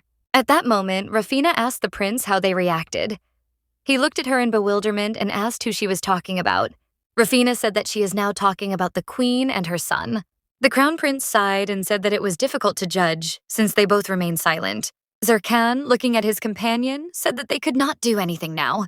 At the same time, the young lady felt relieved by his answer, since she still shuddered when she thought about Antonio's proposal. But she knew that it was even good that he took the initiative, because thanks to this, the crown prince accepted her proposal without hesitation. At that moment, she thanked the crown prince with a smile. Without wasting a minute, she said that he should not regret anything, as she intended to become the prince's best wife. Zerkan was a little surprised, as he saw her expression like a knight on the eve of an enemy battle. But he said that she did not need to be such a hero, since his efforts were enough. At that moment, he froze in mid-sentence, because he did not know whether it would be right to say that he intended to be a good husband for her. The lady did not feel awkward and asked with a smile if they would really meet at the palace. Rafina said that she did not want to fail in front of the emperor and empress. She understood perfectly well that it would be quite easy for her son to play the role of the crown prince. But still, she didn't want to hurt him with her actions. At the same time, the young lady saw that he was very handsome and could make any beautiful girl fall in love with him in a second, so this made her even more anxious. After all this had happened, the young lady slept quietly in her room, but at the same time, she felt uneasy. After some time, she woke up from a terrible nightmare, but at the same time, she heard the voices of her spirits. Rafina was a little confused and didn't understand what was going on at all, but a moment later, she was taken aback, as her spirit pounced on her and with tears in her eyes asked what would happen to them when they encountered the spirit of darkness. Orphan shouted that he did not want to go to the palace at all. The young lady sighed and casually said that she needed to sleep and that he should be quieter. Orphan was shocked by his mistress's response, but she assured him that they would think about everything in the morning as she was very tired. She assured her comrade that encounters with dark spirits would not be such a frequent occurrence. Orphan was completely sure that she was lying to him, since he understood that when she became the prince's wife, she would sleep with him in the same bed every night. He was puzzled because he understood that he too would encounter the spirits of darkness every day. The young lady was shocked by his words. At that very moment, he realized that his words had just reached her. The young lady was shocked because she realized that in front of everyone else, they were supposed to be newlyweds. This means that every day before going to bed and after waking up, they will see each other's faces. Rafina understood that even in his dreams, her words sounded magnificent, and after that, bad thoughts about the crown prince crept into her head. At that very moment, she was taken aback as she realized that she needed to stop thinking about such things. Time passed very quickly, and the day of their engagement arrived. The prince froze in embarrassment when he saw his beloved.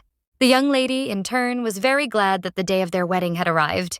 Then they exchanged marriage vows in front of many witnesses. Rafina was very confused and bewildered, as she could not believe that she was actually marrying the crown prince. She thought for a moment, but at the same moment she was taken aback, as she realized that she had forgotten something. Zerkan looked at his bride with embarrassment and quietly whispered that she should take the ring. Rafina was taken aback, as his beauty blinded her, and she completely forgot about everything. At the same time, she understood that she had to pull herself together. After all, it was all just beginning for them. After some time, all the guests present congratulated the newlyweds with joyful smiles. Rafina, looking at everything that had happened, understood that if everything had gone according to the original, the Empress would have to die soon. But at the same time, she understood that if she spent a lot of time with her, she would be able to protect her. At that moment, the young lady threw all her thoughts away and with a gentle smile thanked everyone, because she was very happy with this outcome. She insisted that everything would be fine, because in order to catch the tiger, she needed to go to his den. On a happy note, she promised everyone to be an exemplary wife and support for her husband. After some time, the young lady enjoyed a wonderful banquet. But at that very moment, she was taken aback, as she saw her friend, who was running towards her with tears in her eyes. Violetta rushed to her precious friend and said that she wanted to live with her as her daughter after she got married. Adrian quickly pulled his friend away from his sister, but the young lady did not calm down and told her friend that if she was offended, she should tell her. Rafina happily told her friend that she would do just that. But at the same time, she noticed that everyone around her loved her very much. At that very moment, she turned around and began to look for her husband in the crowd, as she wanted to know what he was doing now. But at that very moment, their eyes met. Rafina hurried to her husband with a smile. But at that same hour, she noticed that someone had gotten ahead of her. The young lady blocked Rafina's view and greeted the prince. Rafina looked at the girl in surprise. But at the same time, she recognized her. And it was the saint who arrived from the monastery along with their queen. The same mix of saints officially introduced themselves. But after her introduction, she looked at the prince with bewilderment, as she did not understand why he did not answer her. Celestia looked at the prince in bewilderment as he ignored her and continued walking somewhere. In turn, the crown prince coldly told the girl to move over as she was in his way. The saint froze in place in surprise as she saw the crown prince looking at someone with a gentle smile. Then she realized that he was not at all like the rumors said. She had previously heard that his wife was running after him, and he accepted her. So she assumed that the crown prince would be easy to seduce, but now she realized from his actions that it would not be easy at all. At the same time, Rafina looked at the saint with bewilderment, since in the original it was known about the tireless. She did not understand why the saint appeared in such a place, and at the same time she was looking for a logical connection. Rafina knew that the temple did not support the empress, as it was in the original, which is why the position of the crown prince was stable, and everything was smooth in the relationship between the emperor and empress. At that moment, she was taken aback, as she was deeply immersed in her thoughts and did not hear her husband. The crown prince moved closer to his companion and quietly said that everyone was looking at them. She was taken aback, because she realized that she had to diligently play the role of the beloved. Then, without a moment's hesitation, she leaned against her husband and called him with a tender smile.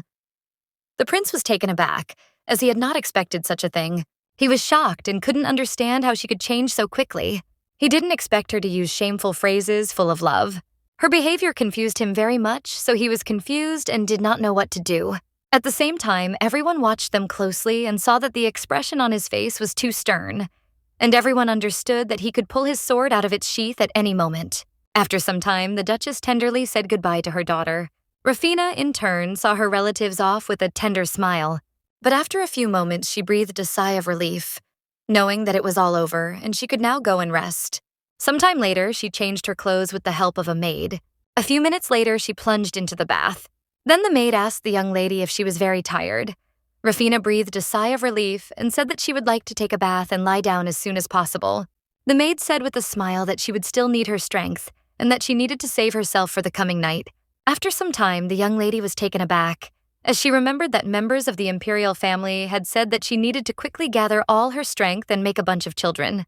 At the same time, she was puzzled by this fact and did not know how to act in this situation. The prince looked away from his companion in embarrassment and, puzzled, said that he had not forced her to prepare. But he still couldn't resist looking at his companion, who was very embarrassed. There was an awkward pause between them, but at that very moment, Rafina noticed alcohol on the table and quickly rushed towards it. Then she told her husband with a smile that the emperor had prepared a wonderful drink for them. She was very happy because she understood that she would be able to try a very valuable drink, and then she asked the prince if he had tried this wine. Zircon said that he had not tried the wine, but then the young lady, smiling, invited him to share the drink. Zircon did not take his eyes off his companion, and at the same time he noticed that she loved alcohol very much. Rafina approached her husband with a joyful smile and praised him for how well he had tried during the day. So she suggested having a drink and talking, because they had a lot to discuss. The prince looked closely at his wife and agreed with her. The young lady was certainly a genius in acting. Although her heart was going crazy, she did not show it. But still, the young lady was a little puzzled. She understood that they were already married, but she did not understand why she was still nervous in front of her husband. At that very moment, she was taken aback as her husband called her. Zircon looked closely at his wife and asked if she wanted to clink glasses. She immediately became embarrassed and did as he suggested. The prince looked at the young lady with bewilderment as he was surprised by the fact that she liked to drink. Rafina looked at the prince with a smile, as she was glad that everyone at the celebration correctly understood what was between them. She also remarked that she played her role perfectly, as if she was head over heels in love with the prince, and the prince sarcastically remarked that she was an amazing actress. Rafina didn't pay any attention to his words and said with a smile that they would have to stick to this concept from now on. He looked at her with bewilderment and asked what she was talking about. She said that he was not opening the door to his heart to her. After all, while she was writhing with love for him, he continued to treat her like a younger sister. But at the same time, the prince understood that he did not perceive her in this way at all. She said with a smile that when she saw him in the distance, she would run up to him and throw herself into his arms. But then he must cross his arms over his chest, and she will later beg him to take her hand. The prince was shocked by her words. In turn, he had already imagined all her actions. And at that very moment, he said, puzzled, that he understood her. Rafina looked away from the prince and thought for a moment as he was not playing well. But the crown prince was still puzzled because he did not understand why he had to adhere to such a concept. Rafinavskaya said with a sigh that if he suddenly and sincerely accepted her feelings, then the others would demand more. At that very moment, she said that she was talking about the next generation. And when the prince heard her words, he shuddered. And at that very moment, an awkward atmosphere reigned between them.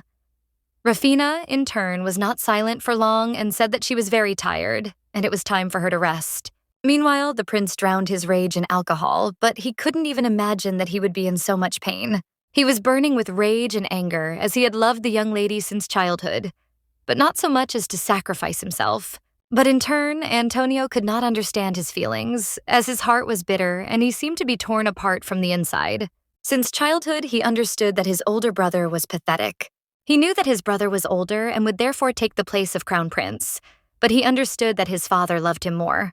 He knew that his father and mother would always take care of him, and yet his older brother will never be happier than him.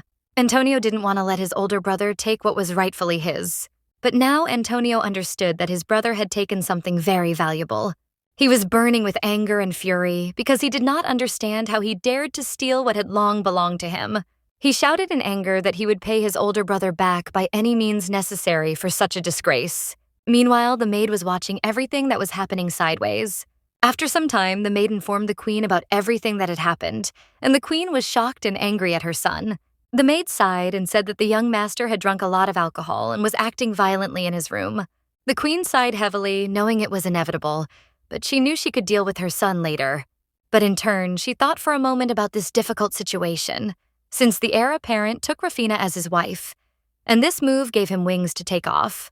But the queen was angry and knew she had to cut his wings, so she wanted to spread rumors that it was the young lady who had first proposed to the prince. She also wanted to use the saint as she had planned before, and in this way, she could let the crown prince's reputation go to the bottom. She understood that she would do everything possible to make her son an emperor, but she had already given the medicine to the saint, and all she could do was wait. Meanwhile, the young lady slept quietly in her new bed. Despite everything, she lay in her bed with a contented smile. The crown prince, in turn, woke up a little earlier and looked at his wife with embarrassment. He was puzzled and didn't know if he should really continue in the same spirit. Looking at his wife, he understood that the situation was not easy, because last night he had been in deep thought. He understood that he was the one who benefited most from the marriage, and because of the conservative society after their brother's death, the young lady would forever be labeled a divorcee. He understood that if he could change the law, then society would not change either. So after the divorce, he intended to revise the system and support those who were in a remarriage. He understood that if his wife wanted to remarry after the divorce, he would find a better husband for her.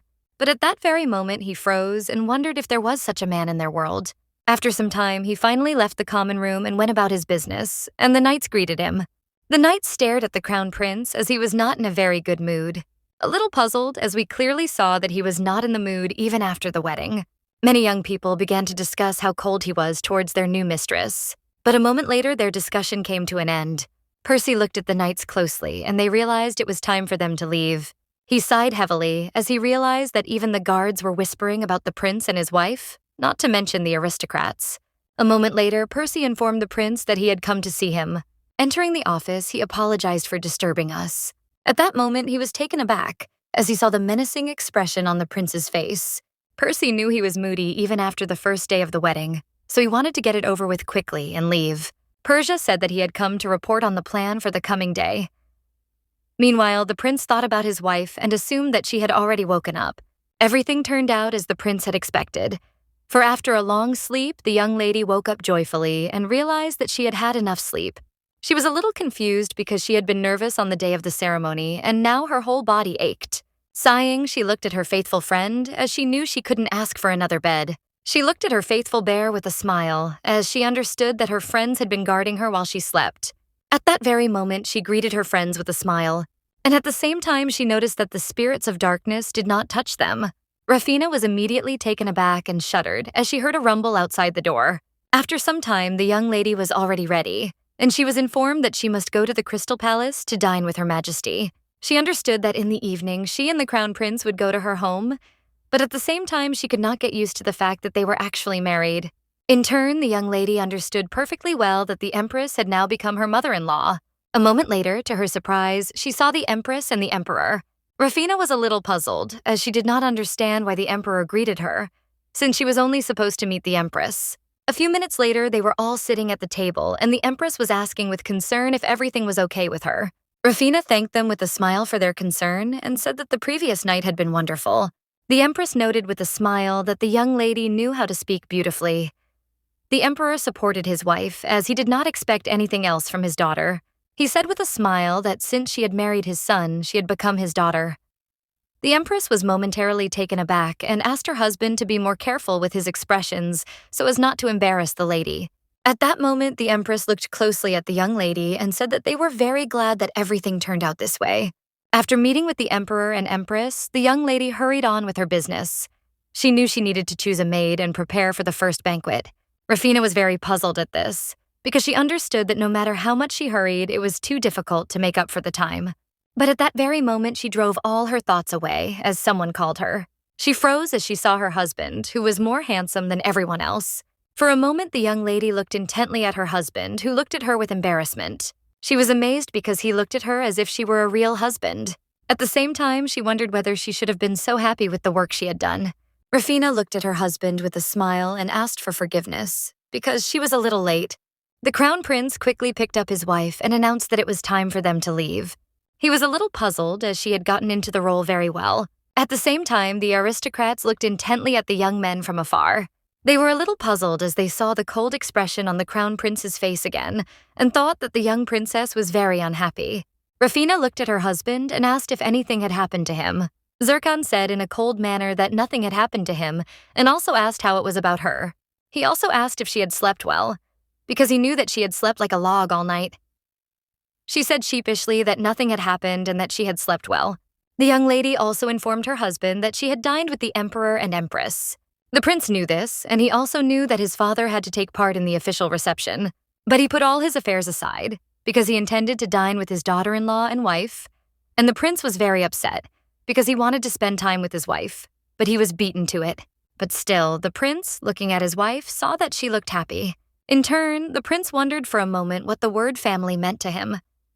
He understood that for him it was an indestructible cold fortress, huge knights standing in the corridor. For him it was a strict place, with cruel rules of conduct. On his way, he saw only a cold mother. He also had a demanding father, and in turn, he felt completely alone. It seemed to him that he would never find a loving family. Zircon assumed that he would always be alone, but after some time, he still met us on my path. Responsive people with loving families. But a moment later, all the prince's thoughts disappeared as he heard someone calling his wife. The brothers happily rushed to the carriage as they missed their sister very much, but at the same time, they offered her to stay at their house and go to the palace as if it were work. Rafina looked at her brothers with a smile, but the prince was puzzled as he wanted to offer his wife's hand.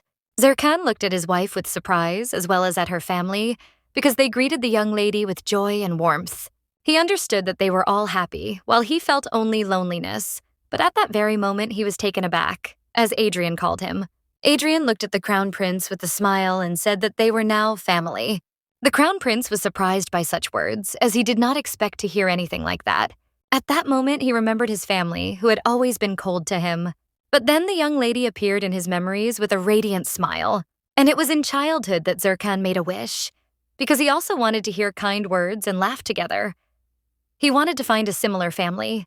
At that very moment, he threw all his thoughts away as his wife called him with a joyful smile. Zircon had previously assumed that his dream was not destined to come true, but now he understood that his dream had already come true. The next day, the young lady woke up a little later and noticed that her husband had already left. She thought for a moment, as they had been drinking heavily the previous evening and had returned home late, but she still understood that they had a good trip and rest. But after some time, Rafina began her work and duties. While studying the documents, she realized that she could choose several maids with whom she was close at the academy. After some time, she had dealt with the pressing matters, and so all that remained for her to do was to sort out the list of invitations to the tea party. The Empress had given her a little hint earlier, but she understood that this was all difficult for her. She remembered the young saint who had arrived with the queen from the monastery. While the saint lived in a temple near the Imperial palace, Rafina learned of the fact that the queen wanted to infiltrate secular society through the saint, so the empress did not recommend inviting her. The young lady knew that this was a very good chance to find out what they were up to, but she still understood that it was all very complicated. At the same time, there was a commotion in the hall, as the aristocrats demanded that the emperor get to the bottom of the truth. He shouted that there was no reason at all for the monsters to appear again. However, the aristocrats still assumed that the rift had not been closed during the last war. But some still asked their comrades whether they were saying that the crown prince was wrong. The emperor listened to everyone, but angrily informed them that they must watch their tongues, and he also said that he had sent knights to investigate. After some time, the crown prince set out on his journey. Moreover, the aristocrats whispered among themselves as they assumed that the crown prince had deliberately not closed the crack. They said that he should be punished accordingly. At the same time, the young lady ran to her husband in a hurry, as she knew that there was nothing about monsters in the original story. She was furious because everyone wanted to put the blame on her husband, but at the same time, she understood that someone had orchestrated this situation. At that very moment, she quietly knocked on her husband's office door. The crown prince looked at his wife in surprise as he did not expect to see her. Rafina Fee saw that her husband was beside himself with excitement. She understood that he was very early, and it hurt him that all the blame was placed on him. The prince approached his wife and informed her that she would remain alone in the palace for a while. She didn't understand what he was talking about, but he said that he had to go to the border zone. She knew about what had happened, but she didn't understand why he had to go. At that very moment, he said that he was going there just in case. He was puzzled and upset that the crack might actually open. Rafina was shocked, as she saw that the more he sank into despair, the stronger the spirit of darkness became and consumed him. Rafina was a princess and also a mistress of the spirit. Thanks to her magical barrier, she could involuntarily bring the spirits of darkness to their senses. She then suggested that someone might have desecrated the corpses and tampered with the evidence, but the prince assured her that the wounds from the monster's claws could not be faked. He sighed and with sadness in his heart told his wife that he had to go. Rafina, in turn, without wasting a minute, suggested to her husband that they go together, since her brother and friend were busy preparing for the wedding, and they could not go with him. She also said that her spirits would help him, and then she shouted that if he refused, she would silently follow him. The prince was taken aback, as he did not expect to hear anything like this, but after some time he still found himself in a daze and shock, as he could not believe that everything had turned out this way. The young lady, in turn, without wasting a single minute, obediently followed her husband. Rafina looked at her husband with a joyful smile. The crown prince was surprised and stunned by such an appearance of his wife. She said that there were few plains in the east and the horses would not be able to pass, so she would go alone. He disagreed with her and said that the monsters were very dangerous. But then her faithful spirit bared its teeth and showed everyone that he was not to be trifled with. Zircon sighed heavily as he realized that now you would be in greater danger from the monsters than his wife. After some time, the young lady and her faithful spirit were rushing towards their destination. But in their haste, they wondered if their spirit could find the place by smell. Ruby was puzzled when he said he wasn't a dog, and his owner asked in confusion if he didn't have a sharp charm. He sighed and said he would try his best. A few minutes later, Ruby reported that she smelled an unusual odor nearby. She was shocked, as her guess was correct. At that very moment, they followed the scent, and her faithful companion reported that the smell of blood was coming from the stream. At that very moment, the young lady heard some noise in the distance. Looking closely, she clearly saw the terrible monster. Rafina knew she had to tell her comrades about the find immediately, so she didn't waste a minute and did everything she could to notify them. But all her manipulations terribly angered the ferocious monster. Rafina was a little shocked, as she didn't expect him to be so violent. Then her faithful spirit told her that the monster would soon attack, so she should hide behind it. She was puzzled and scared at the same time, but she knew that the spirit would help her. Without wasting a single minute, the monster, growling menacingly, pounced on them. Ruby, in turn, was not going to give up without a fight, and also opened his mouth and growled menacingly. A moment later, they clashed in a fierce battle. The young lady froze in place in shock. But a moment later, she saw that the terrible monster had flown away into oblivion. Meanwhile, the crown prince rushed to his wife in a hurry. He was puzzled because he saw that the road was winding, and that was why he was a little delayed. But still, he hoped that nothing would happen. A few minutes later, they finally rushed to the crown princess. Rafina turned around and looked at her husband in surprise, as she did not expect him to rush in so quickly. Zircon ran up to his wife and asked if she was okay. The young lady sighed and said that she was fine. But a moment later, the prince was taken aback as he saw a terrible monster in front of him. He couldn't believe that the monsters had appeared again. But in turn, he was angry because he understood that because of this, a terrible war would break out again. Rafina quickly stood up and told her husband that something was wrong in this situation because she knew that monsters traveled in packs. The prince looked at the dead monster in surprise and confirmed her words. At that moment, the young lady reached out to the monster and was taken aback. She sighed heavily and looked at her husband with worry because her fears had been confirmed. She understood perfectly well that the monster in front of her was not an easy one. After all, such a monster should not emanate sacred power. After some time, the young lady sat quietly by the fireplace and reflected on everything that had happened. After all, she knew that monsters traveled in packs, but at the moment they had only met one. She had previously heard from her husband that the monsters were different in appearance, so she assumed that the crack had not opened at all. For in such a case, the monsters would have gushed out in a terrible stream. Meanwhile, the young prince was returning to his wife, planning to stay nearby for a few days just in case. At the same time, he felt relieved, since the count's estate was located next to the mountain. Zirkin knew that the count had lost his arm in the war with the monsters, and he also knew that the count was a loyal man until the very end. He had his back. The crown prince knew that such a man could be trusted. Entering the estate, he assumed that his wife was currently resting. But he didn't have time to open the door, as his wife was already waiting for him. Rafina asked her husband from the doorway whether he had visited the nearby temple. She wanted to know what he had found out. Looking away from his wife, he said that I was suspicious of the situation, and some of the servants looked fidgety and worried. The prince continued to tell his wife everything he had learned, while she looked at him with embarrassment. After all, he didn't just tell her, but also undressed in front of her. Rafina could not stand it and screamed because she understood that he could catch a cold, and therefore she asked him to quickly go and wash himself. Zirkan looked at his wife with bewilderment as he did not expect such a reaction. In turn, he was immersed in dark thoughts as he hoped that he would never again meet monsters on his path. Previously, people praised him and called him a war hero, but he understood that this was a victory in words because many soldiers died, so he did not deserve the title of hero. Zirkan K, to his regret, the video of the fallen soldiers and their families.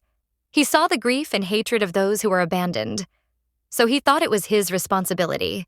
But he knew it was too much of a burden, and he felt like he was about to suffocate. But he knew he had no right to do so. At that very moment, the young man was taken aback, and all his thoughts flew away as he heard the voice of his wife. Coming out of the bathroom, he thanked his wife for preparing his clothes. Rafina hurriedly asked her husband if he had warmed up. He looked at his wife with embarrassment and thanked her again. But still, it felt a little strange to be with her outside the palace. Without wasting a minute, Rafina began talking about monsters again. She believed that with the help of her experiments, sacred power was introduced into the monster. But she understood that since they burned the body, only her testimony remained. Looking at her husband, she said that first they must find irrefutable evidence. The prince supported her and said that they would leave as soon as the rain subsided. Rafina was categorically against this because they had little information about the enemy, and therefore she wanted to send the exposed spy to investigate. The prince looked at her in bewilderment, not understanding what she was talking about, but she said that she would like to send her spirit. Zirkin was puzzled as he did not know whether the spirits could be trusted, but the young lady assured him with a smile that they could be trusted because her spirits loved her very much and were very devoted to her. She saw that he was very surprised and therefore assumed that he was not in harmony with his spirit. In fact, she had already sent her spirit to the nearest temple because as soon as she mentioned the current situation, he had already run away, since he did not want to be near the spirit of darkness at all. She understood that with his abilities, he would definitely not be discovered, because even the temple could not know about all the abilities of the spirits. At that moment, she thought about the spirit of darkness of her husband. She knew that he was enveloping her husband in darkness. A moment later, the crown prince saw a small letter on the table and asked his wife what kind of letter they had received. Rafina informed the prince that she had been asked to deliver this letter to him when he returned. The crown prince was surprised that he received a letter, but he was even more surprised when he read it, because they thanked him for saving many people. Rafina looked at the letter with a smile, as it was very sweet. But a moment later, she saw that her husband's face had changed. Zirkan, in turn, could not bear it and burst into tears. He understood that he had not saved them, because everything was the other way around. She was shocked by what she saw, because she understood that he blamed himself for what happened. She knew that he was very kind, and therefore took full responsibility upon himself. She pointed out that he knew perfectly well that no one blamed him, but she was very upset because, since childhood, he had been accustomed to taking all the pain upon himself. She understood that he still did not have the strength to cry loudly, so she had no choice but to console him. At that very moment, she looked at her husband with tears in her eyes and asked him to stop hurting himself. Rafina hugged her husband tightly and quietly said that he had acted exactly the same way as a child. The crown prince was surprised and at the same time shocked by her behavior. Rafina began to praise her husband, and the prince froze in place in surprise. He was taken aback for a moment, remembering how she had praised him as a child. Bursting into bitter tears, the young lady said that he had not listened to her at all even now. The prince sighed heavily after her words, and he had no choice but to obey and hug her tightly. The power of the spirit and its owner is used wisely. Everything depends on the abilities of each of them. Since the power is limitless, there were no detailed records about it. Orphan's new ability, which he gained after finding the relic, is, without exaggeration, perfect. With his help, the young lady could achieve what she wanted. She was glad that with the help of water power, it was possible to record any dream or event. But what she liked most was that the recording could be viewed later. At that very moment, she threw all her thoughts away as her husband called her. Zerkan looked closely at his wife and asked if she had managed to find out anything. He arrived just in time. After all, based on the memories of her spirit, the temple was also watching them. So if they remained in the count's estate, the temple would calm down and try to hush up the situation. She suggested that the prince rely on her spirit because she knew that he would soon find evidence, and she asked her husband how he was doing. Zerkan said that with the help of the count's knights, they were able to comb a large area. The young lady, in turn, felt relieved because everyone in the capital would calm down after this news. At that moment, she briefly thought about the fact that they had left immediately after the wedding. She understood that this was how things had turned out. But their honeymoon was over, and it was time for them to go back. Now she wondered what their life together would be like after they returned. Rafina was very excited because she remembered the previous evening, because due to her emotions, she burst into tears and said all sorts of things. Now it was difficult for her to look her husband in the eyes. After some time, they got ready and went to meet the count and countess. The count looked at the young people with a smile and announced that everything was ready for their departure. Rafina thanked the couple with a smile for their concern, but said that they were in a hurry and intended to go on horseback. Then the count said with a smile that the prepared carriage would follow them. The crown princess was surprised, as she did not expect to hear such a thing. The count smiled and said that upon hearing that the crown prince was returning to the capital, the local people had collected a lot of things for them, and they had also prepared some things. Rafina looked at her husband in surprise, but at the same moment she noticed that he was amazed by what he heard, and also embarrassed. She understood that the caring people had collected everything for him, so they would thus ease the burden on his heart. After some time, the prince and princess returned to the palace, and the prince met with his father, who assured him that there was no need to worry about what the aristocrats said. But still the emperor was very angry because his son took his wife to such a dangerous place. He looked at his son with fury and asked if he could imagine how worried the duke was about his daughter. The prince understood that if he said that his wife had insisted on it, he would look pathetic. At that very moment, he said that his wife had said that she could not live without him for a second, and she had declared that she would rather die than be left alone.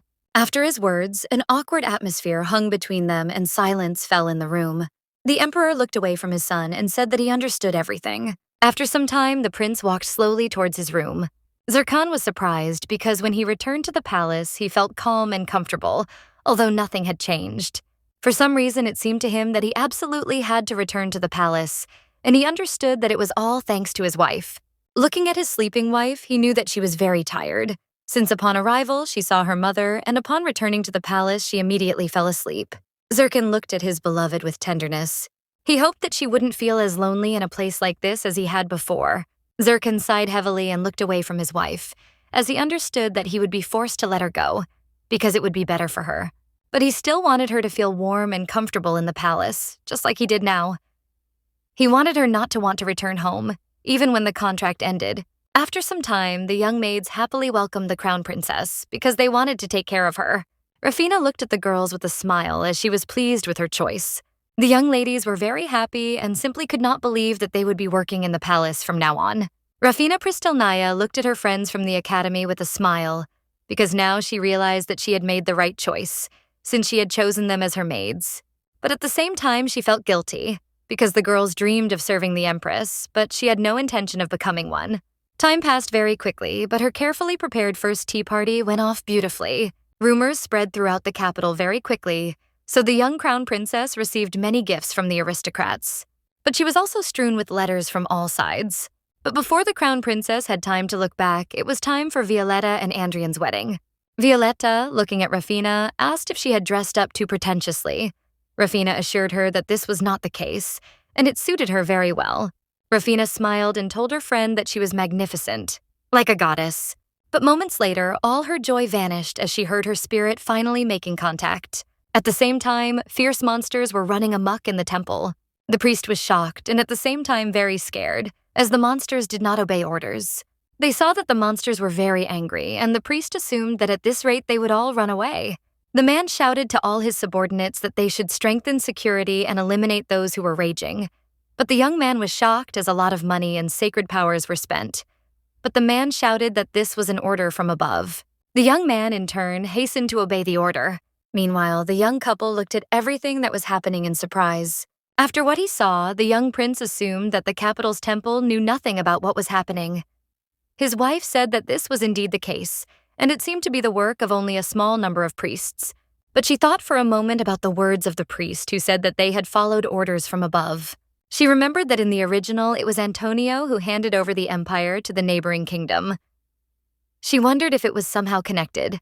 Rafina wanted to know if the queen had power inside the temple. No matter how much she thought about such questions, they did not become less. Rafina clearly understood that they needed more information. At that very moment, she asked her faithful spirit if she could ask him for a favor again. Orphan, with a joyful smile, told his mistress that he would be only too glad to carry out her errand, and therefore he would set off immediately. She looked closely at her spirit, as she understood that he was taking the initiative because of the spirit of darkness. Meanwhile, the crown prince looked intently at the spirit of his wife. He was puzzled because he saw that her spirits were calm, intelligent, and talented, and they were the complete opposite of his spirit. But at that very moment, all his thoughts vanished as the spirit of his wife, with a casual smile, asked when his mistress would divorce her husband. Rafina froze for a moment in surprise at such a question. Orphan said with a smile that they still had a fictitious marriage and they should get divorced.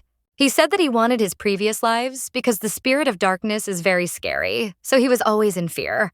Rafina thought for a moment and after a few seconds said that first they should deal with the enemies, and only then she would divorce her husband. After this answer, her spirit joyfully shouted that he would immediately sort everything out.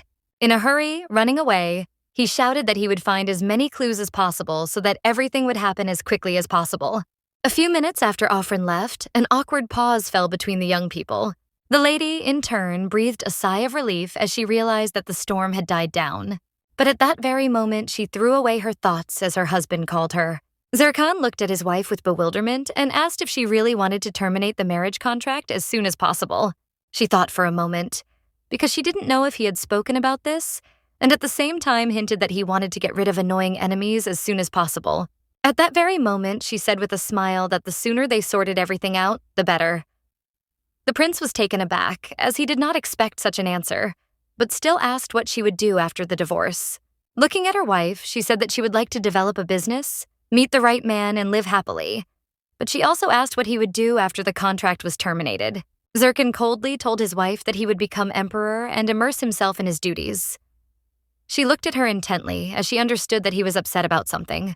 Rafina said with a smile that in that case he should choose a candidate for the role of empress in advance. But at that very moment she regretted what she had said, because she saw that he was very angry. And the young lady said that she urgently needed to finish some business, and therefore she was leaving. The next day, the young people came to their relative's wedding. Looking around, Rafina saw a lot of people, but she was taken aback when she crossed Antonio's gaze. Without wasting a minute, she approached her husband and called him with a smile. The prince shuddered, as he did not expect such a thing at all. Rafina quietly told her husband that his brother was glaring at them. Zirkan sighed heavily as he understood everything and decided to play along with his wife. But in turn, he was furious, because he realized that she could not have stuck to him without a reason. But still, looking at his wife, he wondered what if this was not a game at all. He hoped that she really liked it, and understood that it would be good. After some time, the wedding ceremony of the young people began. After the main ceremony, the young bride joyfully threw her bouquet to her bridesmaids.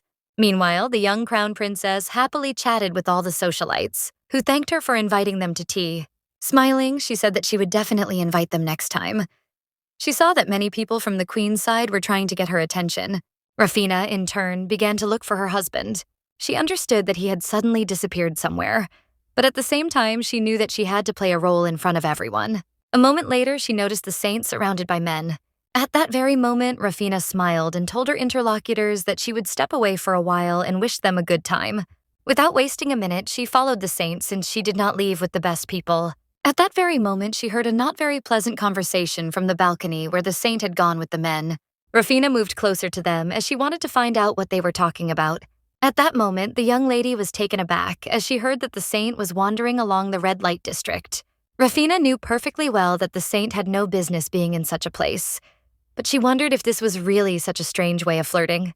In turn, the men looked at the saint with lust and desire, as they understood that she should be more frank, while they wanted her to be kinder to them and thank them. They said that she was obliged to caress them and heal all their emotional wounds. But at that very moment, the young people were taken aback as they saw the crown princess. Rafina, in turn, could not stand it and angrily asked what they were doing. She looked at them with fury because they were committing shamelessness at the wedding of people dear to her. The young men said that this situation was just a misunderstanding, but the young lady pressed them, and at that very moment she pointed a pistol made from her hand at them. A few seconds later, the young people fell from the balcony one after another. Rafina, in turn, stared after them, not flinching at what she saw. Meanwhile, the young people landed on the ground with a thud, unconscious. Rafina turned her gaze to the saint and asked if she had taken their words to heart. She also reassured the saint and said that the men would not die, as they had only fallen from the second floor, and she told the saint that her words might sound harsh, but she should still take care of herself. The saint froze for a moment in surprise, but at the same time she looked at the crown princess with admiration. Rafina looked at the saint with a smile and said that she had things to do, so she needed to hurry. At this point, Celestia stood there for some time in a daze, looking after the crown princess. Rafina, without wasting a minute, ran to her husband. Rafina, overjoyed, asked her husband where he had been all this time. She quickly took his arm and said with a smile that she had been looking for him at a bad time. But in turn, the crown prince quickly distanced himself from his wife. At that moment, he looked at her intently and said that they were alone in such a place. Rafina was taken aback because she realized that she had made a mistake, because she was glad to see him and accidentally took his hand. She felt somehow awkward because she was used to clinging to him, and when she received a refusal from her husband, she felt somehow unpleasant. In order to ease the tension, she asked where he had been all this time. In turn, the press coldly replied that he had been spending time with the bride and groom. Leaving his wife, he said that they should refrain from any touching, even in public, because he felt awkward. Rafina, in turn, froze in shock. It was painful for her to hear such things, but she could not do anything about it. But in the meantime, a stranger was watching the young people from afar. Antonio was furious and didn't understand why the young lady allowed someone to treat her like that. After some time, Rafina, with tears in her eyes, asked her relatives if they were really leaving. In turn, the newlyweds joyfully said that they were going on a honeymoon to the magnificent coast of Redonia. Rafina looked at her relatives in surprise, as she knew that in the original story, her brother, upon hearing about the main character's wedding, was depressed, and after which he went to the coast where he committed suicide. But now she was glad from Togo that, contrary to the original plot, they were now happy. Zircon looked closely at his family because looking at them, it seemed to him that they were leaving for an eternity. Adrian smiled and assured everyone that they would return in a week. Rafina sighed because she realized that no one knew why she was crying. Rafina happily saw her family off on their honeymoon, but still she knew where her brother died in the original, and she could not calm down about it, but still hoped that nothing would happen. At the same time, the crown prince watched his wife closely. A moment later, he said with a displeased expression that only she and the parents were so worried about the young people. Rafina was surprised and did not understand how he understood what she was worried about. He sighed and said that last night she sighed tirelessly, and because of this, he could not sleep. Zirkan informed his wife that he had ordered the Shadow Knights to follow the newlyweds, so she did not need to worry that something might happen. She was surprised and at the same time glad that he had sent a secret squad. Rafina thanked her husband with joy, as she felt a great sense of relief, but at the same time she opened her arms and moved closer to him. But at that same moment she remembered that he had asked her to refrain from any touching. She understood that he felt awkward around her, and so she expressed her sincere gratitude in words. The crown prince froze in shock as he knew she was more than naive, and yet her acting was skillful. and this was beginning to irritate him. Now he realized that he had been wrong to give in to his feelings and say such words, because now it seemed to him that he had only made things worse for himself. At the same time, the aristocrats whispered among themselves as they saw that the crown princess was poor, since a real wedding ceremony was just around the corner, and the crown prince was simply pushing his wife away. They were shocked that he didn't even let her touch him. In turn, Rafina was glad that everything turned out much better than she expected, because she used her operation, the sad look of a lover. She only regretted that she had used this technique a little earlier. She understood that her actions did not cause discomfort to her husband, and now she felt better about herself. She understood that everything was fine, but something made her feel sad, because every time she touched him, she caught herself thinking that he smelled nice. And gradually, the desire to touch my husband became even stronger. Sometimes she wanted to stroke his powerful back, and sometimes she wanted to press herself against his chest, and she even wanted to touch his buttocks. But as soon as she caught her husband's gaze on her, she immediately turned away, and at the same time, she had the feeling that she had lost something. The prince, in turn, was puzzled, because he saw that his wife was playing a role, but he no longer saw her smile and did not feel the weight of her warmth. He knew he had to talk to her immediately. But at the same time, Zurkan didn't know whether he should say that he liked her touch in public, and not only. He wanted to say that she could touch him whenever she wanted. But in turn, Zurkan clearly understood that his words might sound strange. A moment later, the prince's assistant said that he would like to talk about preparations for the ceremony, as there were issues that needed to be resolved. The prince sighed as he realized that he had a lot of work to do. But at that same moment, he turned his gaze to his wife and noticed her sadness, but her facial expression. As he left, he glanced furtively at his wife, although he knew that this was just a game on her part. But his heart still felt an unpleasant ache. After some time, Rafina was resting in her room. She knew that now she did not need to cling to her husband, so banquets became boring for her. Olivia looked at her mistress and said that she was worried about the upcoming ceremony, as there were bad rumors about the relationship of the young people. Christina, in turn, supported her friend since she was puzzled and did not understand what exactly the prince did not like, since he was pushing his wife away so much. Rafina assured her friends with a smile that everything was fine and they didn't need to worry. After some time, Rafina read the list of guests that the Empress had prepared. But after a moment, she turned her gaze to her friends as she noticed that they were very excited and a little sad. Rafina smiled and told her faithful maids that her husband was not rude to her. She became quiet for a moment as she realized that she had become too carried away by her role. And when she got into character, she sometimes did not understand where the truth was and where the fiction was. Rafina froze for a moment in surprise as she realized that she liked her husband, but she didn't know how he would react if she showed her true feelings. Rafina assumed that if her husband became carried away by his role, he would hate her. She knew he had previously suggested limiting physical contact, and after that he had become strange. At the same time, the young lady understood that she had to find out the truth. She hoped that they would be able to talk late in the evening, so she decided not to go to bed because she wanted to wait for him. But after some time, she finally fell asleep and, waking up, noticed that he had not come to bed. Rafina assumed that he was afraid that their bodies would accidentally touch, but she couldn't shake the thought that he was tired of her. That same morning, the young lady saw her husband and called him. He turned around when he heard someone calling him, but looking into the distance, he did not notice anyone. As he left, he sighed, realizing that he had simply imagined it. Time flew by very quickly, and unexpectedly for the young lady, the day of the wedding ceremony arrived. Rafina looked at her maid with a smile and asked for forgiveness, as she was a little nervous. Rafina was well aware of the fact that their wedding was just a sham, but she didn't understand why she was so nervous. The young maids looked at their mistress with a smile and said that she should rest a little and calm down.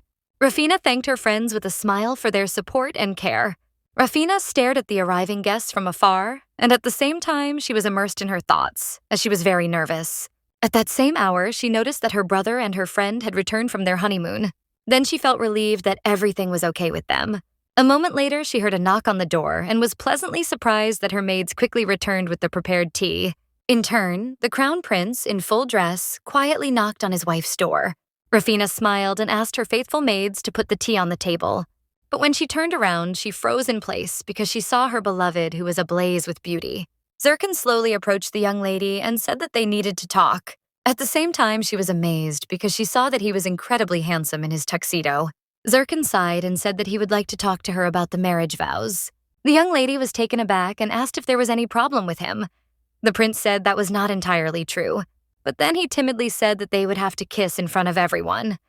The young lady was taken aback for a moment and froze, not knowing what to answer.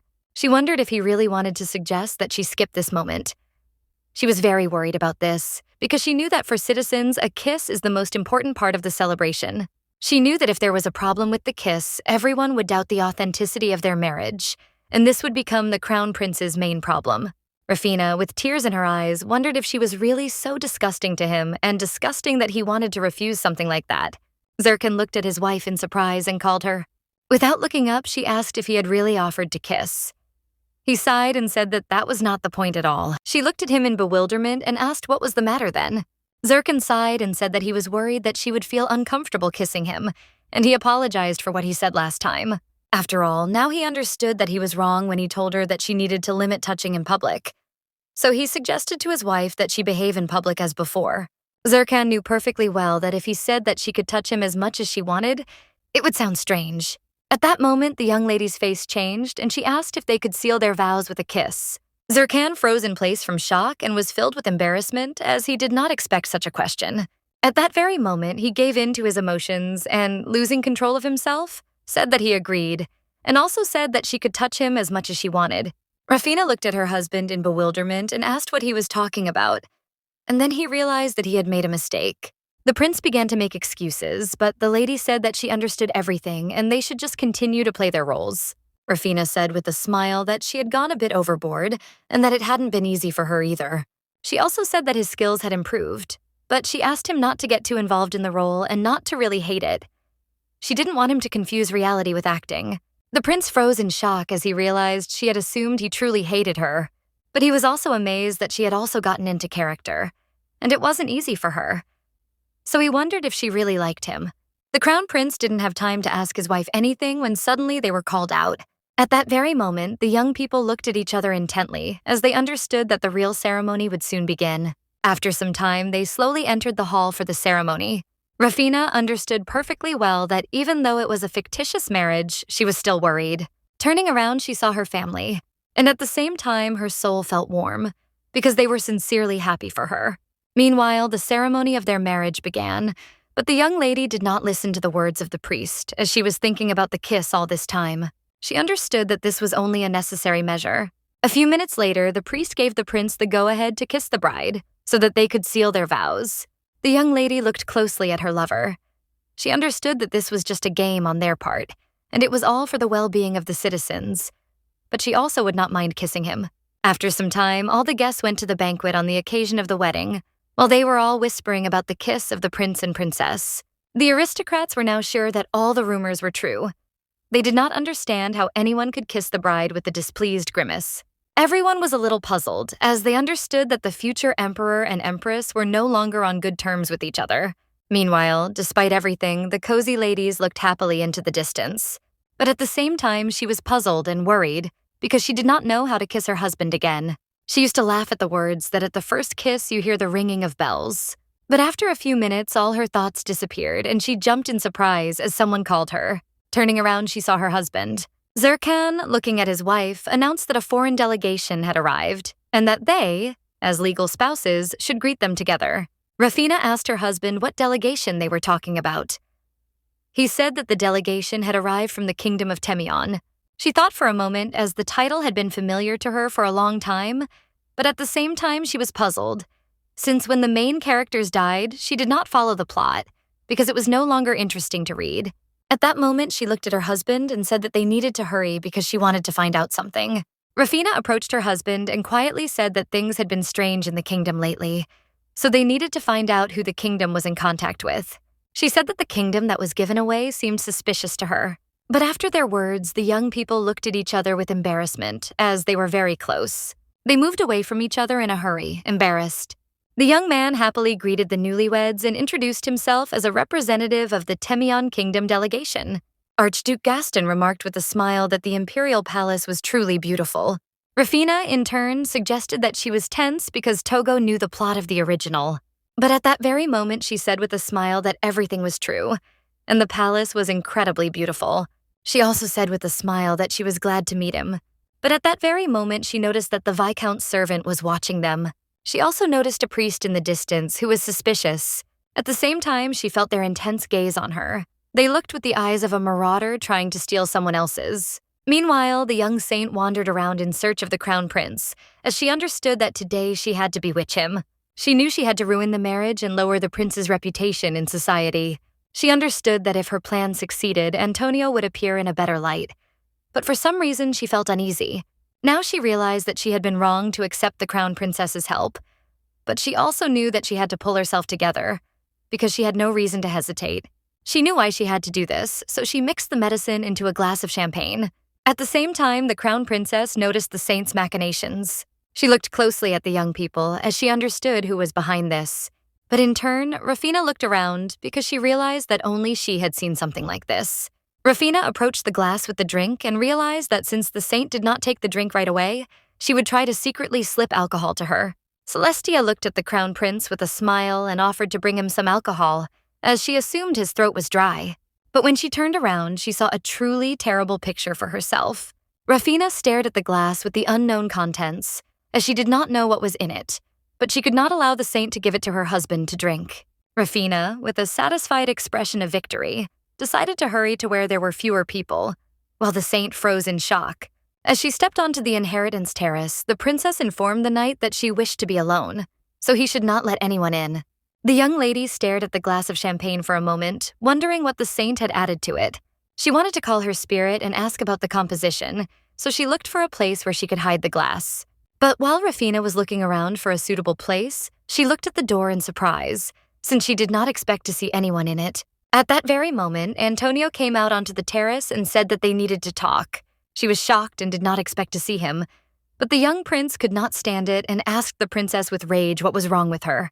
He was very angry and asked if she really liked the crown prince so much that she was ready to tolerate such a relationship, while he was sure that she was truly unhappy with him. He was shocked to see her now standing and drinking alone. Antonio had no intention of looking at such a thing, and at that very moment he snatched the glass of champagne from her. Without wasting a minute, he drank the entire contents of the glasses. At that moment, he looked at the glass of champagne in surprise. Rufina was shocked because she wanted to know what was in the glass. At that very moment, a saint ran up to them on the terrace. She was in shock from everything that was happening. Celestia froze in shock when she realized that Antonio had drunk the contents of the glass. Celestia couldn't believe that the prince drank the contents because the glass contained a love potion, and a very powerful one at that. She knew that the first person she would see was the one who drank. There was deep passion in him. Celestia froze in shock as she realized the fact that she was the one who was supposed to awaken the passion in the prince. Rufina angrily attacked the saint and asked what Antonio had drunk that made her so surprised. Antonio came closer to the saint and asked in bewilderment why he had been filled with love at the vision. Rufina froze in shock when she heard something like that, but at the same time she thought for a moment, since she had read about the love potion in the original. Now she realized that the saint intended to arm her husband. Rufina understood perfectly well that everything happened on the orders of Queen Rebecca. At that moment, Antonio turned to Rufina and hastily said that he still loved her. Rufina didn't listen to his words. She understood that if the young people got together, they would become a wonderful couple, because the queen and the saint got along well with each other. She pounced on the prince with a smile and said that he should go to the saint. Antonio looked away from the young lady and asked if she didn't love him. He understood that he would not wait for an answer and left the terrace in a hurry. After some time, the queen became furious because she learned that her son had drunk the love potion. Celestia, in turn, understood that she had made a huge mistake, and therefore timidly told the queen that everything happened by pure chance. But before she could finish speaking, she suddenly and unexpectedly received a very strong slap in the face from the queen. The queen was furious, and at the same time assumed that the saint intended to bewitch her son. She furiously asked the girl if she really wanted to take the place of the empress. Celestia, with tears in her eyes, said that this was not so, and everything happened because of Rufina.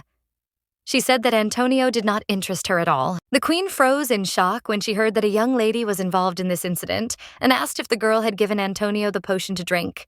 Celestia sighed and, thinking, said that the girl did this on purpose and that everything happened very quickly, and she didn't have time to prevent anything. Celestia, upon leaving, told the queen that she would sit in the room until she found the antidote, and at the same time she asked the queen to assign her protection from the prince. The queen was shocked, but at the same time she accepted the fact that the girl was very cunning. She was furious because her son always disobeyed her. At the same time, the Viscount tried to find her son's weak points and take him away from her.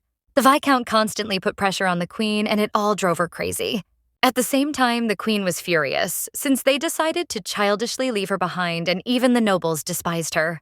She understood perfectly well that she could not leave everything as it was, so she decided to immediately take revenge on the girl. After some time, the young lady looked at our outfit with bewilderment, as she was sure that they had skimped on the fabric. But she understood perfectly well that she could not take off such an outfit. A few minutes later, she saw her husband. But the young lady froze for a moment as she was blinded by his beauty. She knew that she had received all the blessings of life. Zirkan, in turn, looked at his wife with bewilderment. He was a little puzzled by her behavior, as she ran hastily to the bed and told him that she was very tired and therefore would go to bed early. A moment later, the young lady pretended to be sleepy. She made the sounds of a sleeping person, but in turn, she was very embarrassed by his appearance.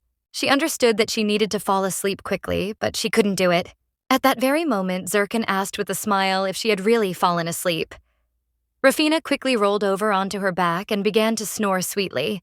Rafina was very embarrassed at this and hoped that he would quickly turn off the light and lie down next to her. But the next day, the young lady was a little puzzled and confused, as she did not understand why her husband touched her lips the previous evening. She didn't feel his breath, so she assumed he touched her lips with his finger. But she still did not understand why he acted in such a way.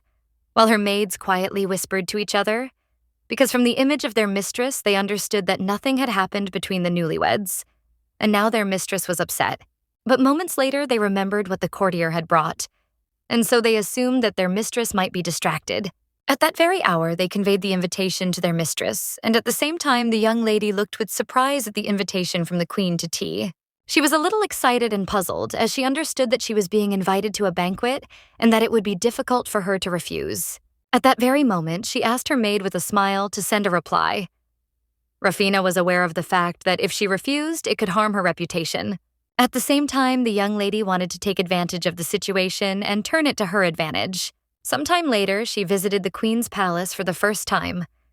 She knew that the Emperor loved this palace very much, and the building had recently been restored. A few minutes later, she entered the hall where her meeting with the Queen was to take place. Rafina thanked the maid with a smile for taking her to the meeting place. But after a few minutes, she saw the Queen in all her glory. Queen Rebecca looked closely at the young lady and thanked her for deigning to visit her. Rafina greeted the Queen according to all the rules of etiquette and thanked her for the invitation. She knew that according to etiquette, they should communicate with each other respectfully. But at the same time, the Queen naturally addressed her informally, due to the fact that no one was around. After some time, they sat quietly at the table. The Queen broke the silence and told the girl that she had been very worried about the rumors about her. But when they met, the Queen realized that there was nothing to worry about. Rafina looked at the Queen with bewilderment and asked what rumors they were talking about. At that moment, Queen Rebecca said with a smile that she had heard about their bad relationship with the Crown Prince. The Queen said that everyone was talking about how the young lady had been dumped, but she assured the young lady that she did not need to worry as it was just a rumor. At the same time, Rafina clearly saw that the Queen was mocking her. The Queen smiled and told her young companion that while she was in the monastery, she noticed that the girl had become very close to her son. Rafina froze in place in shock and surprise, as she had not expected to hear anything like that at all. The Queen looked intently at her companion and said that her son even said that they loved each other very much. Then the Queen could not stand it any longer and warned her young companion that she needed to behave appropriately if she did not want to cause a quarrel between the friendly brothers. Rafina, in turn, looked at the Queen for a moment, taken aback and bewildered. At that moment, the Queen looked at Rafina with fury and told her not to come near Antonio. Rafina, looking at the Queen, said that she had misunderstood everything, because she had never been close to Antonio, and therefore she asked the Queen not to say terrible things about them loving each other. The Queen, in turn, was furious when she heard that these were simply terrible words. Rafina said with a hint of embarrassment that since childhood her heart had belonged only to the Crown Prince, and all the people in the monastery knew about this. Rafina said with a smile that the brothers had never been close either, and for this reason she simply could not be the cause of their quarrels, since they had not gotten along with each other for a long time. The Queen, in turn, could not stand such words from the young lady and cried out in rage that she knew perfectly well that it was the lady who had given him the vile potion. Rafina calmly said that she had not given the prince anything, since he had drunk her glass himself and the potion had been brought by the saint on the Queen's orders. The Queen froze in shock. Rafina told the Queen with a smile that they knew why she had invited her today, and so she could assume that the queen simply wanted to vent her anger. But the young lady with a gentle smile told the queen not to be upset. The queen froze for a moment, for her companion had said that she, like the sobbing mother, knew better than anyone that Antonio had neither talent nor strong will. At that moment, the queen could not bear it any longer and furiously attacked the young lady, insulting her and raising her hand. She was furious because the girl, having become a princess, imagined herself an empress. She shouted that the young lady would pay the same price as the empress. The queen screamed that the crown prince, like the emperor, would find another, and she would sit and suffer. At that moment, the queen was taken aback, as she saw a medallion on the girl's chest. She understood that she should calm down, as she could have more enemies, but she also understood that a magic detector had been installed at the entrance to the palace. The queen knew that the girl would not be able to carry the recording magic devices. She was also aware of the fact that none of the servants would tell what had happened. She knew that this conversation would not go beyond the room, so she angrily ordered the girl to get out of her palace. After some time, the young lady slowly returned to her place. At the same time, she slowly looked around, but after a few seconds, she staggered, and at the same time, she fell to the ground. After a long period of time, Rafina lay quietly in her bed. She recalled how the queen angrily drove her out of the palace. But in turn, she herself left the room out of anger after their conflict. Rafina froze for a moment as she thought the queen would get angry and yell at her. But the queen turned out to have a more fiery temperament. She realized that the queen was now driven into a corner, and because of her mistake, Saint Antonio was hot on her heels, while the Viscount was building up his strength to get his hands on Antonio. Rafina knew very well that Queen Rebecca had previously been hot-tempered, but now she had become extremely irritable. Rafina saw that the queen was openly angry, and at the same time she believed that no one would believe the young crown princess, even if she spread rumors, because she had a good reputation in his high society. But the young lady, in turn, was not upset, since she had a secret weapon that would help her solve the problem in an instant. Rafina knew that the queen would spread the rumor that she had spoken to her disdainfully. But the young lady knew that the queen had missed something very important. Therefore, putting her plan into practice, she deliberately fainted in front of everyone as she left the queen's palace. The knights rushed towards the crown princess in haste, as they did not expect anything like this. A day passed after the meeting of the queen and Rafina, and that's when she woke up. But when she woke up, she saw her husband, who was burning with anger and rage, and at the same time he was agitated and worried. He came to her in a hurry after hearing about her condition and therefore wanted to know what really happened. Rafina, in turn, was in no hurry to tell her husband about everything that had happened, as she wanted the servants to leave. But as soon as she heard that they were alone, she told her husband that she was fine, and she was just pretending. Zerkan, in turn, breathed a sigh of relief, but still he did not expect this and said that he was very worried. Before he could finish speaking, the emperor and empress burst into the young lady's room. The emperor was shocked by what had happened, so he hastily asked why she had gone to the palace to see the queen. Zerkan broke free and, hugging her husband, said that she had received an invitation from Queen Rebecca. But at the same time, looking at her new parents, she said with tears that the queen had misunderstood everything and began to scold her harshly, even throwing food at her. The emperor was furious after hearing this information, but they all still wanted to know what really happened. Rafina sighed heavily and began her story. After some time, the high aristocrats were gathered in the Imperial main palace. At this point, the queen was beside herself with rage because she knew that the girl had faked fainting. But at the same time, she understood that they had no evidence, but they were still going to judge her. Queen Rebecca froze for a moment when she heard that they intended to bring spirit water. At the same time, the young lady provided her amulet, which she wore during her meeting with the queen. The emperor ordered the court magician to cast an expansion spell so that everyone could see what had really happened. A moment later, everyone saw the meeting between the young crown princess and Queen Rebecca, with the queen saying that she was greatly troubled by the rumors about the young lady. The queen was taken aback, as she did not expect to see anything like this. She froze when she clearly saw her reflection, and she also heard her own voice. Then she said with a smirk on her face that everyone was now only talking about how the crown princess was abandoned alone. But she assured the girl not to worry, since these were just rumors. She said with a grin that the young crown princess had become very close to her son. The emperor and empress shuddered when they heard the queen's words that the young crown princess could cause a quarrel between the very close-knit brothers. Then the queen, threateningly, told Rafina not to approach Prince Antonio. Rafina immediately told the queen that she had misunderstood everything and that she was not at all close to Antonio. She assured the queen that since childhood her heart had belonged only to the crown prince, and all people knew it. Then the queen could not resist and waved her hand in anger as she intended to strike. All the aristocrats were shocked. They could not believe how the queen dared to raise her hand against the crown princess. At that very moment, the queen froze in a daze as she realized that this situation was shown in a different light. She was taken aback and started screaming that she had not raised her hand against the girl. The emperor looked at the queen with fury and said that their common son was influenced by her old habit. Then everyone clearly heard what the queen said to the young lady, for she declared that the girl imagined herself to be an empress. But at the same time, she assured her that she would also pay the price, just like the empress. She shouted that the crown prince, like his father, would find another woman. The empress froze for a moment from what she heard, as she was sad and in pain. Finally, everyone heard the queen screaming furiously at the crown princess to get out of her palace immediately. The queen was shocked by everything that was happening. She screamed that it was a fake and the girl had fabricated everything. She knew she had no choice but to protect herself, so she insisted she had been unfairly framed. But at that very moment, the crown princess made a statement and appealed to the emperor.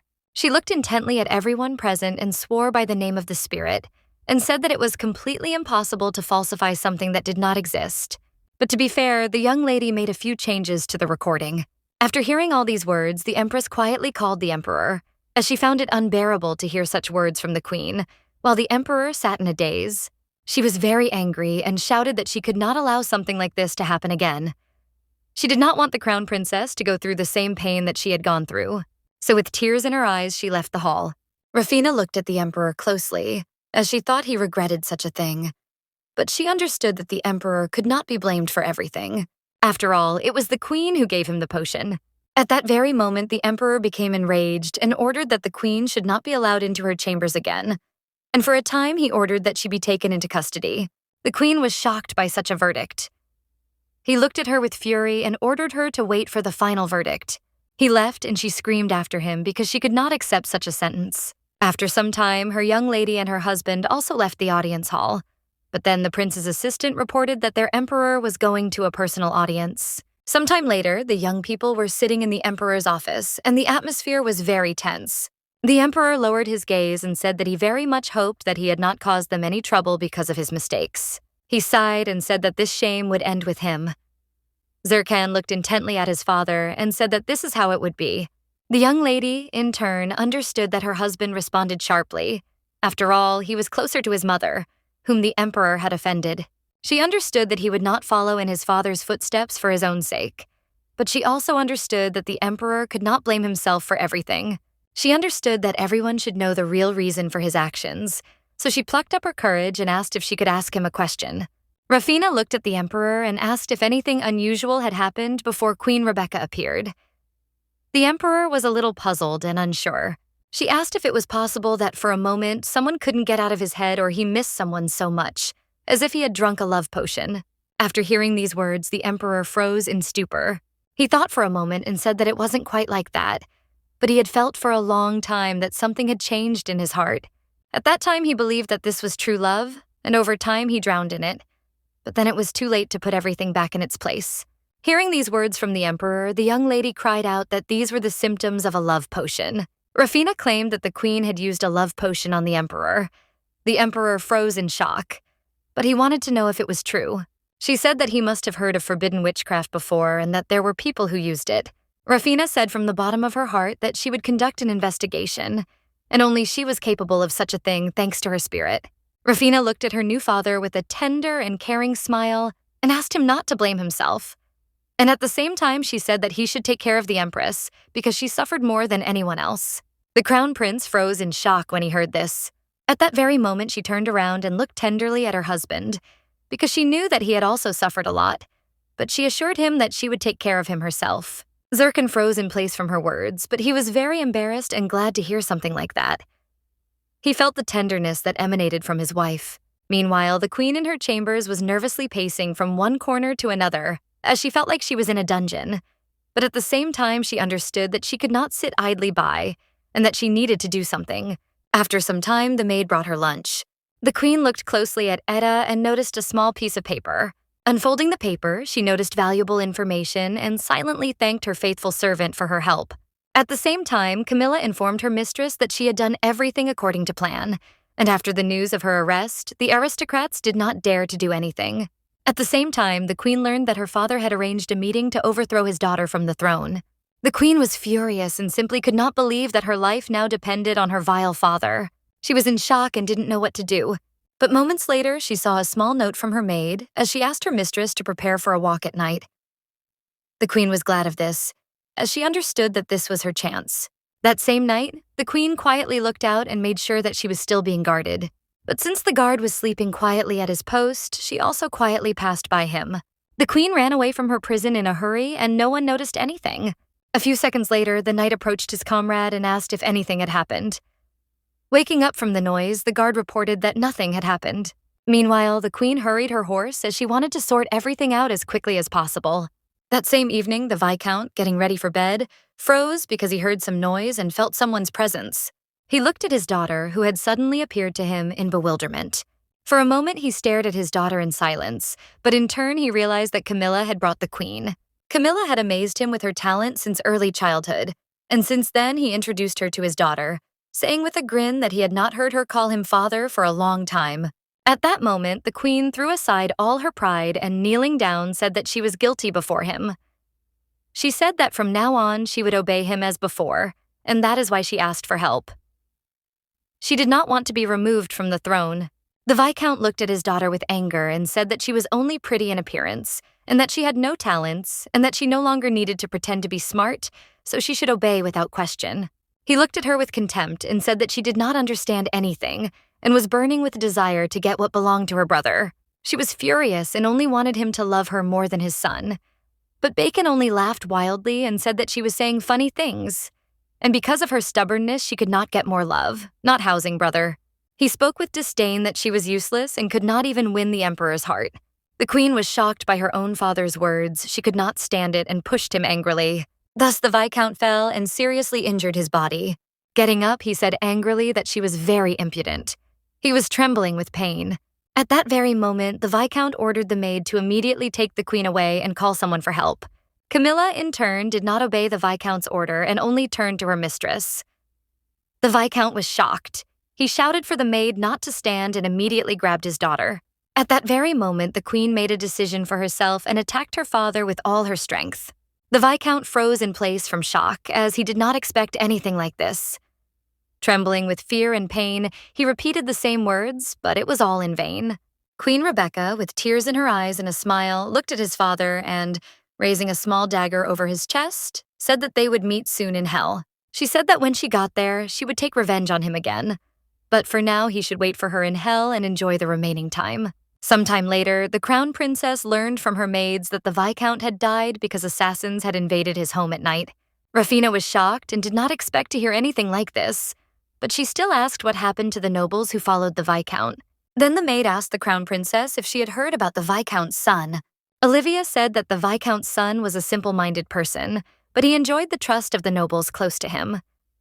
He was still in a hurry to inherit the title despite the fact that the Imperial family was conducting the investigation. At that very moment, Christina said that this was not the problem now. She said that because of the murder of the Viscount, everyone felt for Queen Rebecca. But at the same time, the maids understood that the nobles should not have felt sorry for the queen after all that had been done.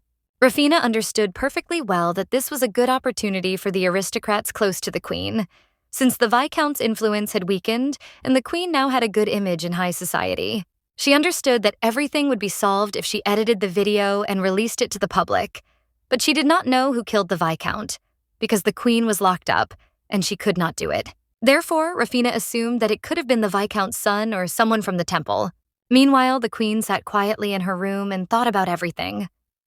She would have been glad if her father had died at a more convenient opportunity. Then she would have been able to label the crown princess as a criminal, but now her son could only rely on her. After some time, the young crown princess was unsuccessfully walking around the castle, and she was puzzled, since you had not given her any peace for the last few days. Her family was very worried about her and did not give her any peace. Every single day her family came to see her and checked if she was okay. She barely managed to calm her enraged mother. And at the same time, her twin brothers were furious. And at the same time, they took out their anger on their older brother, since he did not keep an eye on his sister while he was in the capital. Rafina breathed a sigh of relief when she learned that her relatives were leaving the capital after all, as it had weathered a real storm. And recently she began to see the Empress often. Every day she brought her new treats, and therefore she saw that the Empress began to come to her senses. She was glad that her daughter-in-law visited her every day. Rafina the Empress said with joy that she enjoyed communicating with her, but she understood that she had to take care of the Empress's mental health. Rafina understood perfectly well that when she was near the Empress, her mood improved, even if only slightly. After some time, she saw her husband, who was staring into the distance. Zerkan turned around hastily when he heard his wife's voice. The young princess asked her husband with a smile if he had really come to meet the Empress. Zerkan said that this was not so. Rafina was surprised and asked him why he had come. He smiled and said that he wanted to tell her something, but at the same time he asked her to go to a place where there were fewer people. Rafina, in turn, hugged her husband tightly and began to communicate with him with a smile, as she saw that they were surrounded by many people. At the same time, a man was watching them closely from afar. At that very moment, the young princess turned around because she felt someone's presence, but she didn't see anyone. After everything was gone, the man realized that the princess was unrequitedly in love with the crown prince. He understood that such a lie would have to be found only a few years ago, but in turn, he was glad that this was his weak point, which was easier to get to than the Empress. So he intended to use the young lady to get to and destroy the crown prince. A moment later, the young lady came to her senses and responded to the voice that was calling her. She looked closely at her husband and asked what he wanted to talk to her about. Zerkan said with a smile that at the moment, Gerald Tedler was granted a title and now had under his control the nobles who were led by the former Viscount.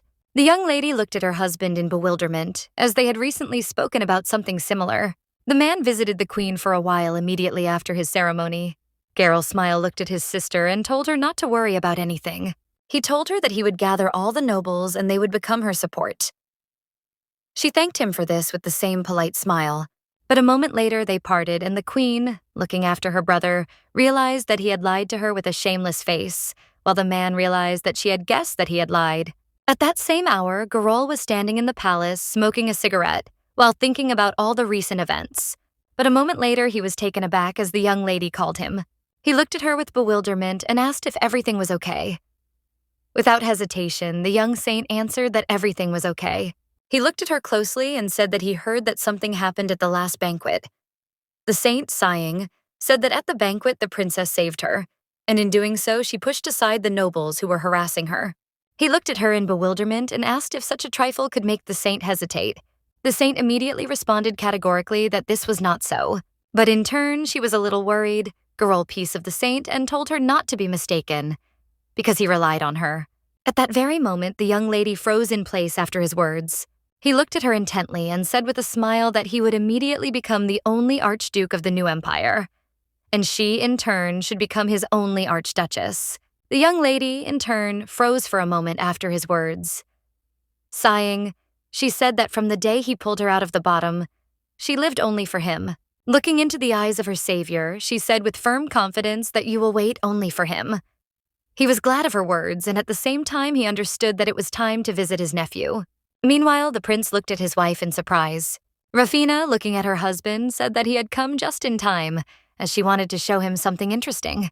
At that very moment, the young prince heard my wife's recent conversation with her spirit regarding a fictitious marriage.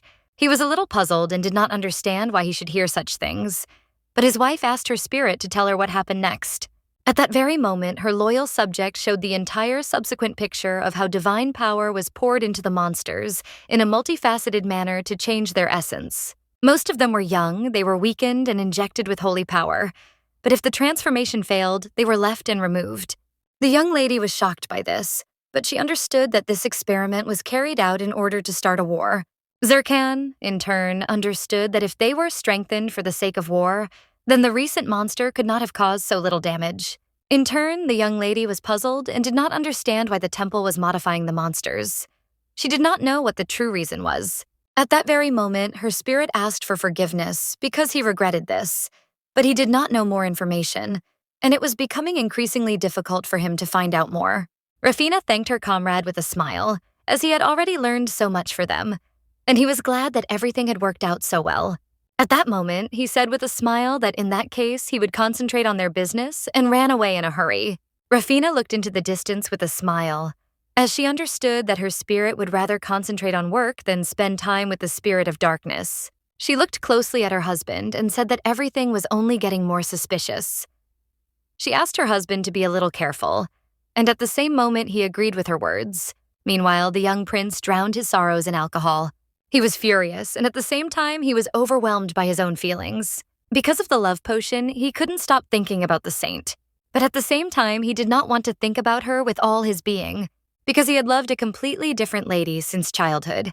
He furiously denied the whole existence of a love potion, but to his regret, his uncle noticed something similar.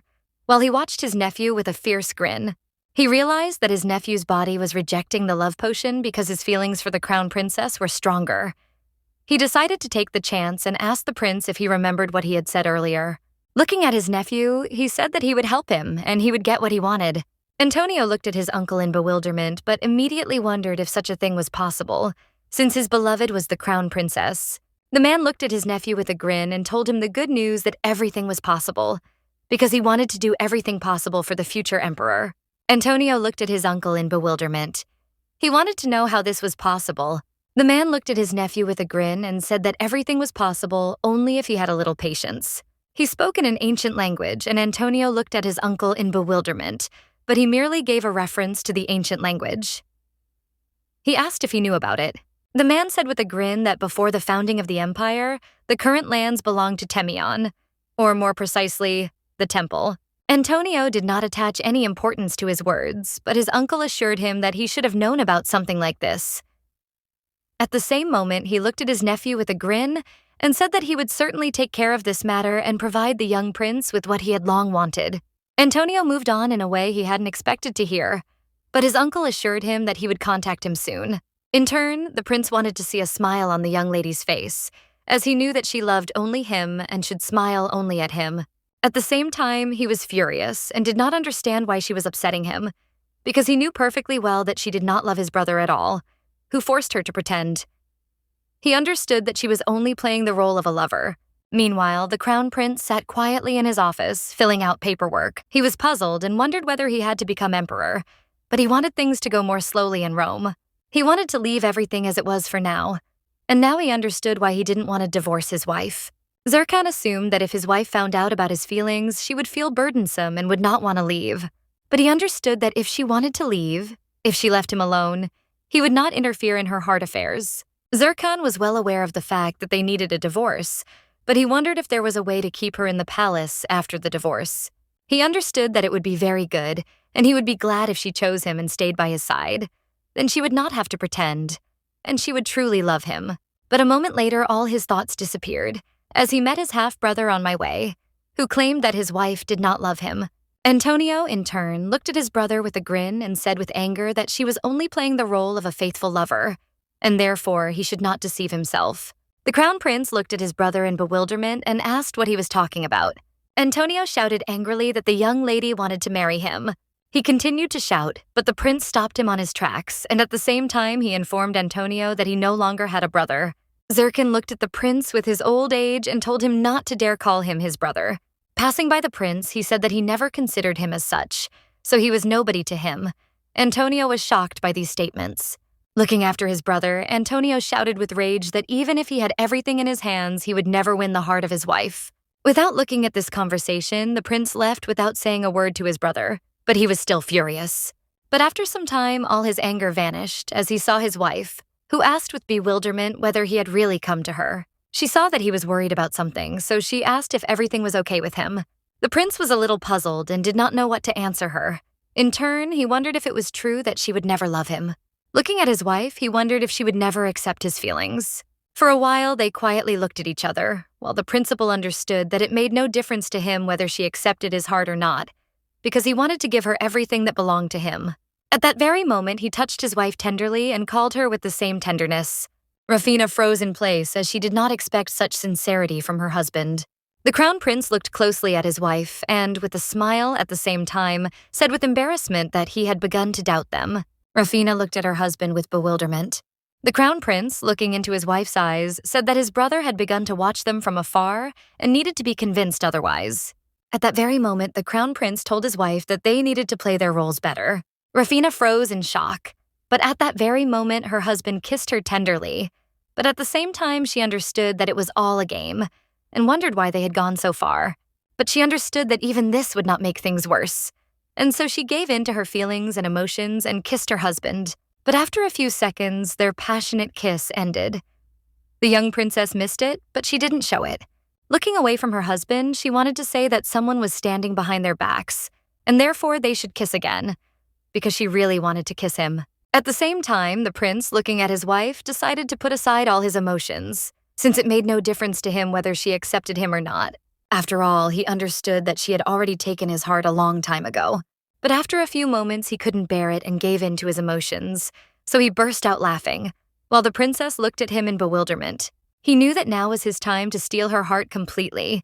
For this reason, he wanted her to stay by his side forever. Meanwhile, the queen was furious and did not understand what her brother was planning. She didn't understand why he suddenly took the saint for himself. At the same time, she wondered if he realized that she had killed their father, and that was why he wanted to take revenge on her.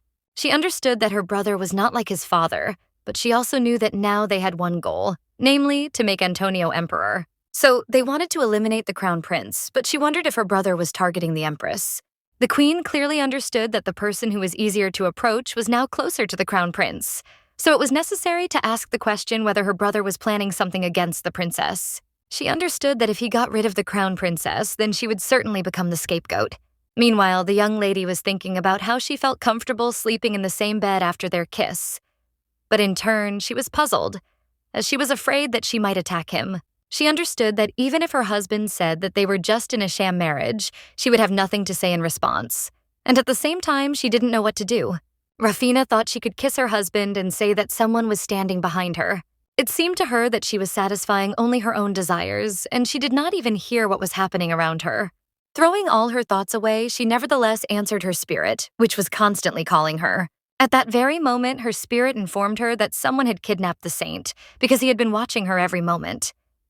The young princess was shocked by what she heard. She knew that there had recently been a meeting with a neighboring kingdom, so she ordered her spirit to watch over the saint, because she suspected that something irreparable would happen.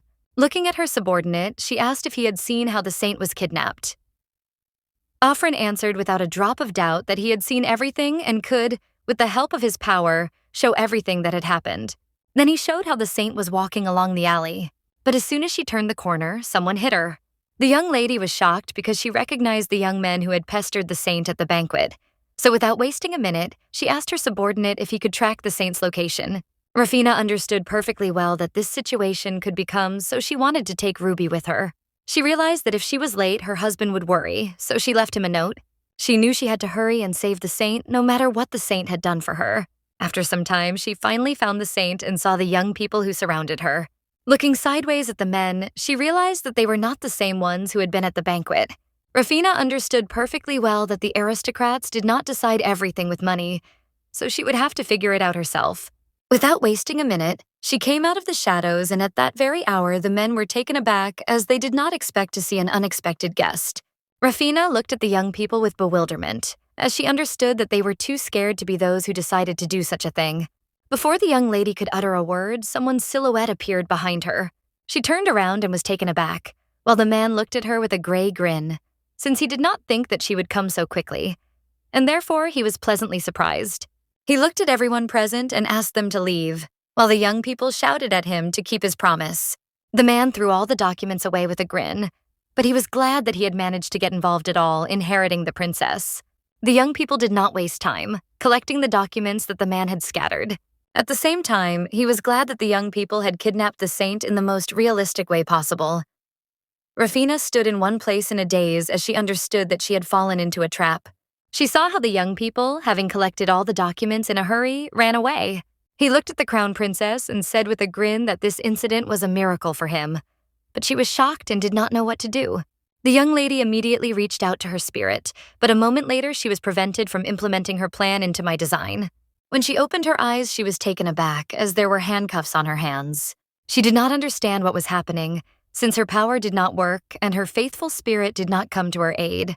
Garol looked at the young lady with a happy grin and said that she was now surrounded by useless things. Mocking the young lady, he said that he knew very well that there were several people in the empire who owned spirits, and it was she and her old friend who were the ones who did it.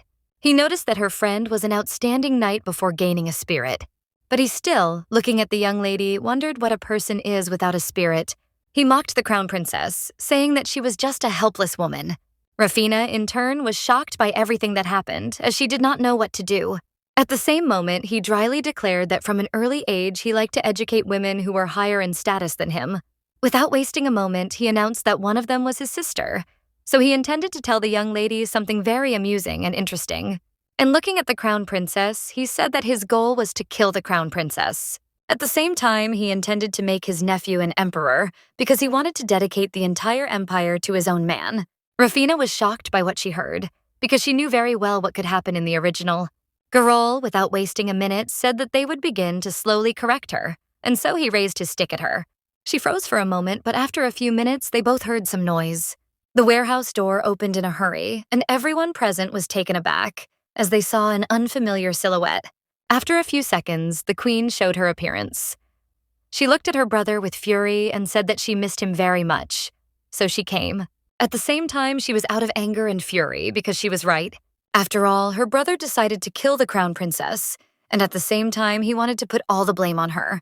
In turn, the queen could not allow him to do something like that and said that she had come to tell him something. Garol looked at his sister with a smile and asked how she knew that they were in such a place. He assumed that Camilla brought her to this place. He looked at his sister with contempt and lust and said that he had long wanted to caress Camilla, but their father had given her over to the queen's subordination. Without wasting a minute, he asked with a fierce grin where her maid was, since she had come alone. The queen, in turn, did not answer her brother and only looked at him with a grin. Garol shouted at his sister with a grin that she didn't understand the situation she was in. But at that very moment, his fierce grin disappeared from his face, and everyone present saw the distinct silhouette of a man. The crown princess froze in place, not knowing who had appeared before them. But at the same time, she froze in a daze as she saw that all the knights were scattered by someone with the speed of lightning. She looked into the distance in surprise and saw Antonio. He didn't even have time to utter her name when he suddenly heard that they needed to hurry. The young princess looked at her savior in bewilderment. But a moment later, the maid approached the crown princess and informed her that it was time for them to leave. The queen looked at the knights and ordered them to take her to her brother in the dungeon. After some time, Antonio looked at his uncle with rage. He understood that he wanted to kill his beloved, so he had to pay with his life. But the queen managed to stop her son. She spoke tenderly, saying that everything was already over, and at the same time she told her son not to worry and to return to the palace, since after everything that had happened, the young lady would remain by his side. Antonio followed her words, and after some time the queen was left alone with her brother, and she did not know what to do, kill her brother or not, since in her scenario the crown princess died on the spot. She knew that her brother was just a useless slug, and therefore she had to put an end to his life. But she thanked him for his help with a fierce grin. At the same time, the young princess was in a perplexed state because she did not know what to do, and she was very scared because she was afraid of never meeting her comrades again. Meanwhile, the young maid quietly guarded the crown princess. But a moment later, she was taken aback and looked at the young man in bewilderment, as she did not understand why he had come to the crown princess. Nevertheless, she let him in unconditionally. Watching the young man leave, she realized that it was not in vain that she had left the carriage at the back entrance. At the same time, she really hoped that nothing irreparable would happen. The young lady was sitting quietly in her cell when she suddenly heard someone calling her. The young man looked at her intently and said that she could go with him without wasting a minute. He suggested that she run away. At that very moment, he dropped all his disguise and, in a fit of emotion, offered her to run away with him. He wanted her to agree to be his, and after that, he would immediately pull her out. Rafina looked at the prince in surprise, as she did not expect to hear something like this. He was furious and shouted that she did not understand, because soon his mother would come to her to kill her, and he did not want that at all. Rafina looked at the prince with bewilderment and said that she did not understand at all why he was doing this. He was shocked and shouted that he had been in love with her since childhood, but the princess assured the young man that these were only his feelings, and she had never been interested in him and did not accept him. Sighing, the princess said that it was absolutely impossible to force one's feelings on someone else. He was in shock and shouted that if she did not go with him, she would die, while Antonio was burning with rage and shouted. He wanted to know if she really loved his brother so much that she was ready to sacrifice her life. Antonio could not contain his emotions and shedding tears. He said that everything happened because of her. He said nothing more to the young lady and therefore decided to leave immediately. At that very moment, he came out of the dungeon, and young Camilla, looking at the prince, realized that he was going to harm the queen. She knew she couldn't do anything about it and had to stop him. In her mind, Camilla apologized to the prince, but she knew it was time for him to return home. After she knocked him out with all her strength, she dragged his body towards the carriage. Meanwhile, the young lady was in fear.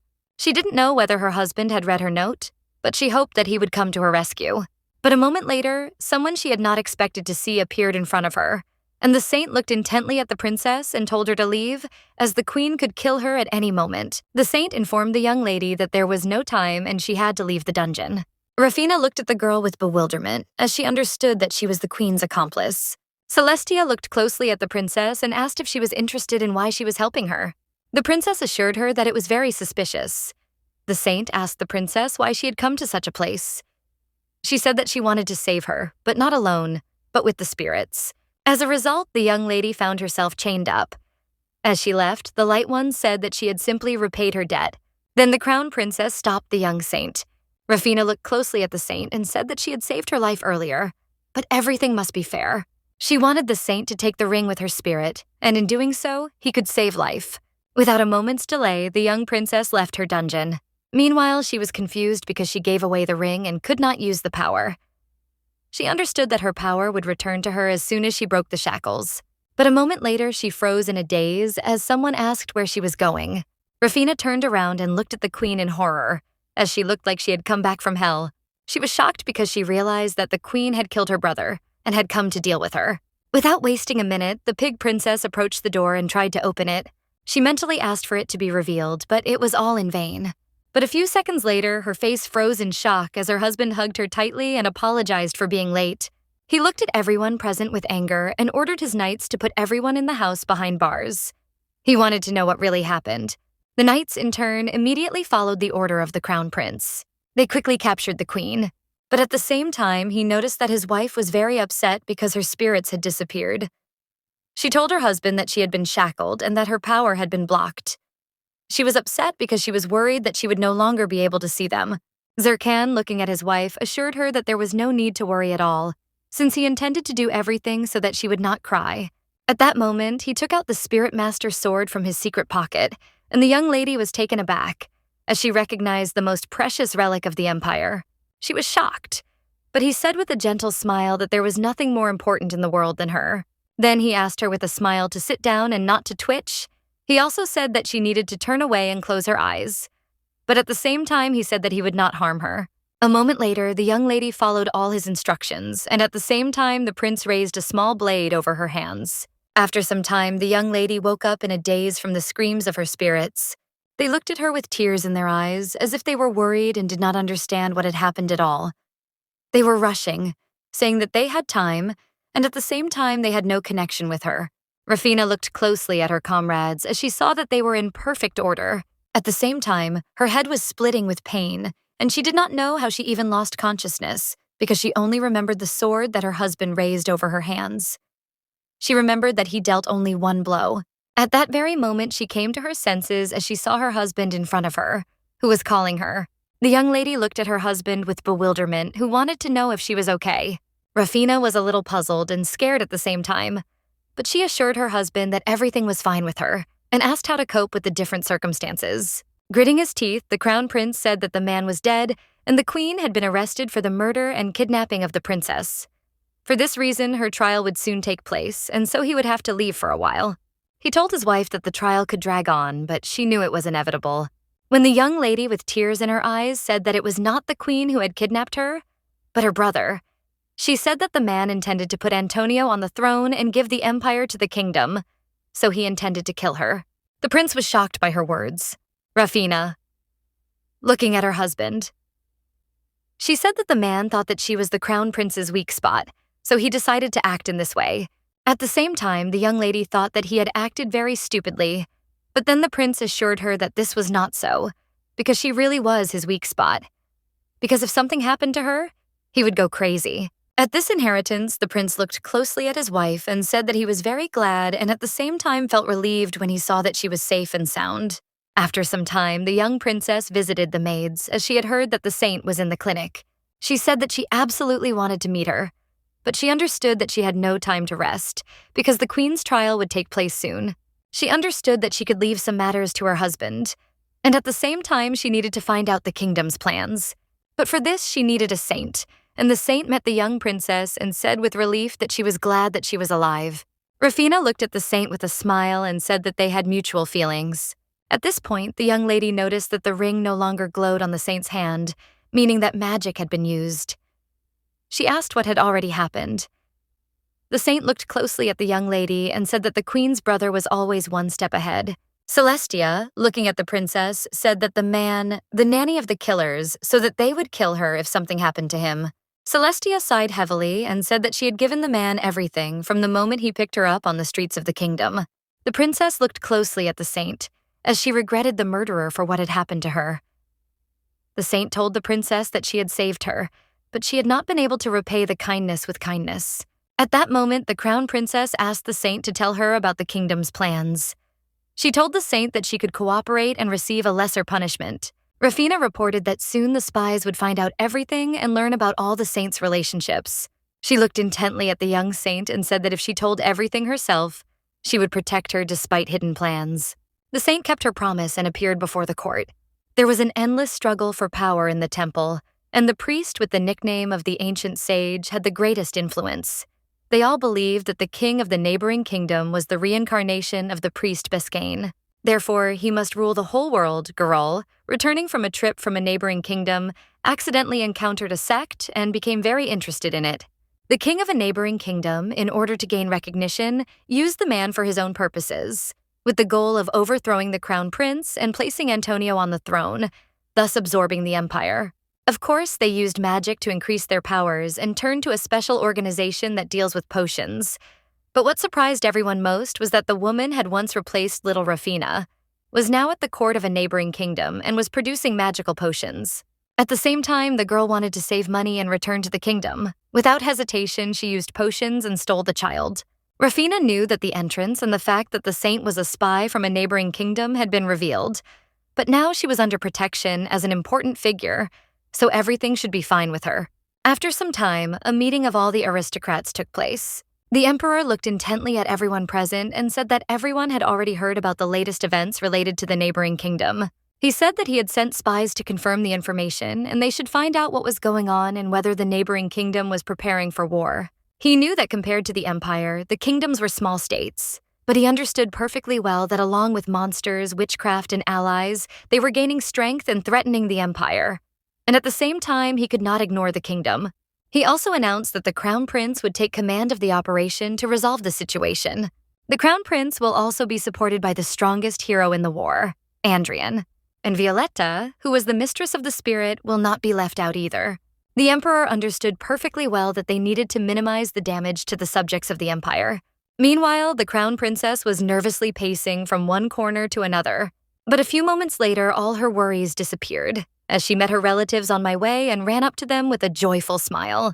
Rafina with tenderness and smiles. Rafina was glad to see the young people, but she was puzzled, since she did not know how they came to her. She smiled and asked if they had come to live in the palace. Her brother immediately said that this was not the case, and they had come, but they would have to leave soon. The young lady hit her husband painfully and said that he was only frightening his sister with such words. Violetta looked closely at her friend and said with a gentle smile that she had probably already heard the latest news. But they also had to take part in the war with the neighboring kingdom, because it turned out that they were hiding monsters, so they could not help but enter the war against them.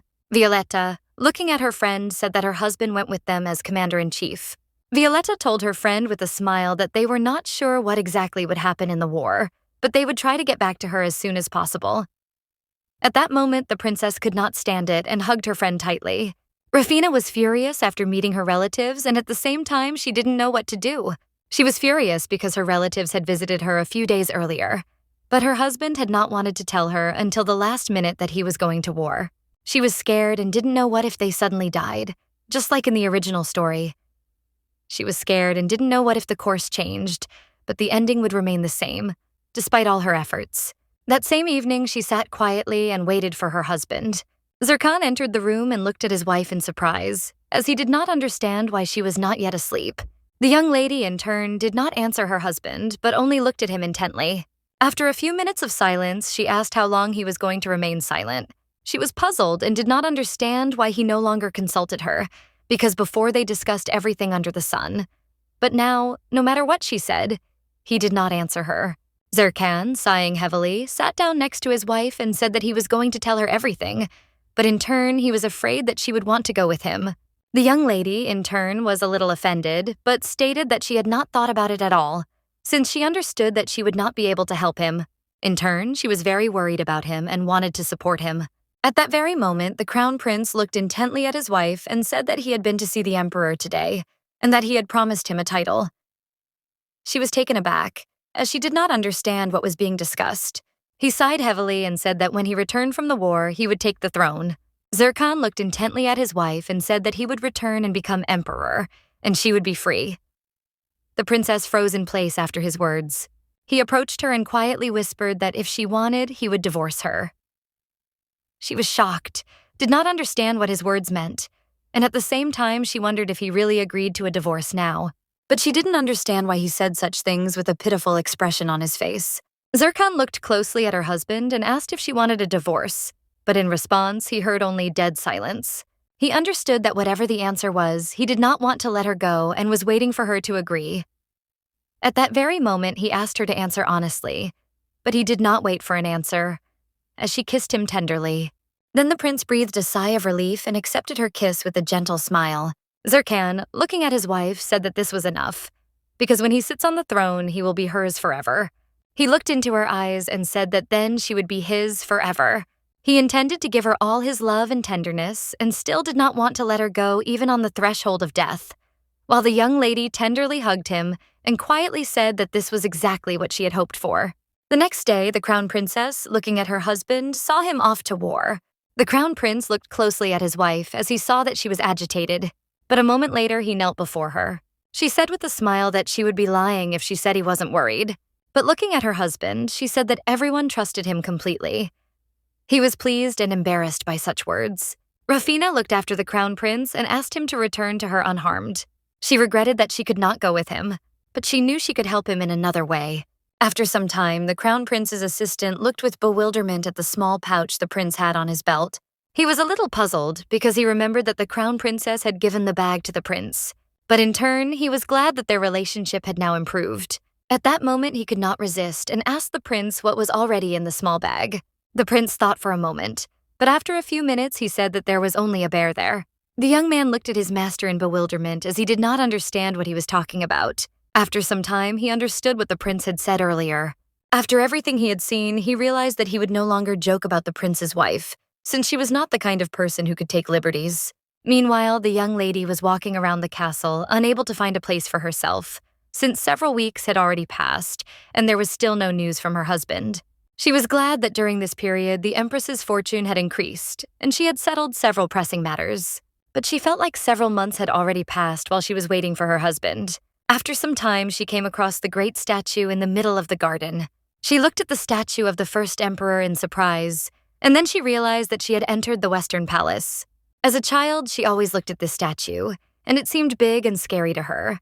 But at that time, she came to the palace to see her lover. But moments later, she screamed as she heard someone's voice. Moments later, the young lady breathed a sigh of relief as she saw a prince in front of her who was terrifying and frightened her. Antonio looked closely at the young lady and called her, but at the same time, he asked if she would like to sit next to him. For some time, the young people sat quietly next to each other. At the same time, the young princess felt cool. Antonio paused for a moment and said that when they were little, he really liked having an older brother, so he always wanted to be closer to him. But at one point, he learned something. Namely, that he would not be able to get anything from his brother except hatred. And then he himself began to hate him and constantly boasted about his father's love, and at the same time he pressed his brother on his sore spot. But now he understood that in the end his brother had everything, and he had nothing. Looking at the young lady, he said with a gentle smile and sincerity that he liked her. He understood that there was nothing left for him in this world. He burst into bitter tears as emotions overwhelmed him. But the young lady enraged the prince that she was not the one who could give him what he lacked, and that somewhere such a person still existed. The princess looked into the distance with a smile and said that they would definitely be able to meet, and that was when he would relax a little. After their short conversation, there was an awkward pause. After some time, the emperor looked at his son with a puzzled expression and asked if he really wanted to give up his status as a prince. Antonio, in turn, said with relief that this was so. He knew perfectly well that his mother would never give up, and he no longer wanted to watch his loved ones suffer because of the power given to him. The emperor sighed heavily and asked his son for forgiveness, but at the same time he asked him to at least occasionally convey news of himself. After meeting his son, the emperor realized that his youthful mistakes had continually brought hardship to many people. After some time, newspaper headlines were abuzz with news that they had won the war. All the aristocrats were delighted with such news. But the plot did not know that the prince had renounced his title and left the empire, and the queen was in prison. And at the same time, she was in great shock and did not eat or go to bed for several days. And because of these circumstances, the trial was postponed for a week. After some time, the trial of the queen began. But the queen, in turn, did not admit her guilt, and everyone was furious about this. The queen glanced sideways at the small glass of water. But at that very moment, the crown princess looked at the queen with bewilderment, as she did not understand why she did not drink water, since she was coughing so much. At that moment, the queen turned around and looked into the distance with fury. Rufina was puzzled and did not understand where the queen was looking so intently. But a moment later, she realized that the queen was looking at her servant, who was in a position. Unable to withstand the queen's pressure, she drank the water anyway. Rufina was shocked that the queen drank the contents. At that very moment, the queen, with a predatory grin, said that she was not at all to blame for what had happened, and that it was her brother who was to blame, and he deserved to be torn to pieces. She screamed that he was the one who deserved to die like a dog. She was puzzled because she understood that they did not dare blame her for what she had done, and yet the poison that was in the water had taken effect. At that moment, the judge could not stand it any longer, and with a puzzled expression on his face, he called for the doctor. Rufina was shocked by everything she saw, but at the same moment, she turned her gaze to the queen's servant. She stared at the young girl as she quickly walked out of the courtroom. Rufina couldn't stand it and called the girl, and she stopped. Rufina knew that it was Camilla in front of her. At that very moment, Camilla told the crown princess that she had no evidence to bring her to trial. The young princess was a little puzzled by such words and immediately said that she had not even had such thoughts.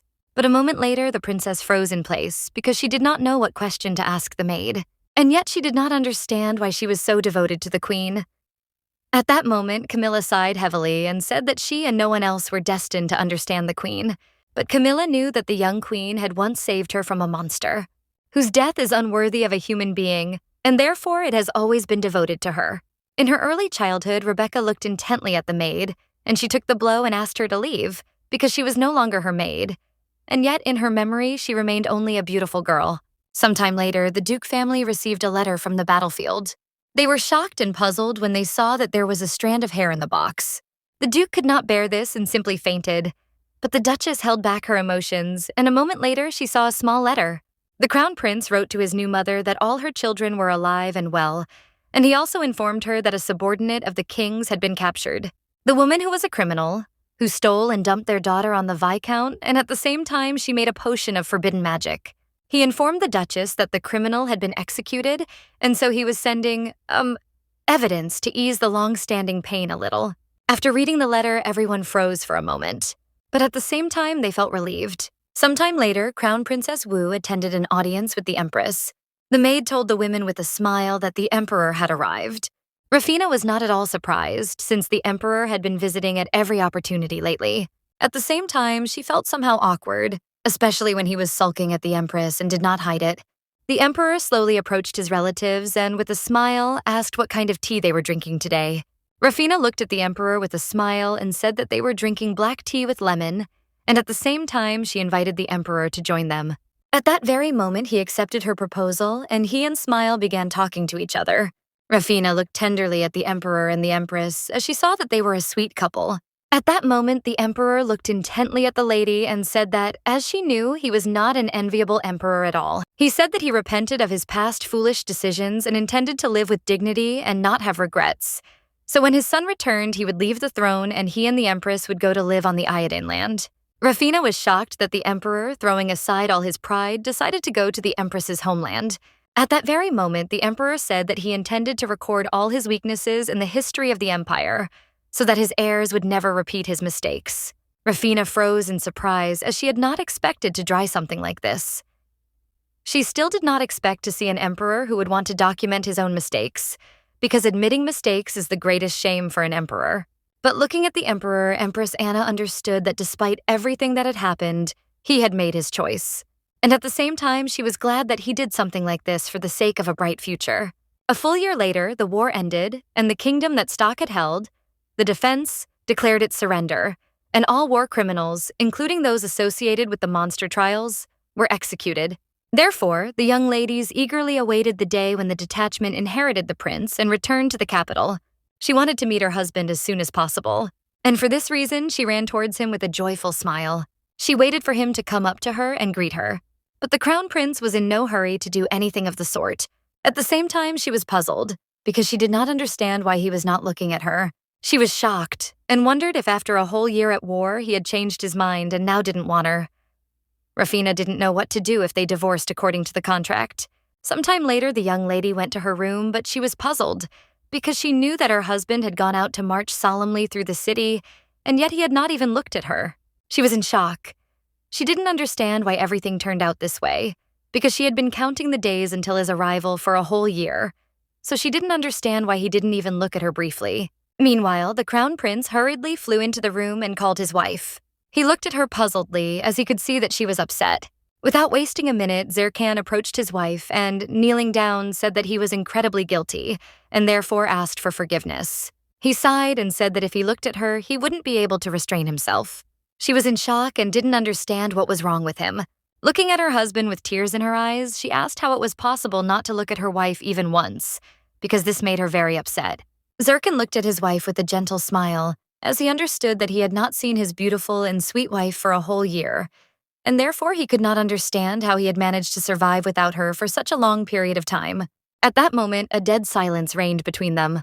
But fortunately, it did not last long, as the young lady could not stand it and rushed to her husband with tears in her eyes, saying that she missed him very much. He kissed her tenderly and said with a smile that every moment he thought only of her, and therefore he really dreamed of seeing her.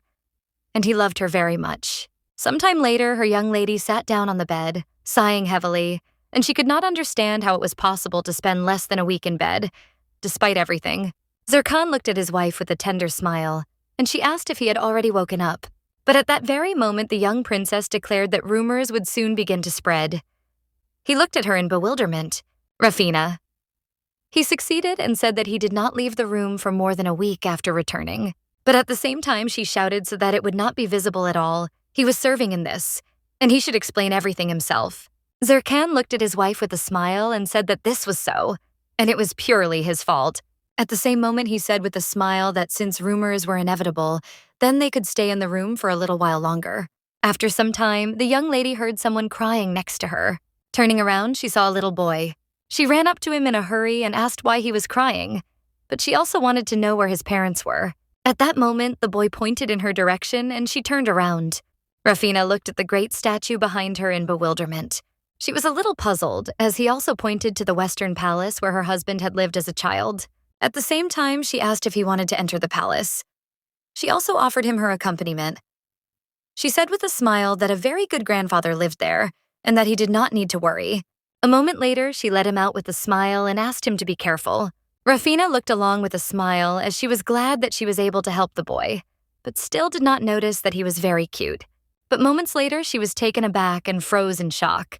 She could not believe what she saw before her, how the terrible statue changed in the blink of an eye. After some time, Rafina finally told her husband about her strange dream, but she also noticed that the boy was very handsome, and her spirits quietly glanced at each other as they already understood what was going on. That same day, the prince came to an audience with his father. Without a moment's delay, the emperor handed over his title and crown to his son. He said with a smile that the crown prince ascended the throne and was officially named emperor. Rafina looked at her husband with a contented smile, as she understood that he was starting a new life. She understood that in this new life there were many people who loved him. She understood that their life together was like a miracle. She was glad that in one instant the child became loved.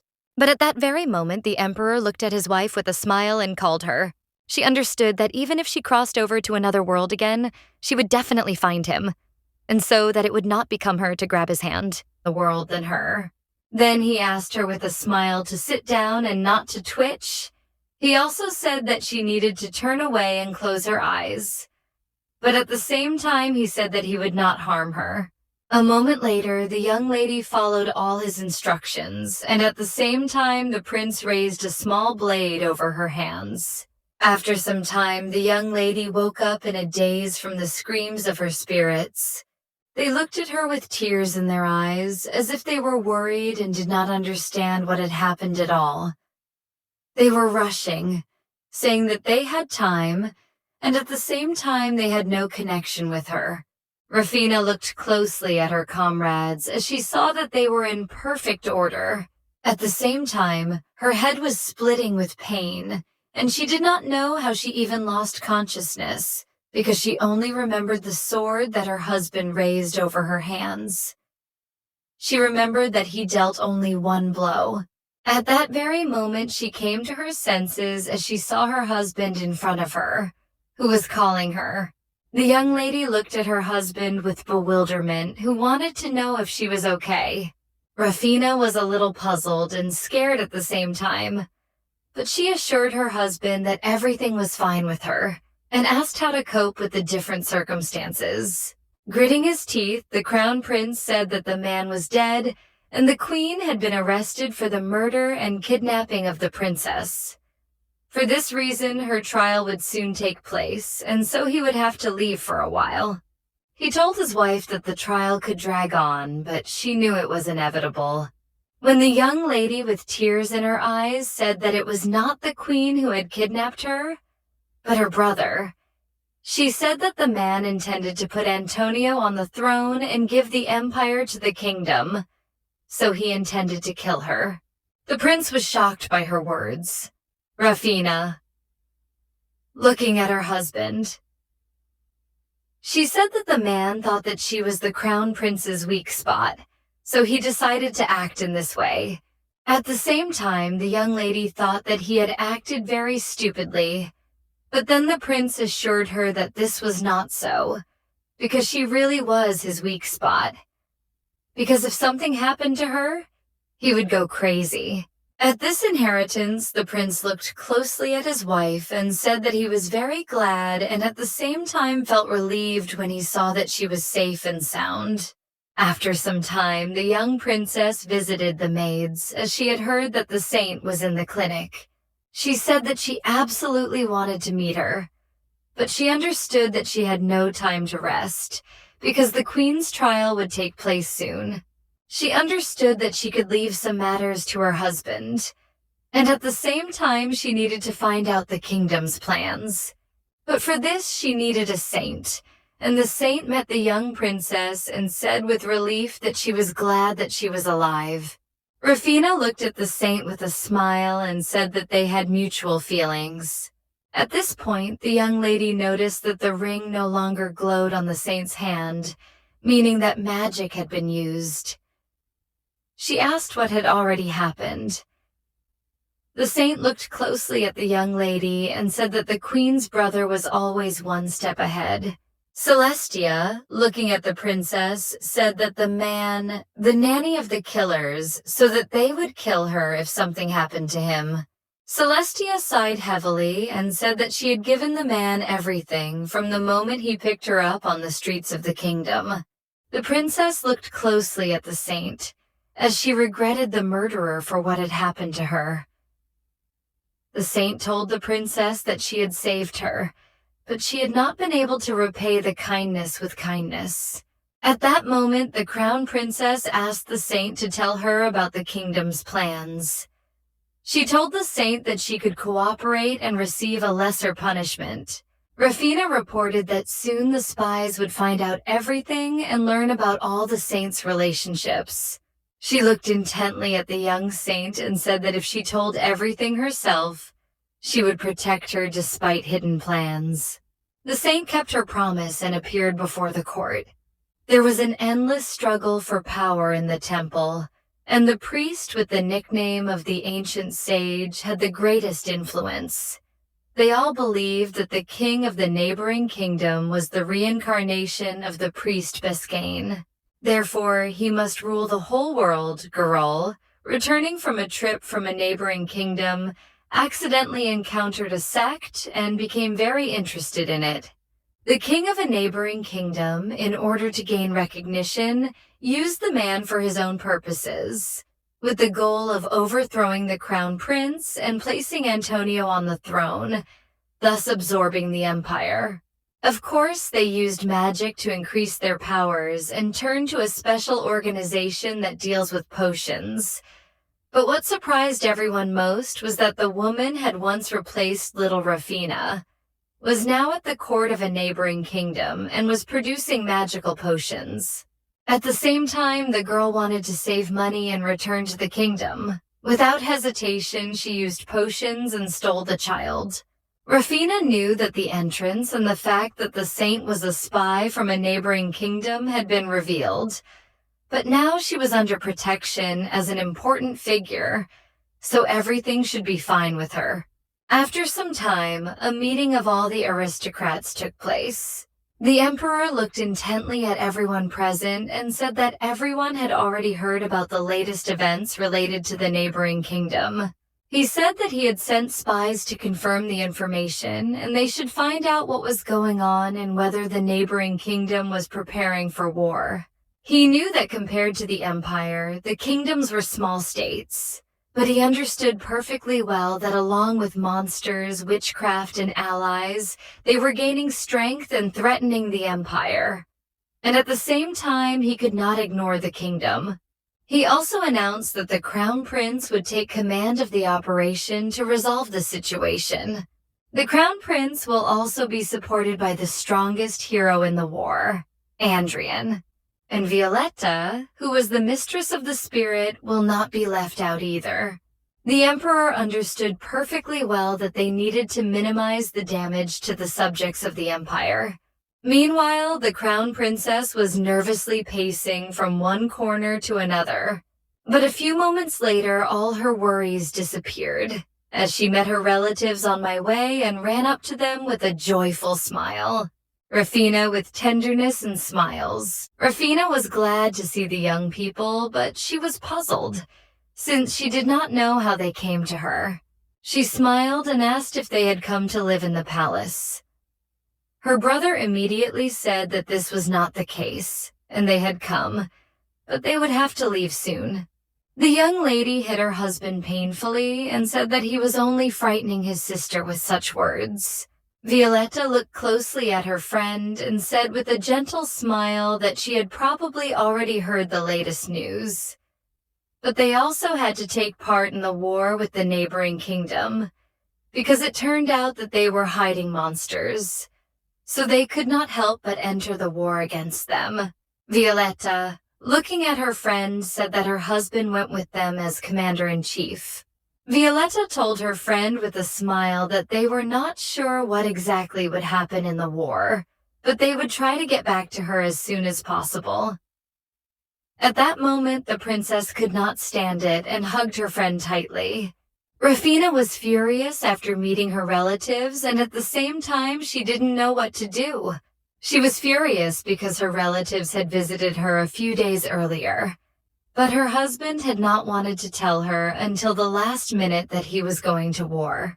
She was scared and didn't know what if they suddenly died, just like in the original story. She was scared and didn't know what if the course changed, but the ending would remain the same, despite all her efforts. That same evening, she sat quietly and waited for her husband. Zirkan entered the room and looked at his wife in surprise, as he did not understand why she was not yet asleep. The young lady, in turn, did not answer her husband, but only looked at him intently. After a few minutes of silence, she asked how long he was going to remain silent. She was puzzled and did not understand why he no longer consulted her, because before they discussed everything under the sun. But now, no matter what she said, he did not answer her. Zirkan, sighing heavily, sat down next to his wife and said that he was going to tell her everything, but in turn he was afraid that she would want to go with him. The young lady, in turn, was a little offended, but stated that she had not thought about it at all, since she understood that she would not be able to help him. In turn, she was very worried about him and wanted to support him. At that very moment, the crown prince looked intently at his wife and said that he had been to see the emperor today, and that he had promised him a title. She was taken aback, as she did not understand what was being discussed. He sighed heavily and said that when he returned from the war, he would take the throne. Zircon looked intently at his wife and said that he would return and become emperor, and she would be free.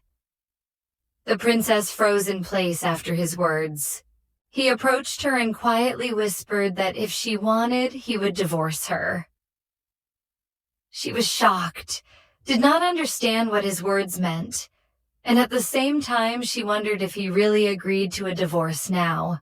But she didn't understand why he said such things with a pitiful expression on his face. Zircon looked closely at her husband and asked if she wanted a divorce, but in response he heard only dead silence. He understood that whatever the answer was, he did not want to let her go and was waiting for her to agree. At that very moment he asked her to answer honestly, but he did not wait for an answer, as she kissed him tenderly. Then the prince breathed a sigh of relief and accepted her kiss with a gentle smile. Zircon, looking at his wife, said that this was enough, because when he sits on the throne, he will be hers forever. He looked into her eyes and said that then she would be his forever. He intended to give her all his love and tenderness, and still did not want to let her go even on the threshold of death. While the young lady tenderly hugged him and quietly said that this was exactly what she had hoped for. The next day, the crown princess, looking at her husband, saw him off to war. The crown prince looked closely at his wife as he saw that she was agitated, but a moment later he knelt before her. She said with a smile that she would be lying if she said he wasn't worried. But looking at her husband, she said that everyone trusted him completely. He was pleased and embarrassed by such words. Rafina looked after the crown prince and asked him to return to her unharmed. She regretted that she could not go with him, but she knew she could help him in another way. After some time, the crown prince's assistant looked with bewilderment at the small pouch the prince had on his belt. He was a little puzzled because he remembered that the crown princess had given the bag to the prince. But in turn, he was glad that their relationship had now improved. At that moment, he could not resist and asked the prince what was already in the small bag. The prince thought for a moment, but after a few minutes, he said that there was only a bear there. The young man looked at his master in bewilderment as he did not understand what he was talking about. After some time, he understood what the prince had said earlier. After everything he had seen, he realized that he would no longer joke about the prince's wife, since she was not the kind of person who could take liberties. Meanwhile, the young lady was walking around the castle, unable to find a place for herself, since several weeks had already passed, and there was still no news from her husband. She was glad that during this period, the Empress's fortune had increased, and she had settled several pressing matters. But she felt like several months had already passed while she was waiting for her husband. After some time, she came across the great statue in the middle of the garden. She looked at the statue of the first emperor in surprise, and then she realized that she had entered the Western Palace. As a child, she always looked at this statue, and it seemed big and scary to her. But at that time, she came to the palace to see her lover. But moments later, she screamed as she heard someone's voice. Moments later, the young lady breathed a sigh of relief as she saw a prince in front of her who was terrifying and frightened her. Antonio looked closely at the young lady and called her, but at the same time, he asked if she would like to sit next to him. For some time, the young people sat quietly next to each other. At the same time, the young princess felt cool. Antonio paused for a moment and said that when they were little, he really liked having an older brother, so he always wanted to be closer to him. But at one point, he learned something, namely that he would not be able to get anything from his brother except hatred. And then he himself began to hate him, and constantly boasted about his father's love, and at the same time he pressed his brother on his sore spot. But now he understood that in the end his brother had everything, and he had nothing. Looking at the young lady, he said with a gentle smile and sincerity that he liked her. He understood that there was nothing left for him in this world. He burst into bitter tears as emotions overwhelmed him.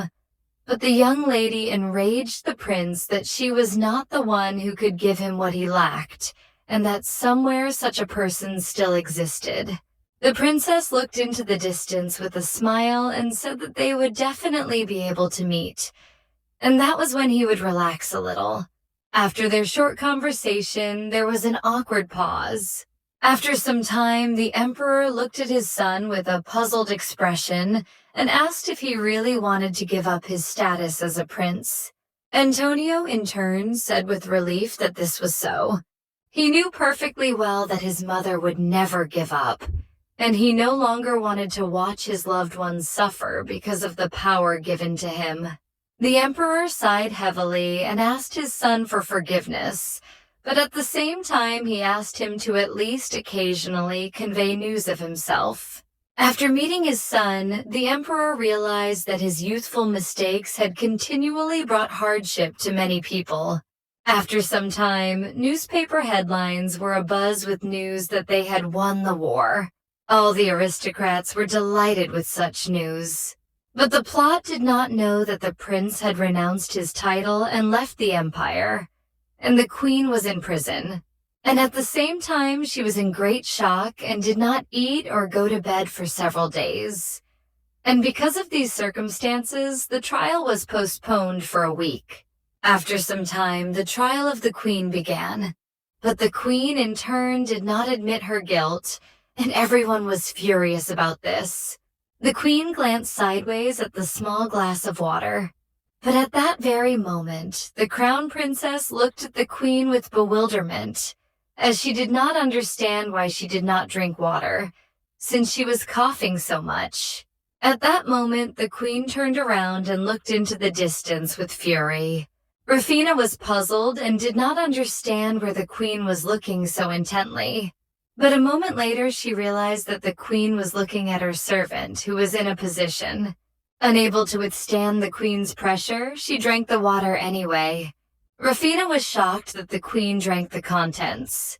At that very moment, the queen, with a predatory grin, said that she was not at all to blame for what had happened, and that it was her brother who was to blame, and he deserved to be torn to pieces. She screamed that he was the one who deserved to die like a dog. She was puzzled because she understood that they did not dare blame her for what she had done, and yet the poison that was in the water had taken effect. At that moment, the judge could not stand it any longer, and with a puzzled expression on his face, he called for the doctor. Rufina was shocked by everything she saw, but at the same moment, she turned her gaze to the queen's servant. She stared at the young girl as she quickly walked out of the courtroom. Rufina couldn't stand it and called the girl, and she stopped. Rufina knew that it was Camilla in front of her. At that very moment, Camilla told the crown princess that she had no evidence to bring her to trial. The young princess was a little puzzled by such words, and immediately said that she had not even had such thoughts. But a moment later, the princess froze in place, because she did not know what question to ask the maid. And yet she did not understand why she was so devoted to the queen. At that moment, Camilla sighed heavily and said that she and no one else were destined to understand the queen. But Camilla knew that the young queen had once saved her from a monster, whose death is unworthy of a human being, and therefore it has always been devoted to her. In her early childhood, Rebecca looked intently at the maid, and she took the blow and asked her to leave, because she was no longer her maid. And yet, in her memory, she remained only a beautiful girl. Sometime later, the Duke family received a letter from the battlefield. They were shocked and puzzled when they saw that there was a strand of hair in the box. The Duke could not bear this and simply fainted. But the Duchess held back her emotions, and a moment later she saw a small letter. The Crown Prince wrote to his new mother that all her children were alive and well, and he also informed her that a subordinate of the king's had been captured. The woman who was a criminal, who stole and dumped their daughter on the Viscount, and at the same time she made a potion of forbidden magic. He informed the Duchess that the criminal had been executed, and so he was sending, evidence to ease the long-standing pain a little. After reading the letter, everyone froze for a moment. But at the same time, they felt relieved. Sometime later, Crown Princess Wu attended an audience with the Empress. The maid told the women with a smile that the Emperor had arrived. Rafina was not at all surprised, since the Emperor had been visiting at every opportunity lately. At the same time, she felt somehow awkward, especially when he was sulking at the Empress and did not hide it. The Emperor slowly approached his relatives and, with a smile, asked what kind of tea they were drinking today. Rafina looked at the Emperor with a smile and said that they were drinking black tea with lemon, and at the same time she invited the Emperor to join them. At that very moment he accepted her proposal, and he and Smile began talking to each other. Rafina looked tenderly at the Emperor and the Empress as she saw that they were a sweet couple. At that moment, the Emperor looked intently at the lady and said that, as she knew, he was not an enviable emperor at all. He said that he repented of his past foolish decisions and intended to live with dignity and not have regrets. So when his son returned, he would leave the throne and he and the Empress would go to live on the Iodine land. Rafina was shocked that the Emperor, throwing aside all his pride, decided to go to the Empress's homeland. At that very moment, the Emperor said that he intended to record all his weaknesses in the history of the Empire, so that his heirs would never repeat his mistakes. Rafina froze in surprise, as she had not expected to try something like this. She still did not expect to see an emperor who would want to document his own mistakes, because admitting mistakes is the greatest shame for an emperor. But looking at the Emperor, Empress Anna understood that despite everything that had happened, he had made his choice. And at the same time, she was glad that he did something like this for the sake of a bright future. A full year later, the war ended, and the kingdom that Stock had held, the defense, declared its surrender, and all war criminals, including those associated with the monster trials, were executed.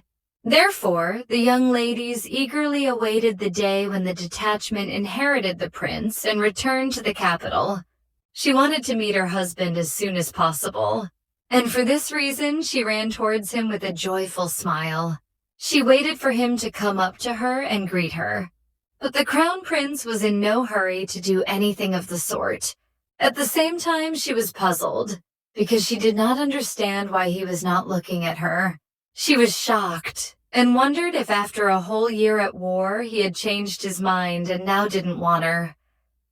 Rafina didn't know what to do if they divorced according to the contract. Sometime later the young lady went to her room, but she was puzzled, because she knew that her husband had gone out to march solemnly through the city, and yet he had not even looked at her. She was in shock. She didn't understand why everything turned out this way, because she had been counting the days until his arrival for a whole year. So she didn't understand why he didn't even look at her briefly. Meanwhile, the crown prince hurriedly flew into the room and called his wife. He looked at her puzzledly, as he could see that she was upset. Without wasting a minute, Zirkan approached his wife and, kneeling down, said that he was incredibly guilty, and therefore asked for forgiveness. He sighed and said that if he looked at her, he wouldn't be able to restrain himself. She was in shock and didn't understand what was wrong with him. Looking at her husband with tears in her eyes, she asked how it was possible not to look at her wife even once, because this made her very upset. Zirkan looked at his wife with a gentle smile, as he understood that he had not seen his beautiful and sweet wife for a whole year, and therefore he could not understand how he had managed to survive without her for such a long period of time. At that moment, a dead silence reigned between them. But fortunately, it did not last long, as the young lady could not stand it and rushed to her husband with tears in her eyes, saying that she missed him very much. He kissed her tenderly and said with a smile that every moment he thought only of her, and therefore he really dreamed of seeing her. And he loved her very much. Sometime later, her young lady sat down on the bed, sighing heavily, and she could not understand how it was possible to spend less than a week in bed, despite everything. Zircon looked at his wife with a tender smile, and she asked if he had already woken up. But at that very moment, the young princess declared that rumors would soon begin to spread. He looked at her in bewilderment. "Rafina." He succeeded and said that he did not leave the room for more than a week after returning. But at the same time, she shouted so that it would not be visible at all. He was serving in this, and he should explain everything himself. Zircon looked at his wife with a smile and said that this was so, and it was purely his fault. At the same moment, he said with a smile that since rumors were inevitable, then they could stay in the room for a little while longer. After some time, the young lady heard someone crying next to her. Turning around, she saw a little boy. She ran up to him in a hurry and asked why he was crying, but she also wanted to know where his parents were. At that moment, the boy pointed in her direction and she turned around. Rafina looked at the great statue behind her in bewilderment. She was a little puzzled, as he also pointed to the Western Palace where her husband had lived as a child. At the same time, she asked if he wanted to enter the palace.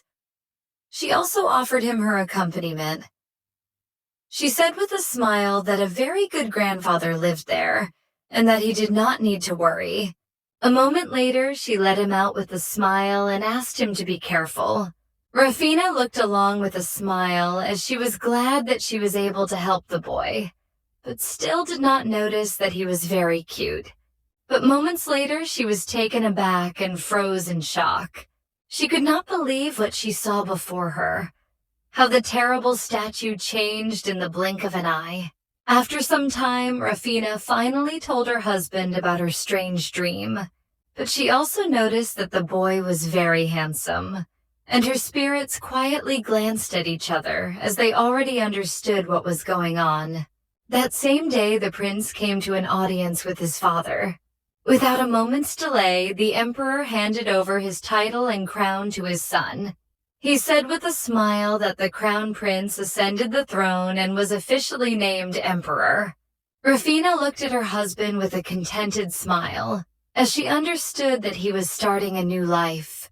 She understood that in this new life there were many people who loved him. She understood that their life together was like a miracle. She was glad that in one instant the child became loved. But at that very moment, the emperor looked at his wife with a smile and called her. She understood that even if she crossed over to another world again, she would definitely find him, and so that it would not become her to grab his hand.